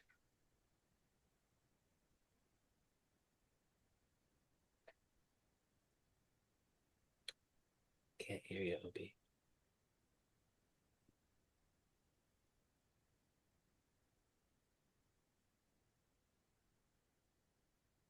You have a +6.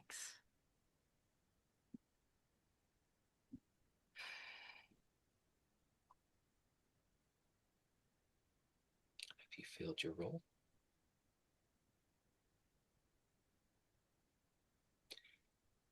Obi, Oberon, Fairchild. You want to be an ally and a friend to everyone here.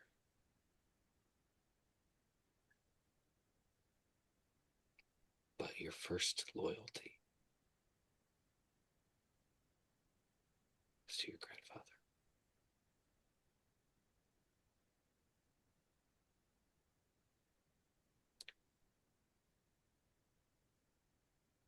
As he attempts to target someone with a spell and finds it does not work.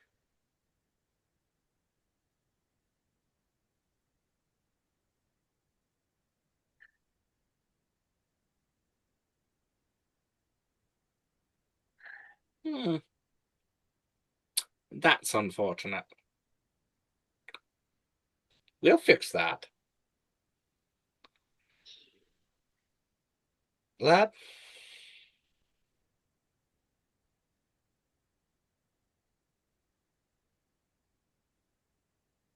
Kill the bitch.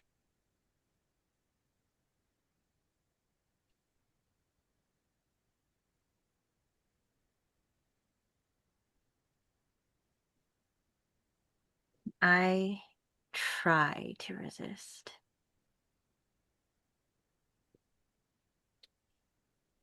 Make a Christmas save.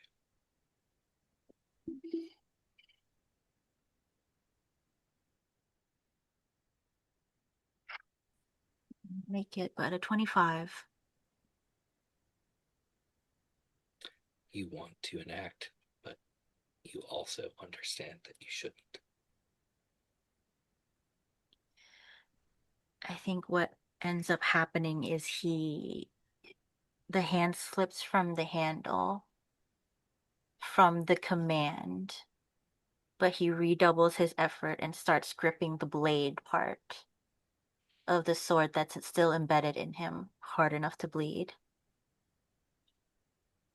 And goes, no.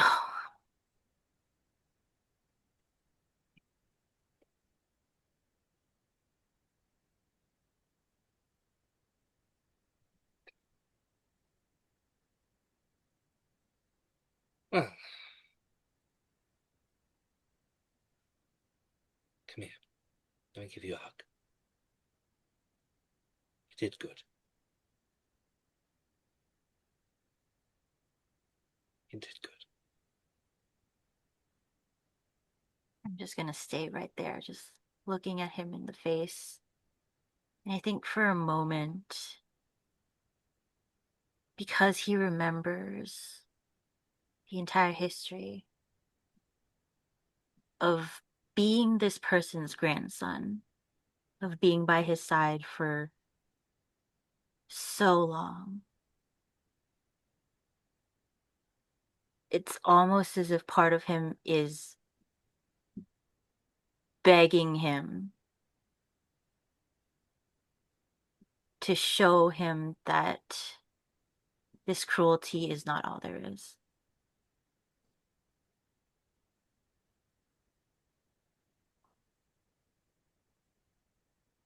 The old man fades, and it's just a young, red-haired man that you remember from your own childhood. You did good. Proud of you.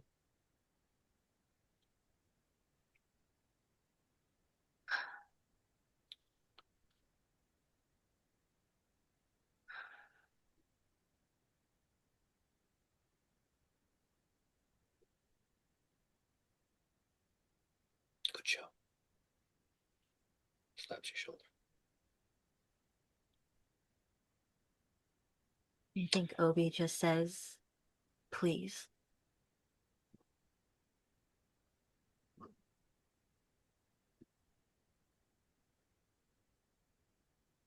Puts his hands on your shoulders. Kisses your forehead. Please, it is. And the two of you disappear.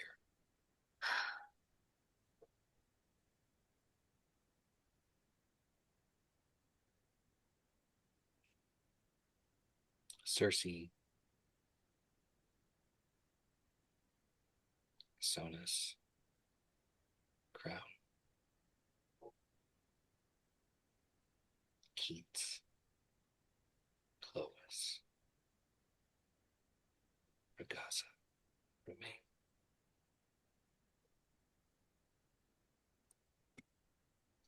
As a train goes by during my finale,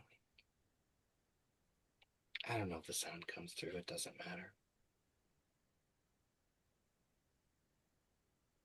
Ragazza goes and grabs a crown. He clutches it. Does Crown still have polymorph?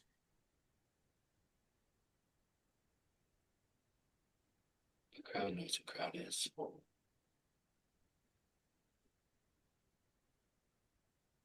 They were more than the sum of their parts.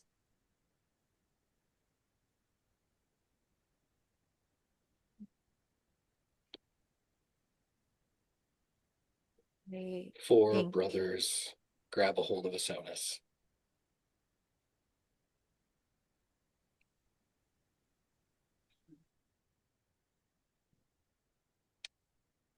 Brother, my lord, we should... My king. We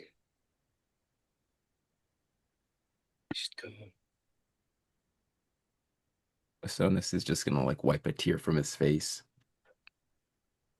You all go to the realm.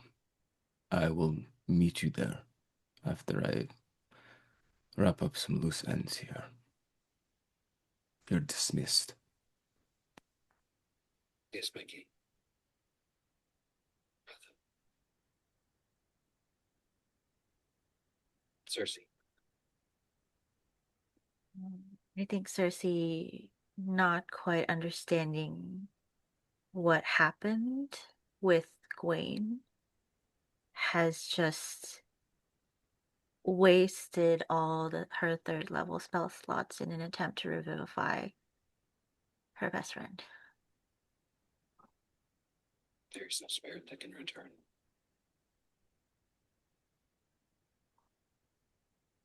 Just crying silently as she begs her to come back. I only just got you back. Please come back.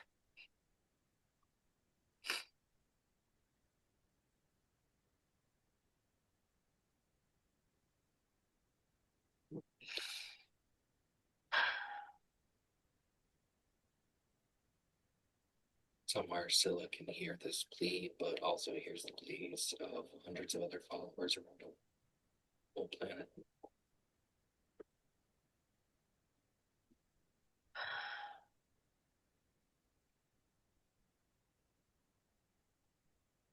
And then after a while of realizing that either her magic isn't strong enough or there are other forces at play, just gonna adjust the body, put their hands crossed on their chest, give them a little kiss on the forehead.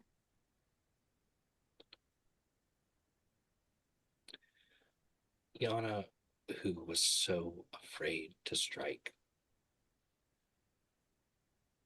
finally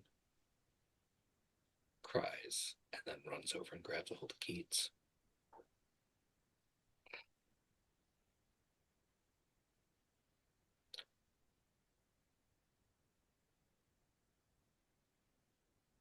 Zarya. Years, centuries, millennia pass.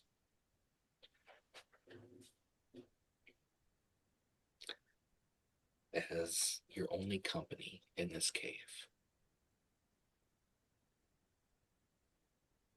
is what remains of a red-haired, blue-eyed man and his original form, and a white-haired girl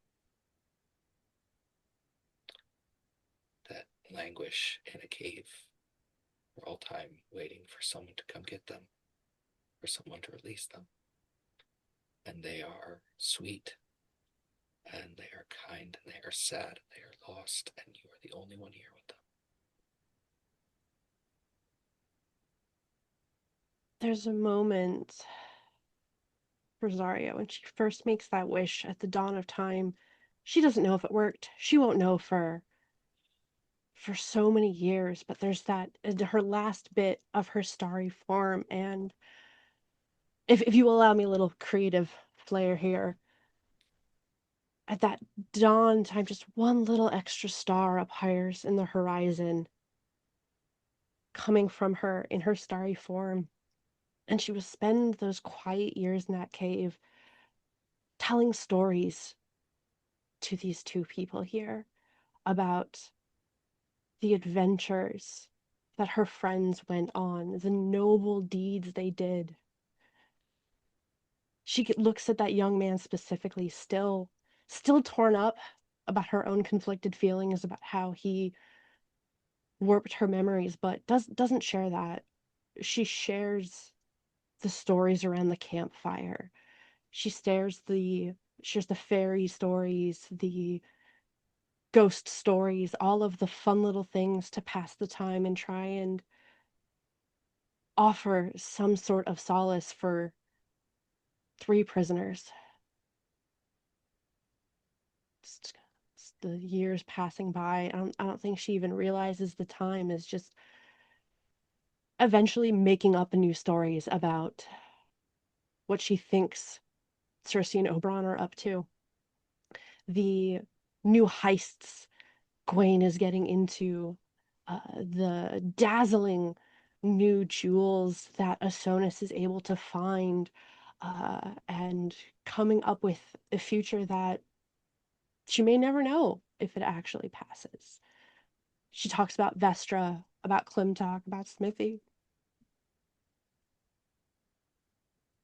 Just tries to imbue some hope.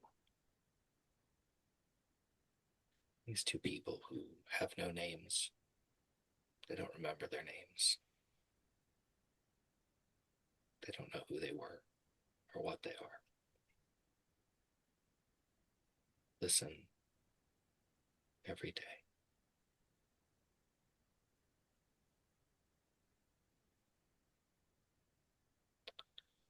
And you live long enough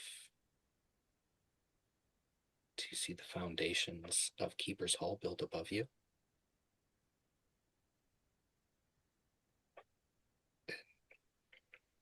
You live long enough to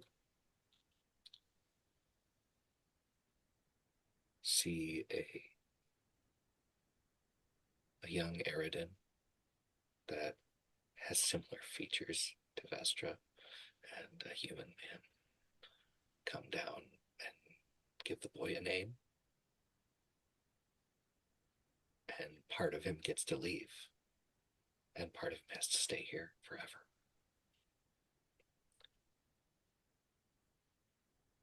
And you live long enough until eventually a young girl and a man from the southernmost part of the world come and give the girl a name, and part of her gets to leave. And then part of her gets to stay here with you.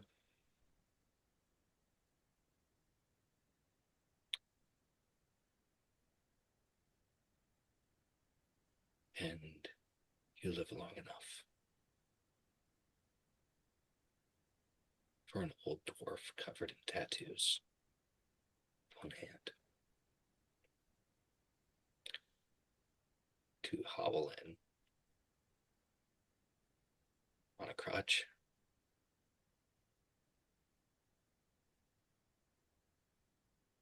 I remember you. Oh, it's her buddy, you're alive. Oh. If she's at all capable of movement, she will throw her arms around him. The first face that it started this adventure for her is now here. She's just like, I thought that I tried. I want you to know I tried. I tried to go find you, but I'm so sorry I failed you. You didn't fail me.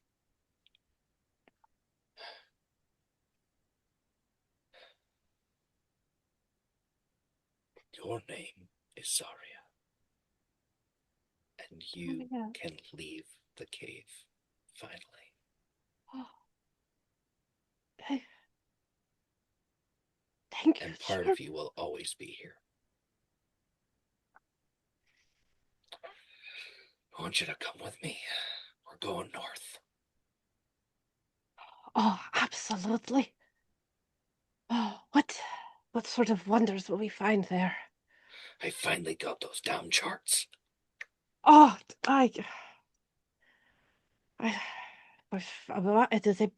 it is about time. Oh, well, long overdue, my friend. And he just takes you out of a cave as you go through Keeper Hall and out into Throne Spire and out to a port, traveling with an old friend.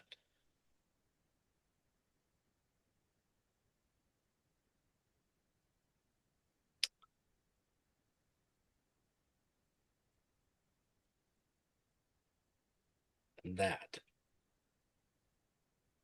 is the Wrong Royals.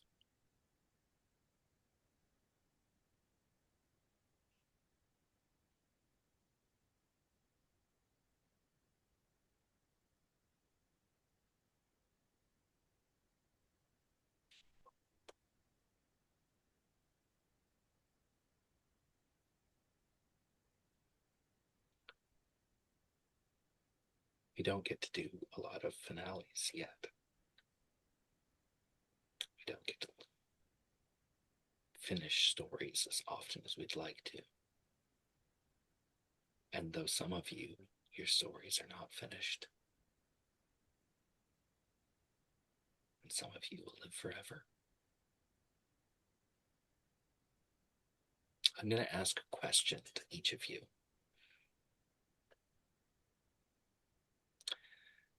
And this is going to be a different way than we leave normally.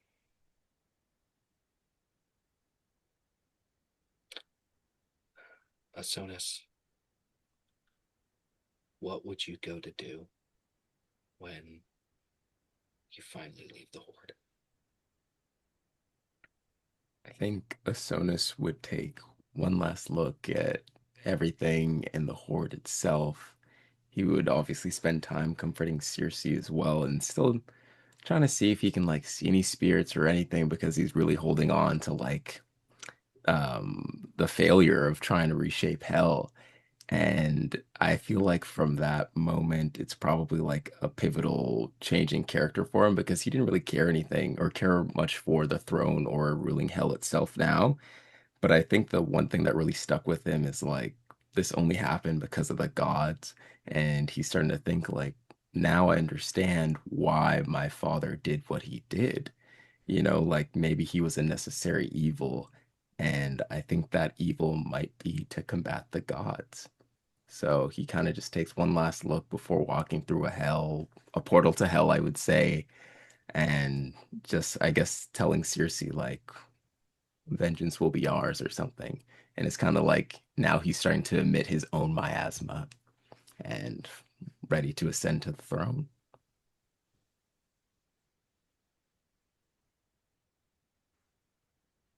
Circe. What does Circe do when you leave the Horde? Oh, first order of business before leaving the Horde. She goes to Ragaza, actually, to check in on her.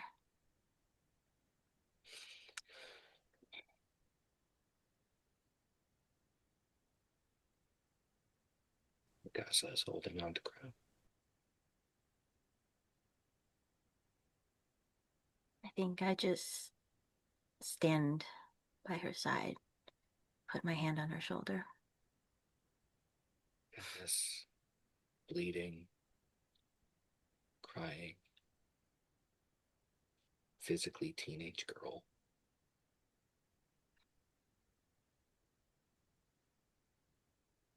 I never wanted to be any of this. I know. Sometimes people make decisions for us, and we have to learn to live with it.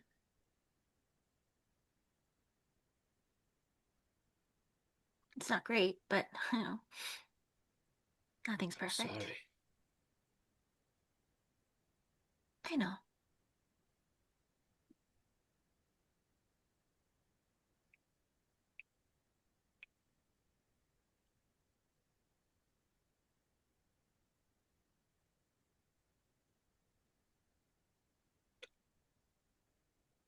No.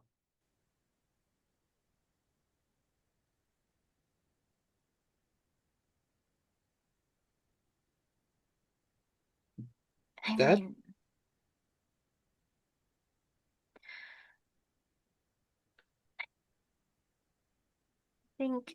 I think it belongs with you. Anyways, and maybe in a couple of years we can do this one properly, and we can put that back on the table. Maybe I know there's not. lots of rebuilding to be done first.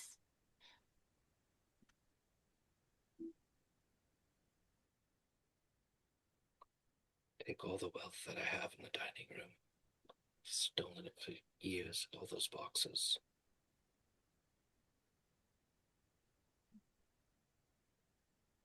And Cersei is going to hold out her hand with the pinky extended and say, how about this? How about we just help each other instead? And we'll call it even. Okay. And we can start as friends. Okay.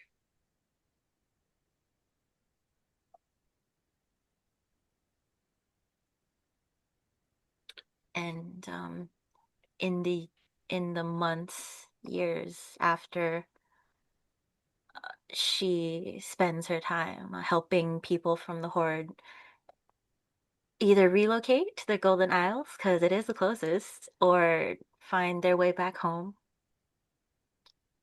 Um, of course, she keeps in contact with Raza the entire time, making sure she knows she's not alone. And in the middle of the summer palace, I think in the garden, she will have commissioned a couple statues of Gwaine, of Osonis, and of Zarya, and of Oberon, to make sure the people will not forget the faces of their heroes.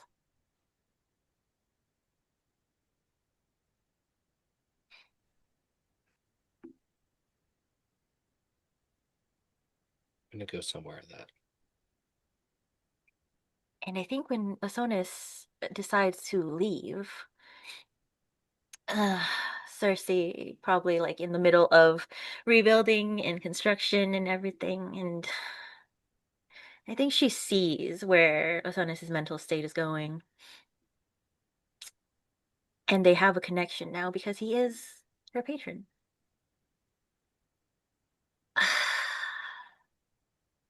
Just don't be a stranger. Okay? Don't get lost in your head or wherever you end up and forget all about us over here. Okay? Don't worry, I won't. And I can technically always kind of be in your head now, so That's I'll true, and that is a little weird, but I can roll with it. It's yeah, sure. I will still meet up with you and bring you lots of jewels and gorgeous things. Don't worry. We also have to find a way to, I don't know, maybe locate our brother.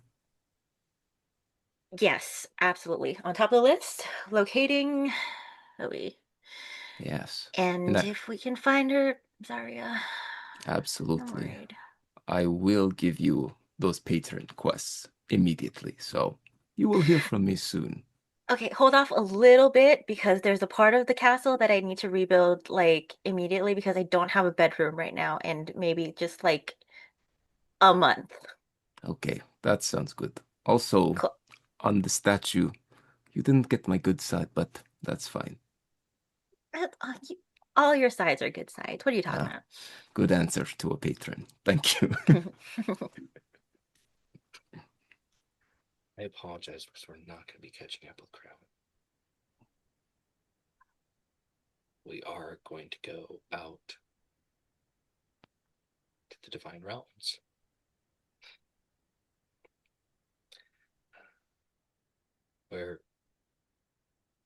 a seat has manifested, a throne for Scylla.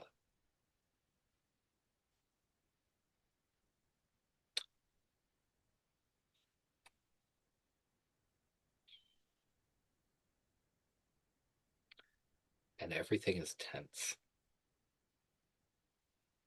as a number of the gods debate this inclusion.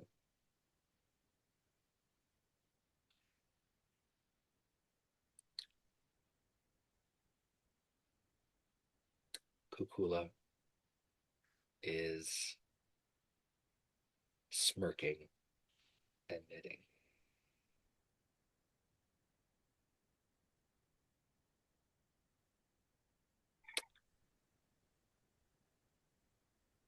Fate changed.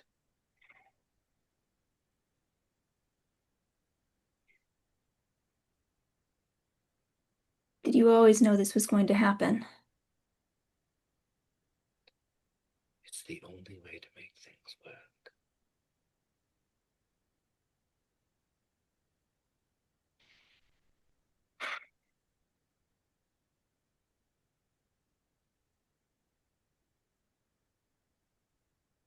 Scylla will step up to the gaggle of arguing gods and go, I didn't particularly want to be here either, but we're stuck with each other, so better make the best of it. Parchment and the Obsidian Queen both looking to you.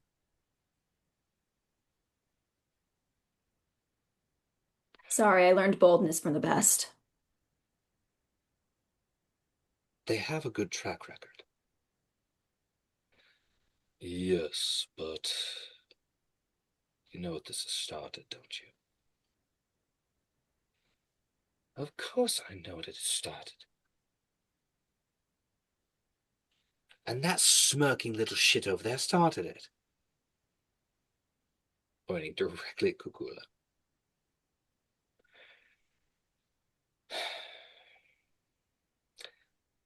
As there is suddenly a hush as a seam opens up in the Divine Realm and a fawn steps through.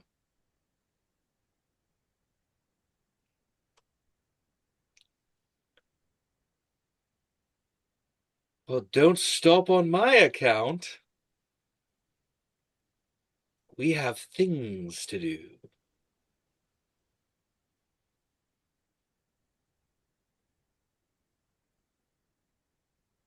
Scylla? A word?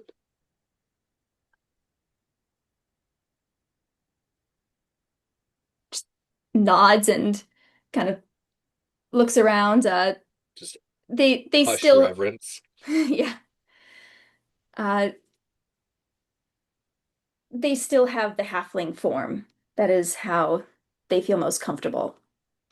But they do feel rather dwarfed right now, if you'll pardon the pun. As they just kind of make their way over to Kirkos. We have a lot to talk about. I heard you met the saint. We need to discuss order. Come with me. Okay. It's a lot further journey than you think. Just close your eyes when I step.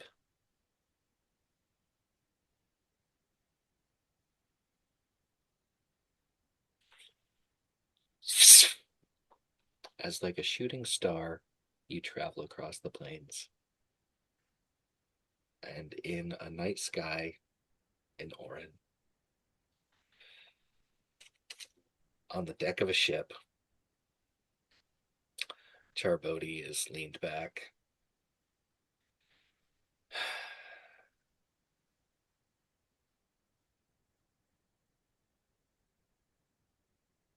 Well, time for adventure.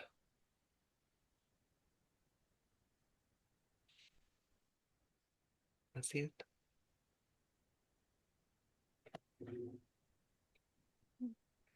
Except for one little thing.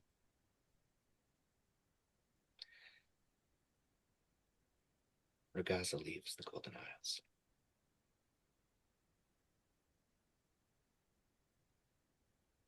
They're traveling to Ulern, and then to the remains of Arwana with Crown and a box of butterscotch.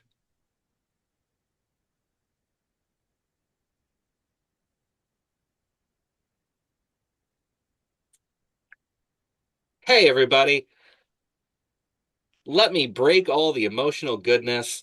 This has been a really long episode. I don't know how long it's going to end up at the end. I'm sure a lot of people here are emotionally exhausted. I could have horribly murdered a lot of you, and I didn't get to, and I'm depressed. What? I didn't say that out loud. Listen, this is the finale. You should know who everyone here is. If you don't, I'm going to open up the floor so everyone can go ahead and tell us who you are, where we can find you. And are you coming back to Orin?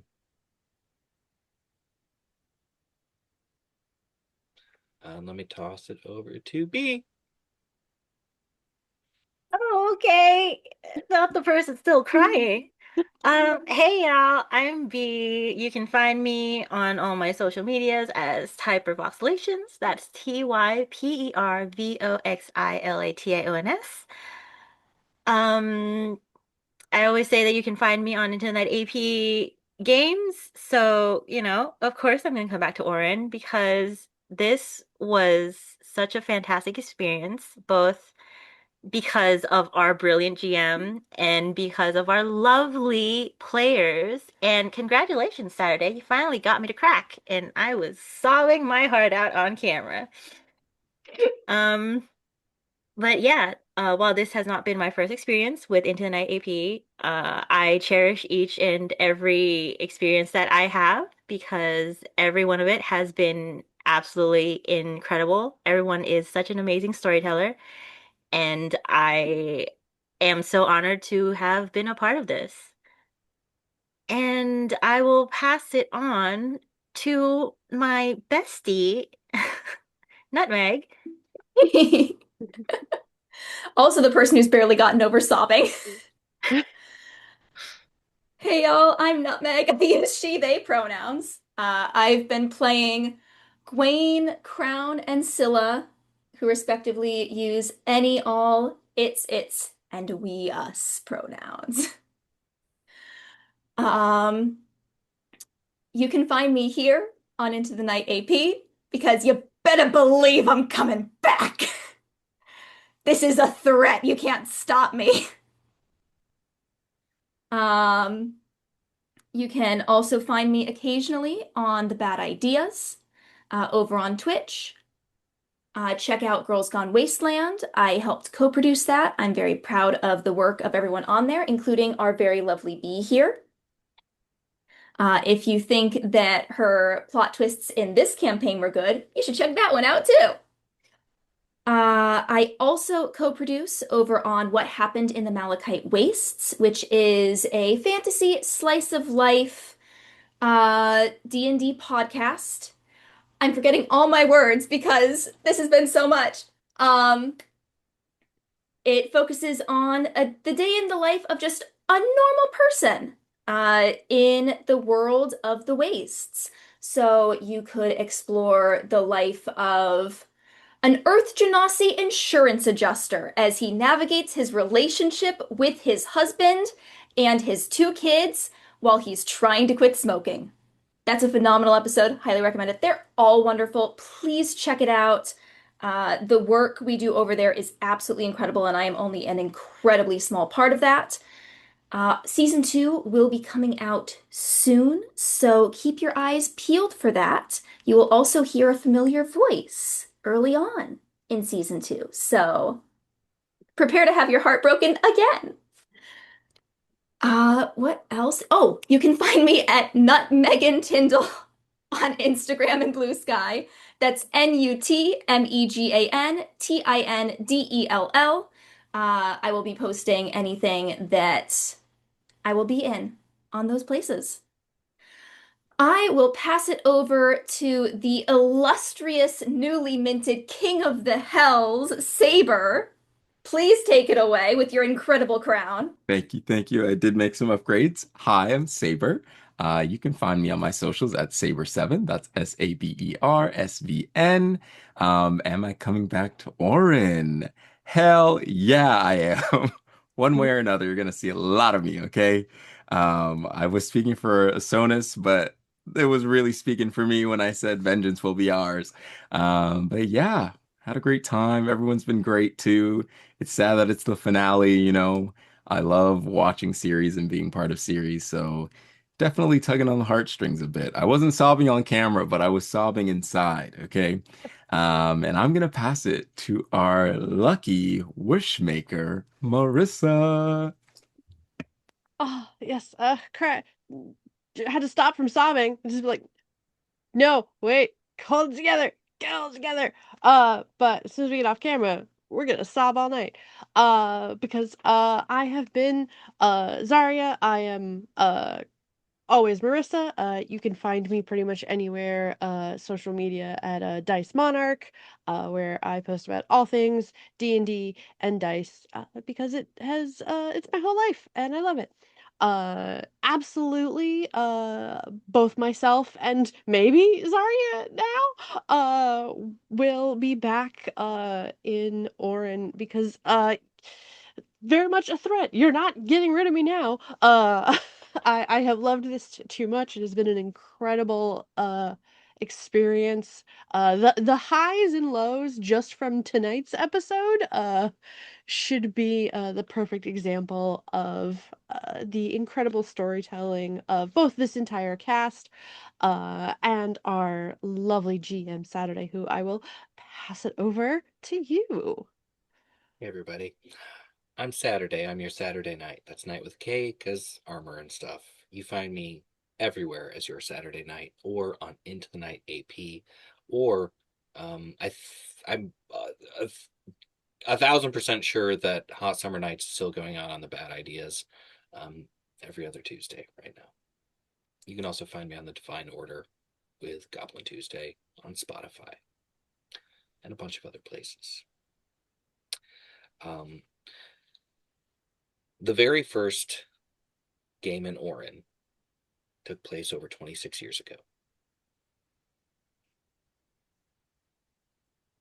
And every player and every person who's come into it shapes the world. Permanently, Scylla will be a god in Orin's pantheon. Zarya now is in the past, but also is in the future, and also has always been around.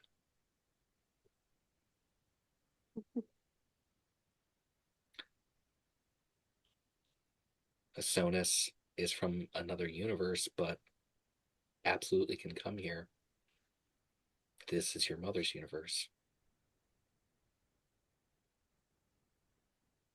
And Cersei, I can't wait to see if you show up again. And everyone is going to see Ragaza and Crown again.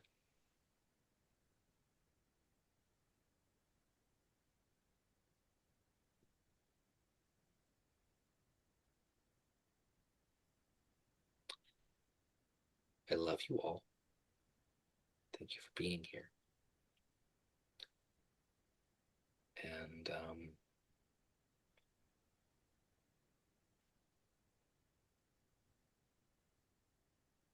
you're why we do this.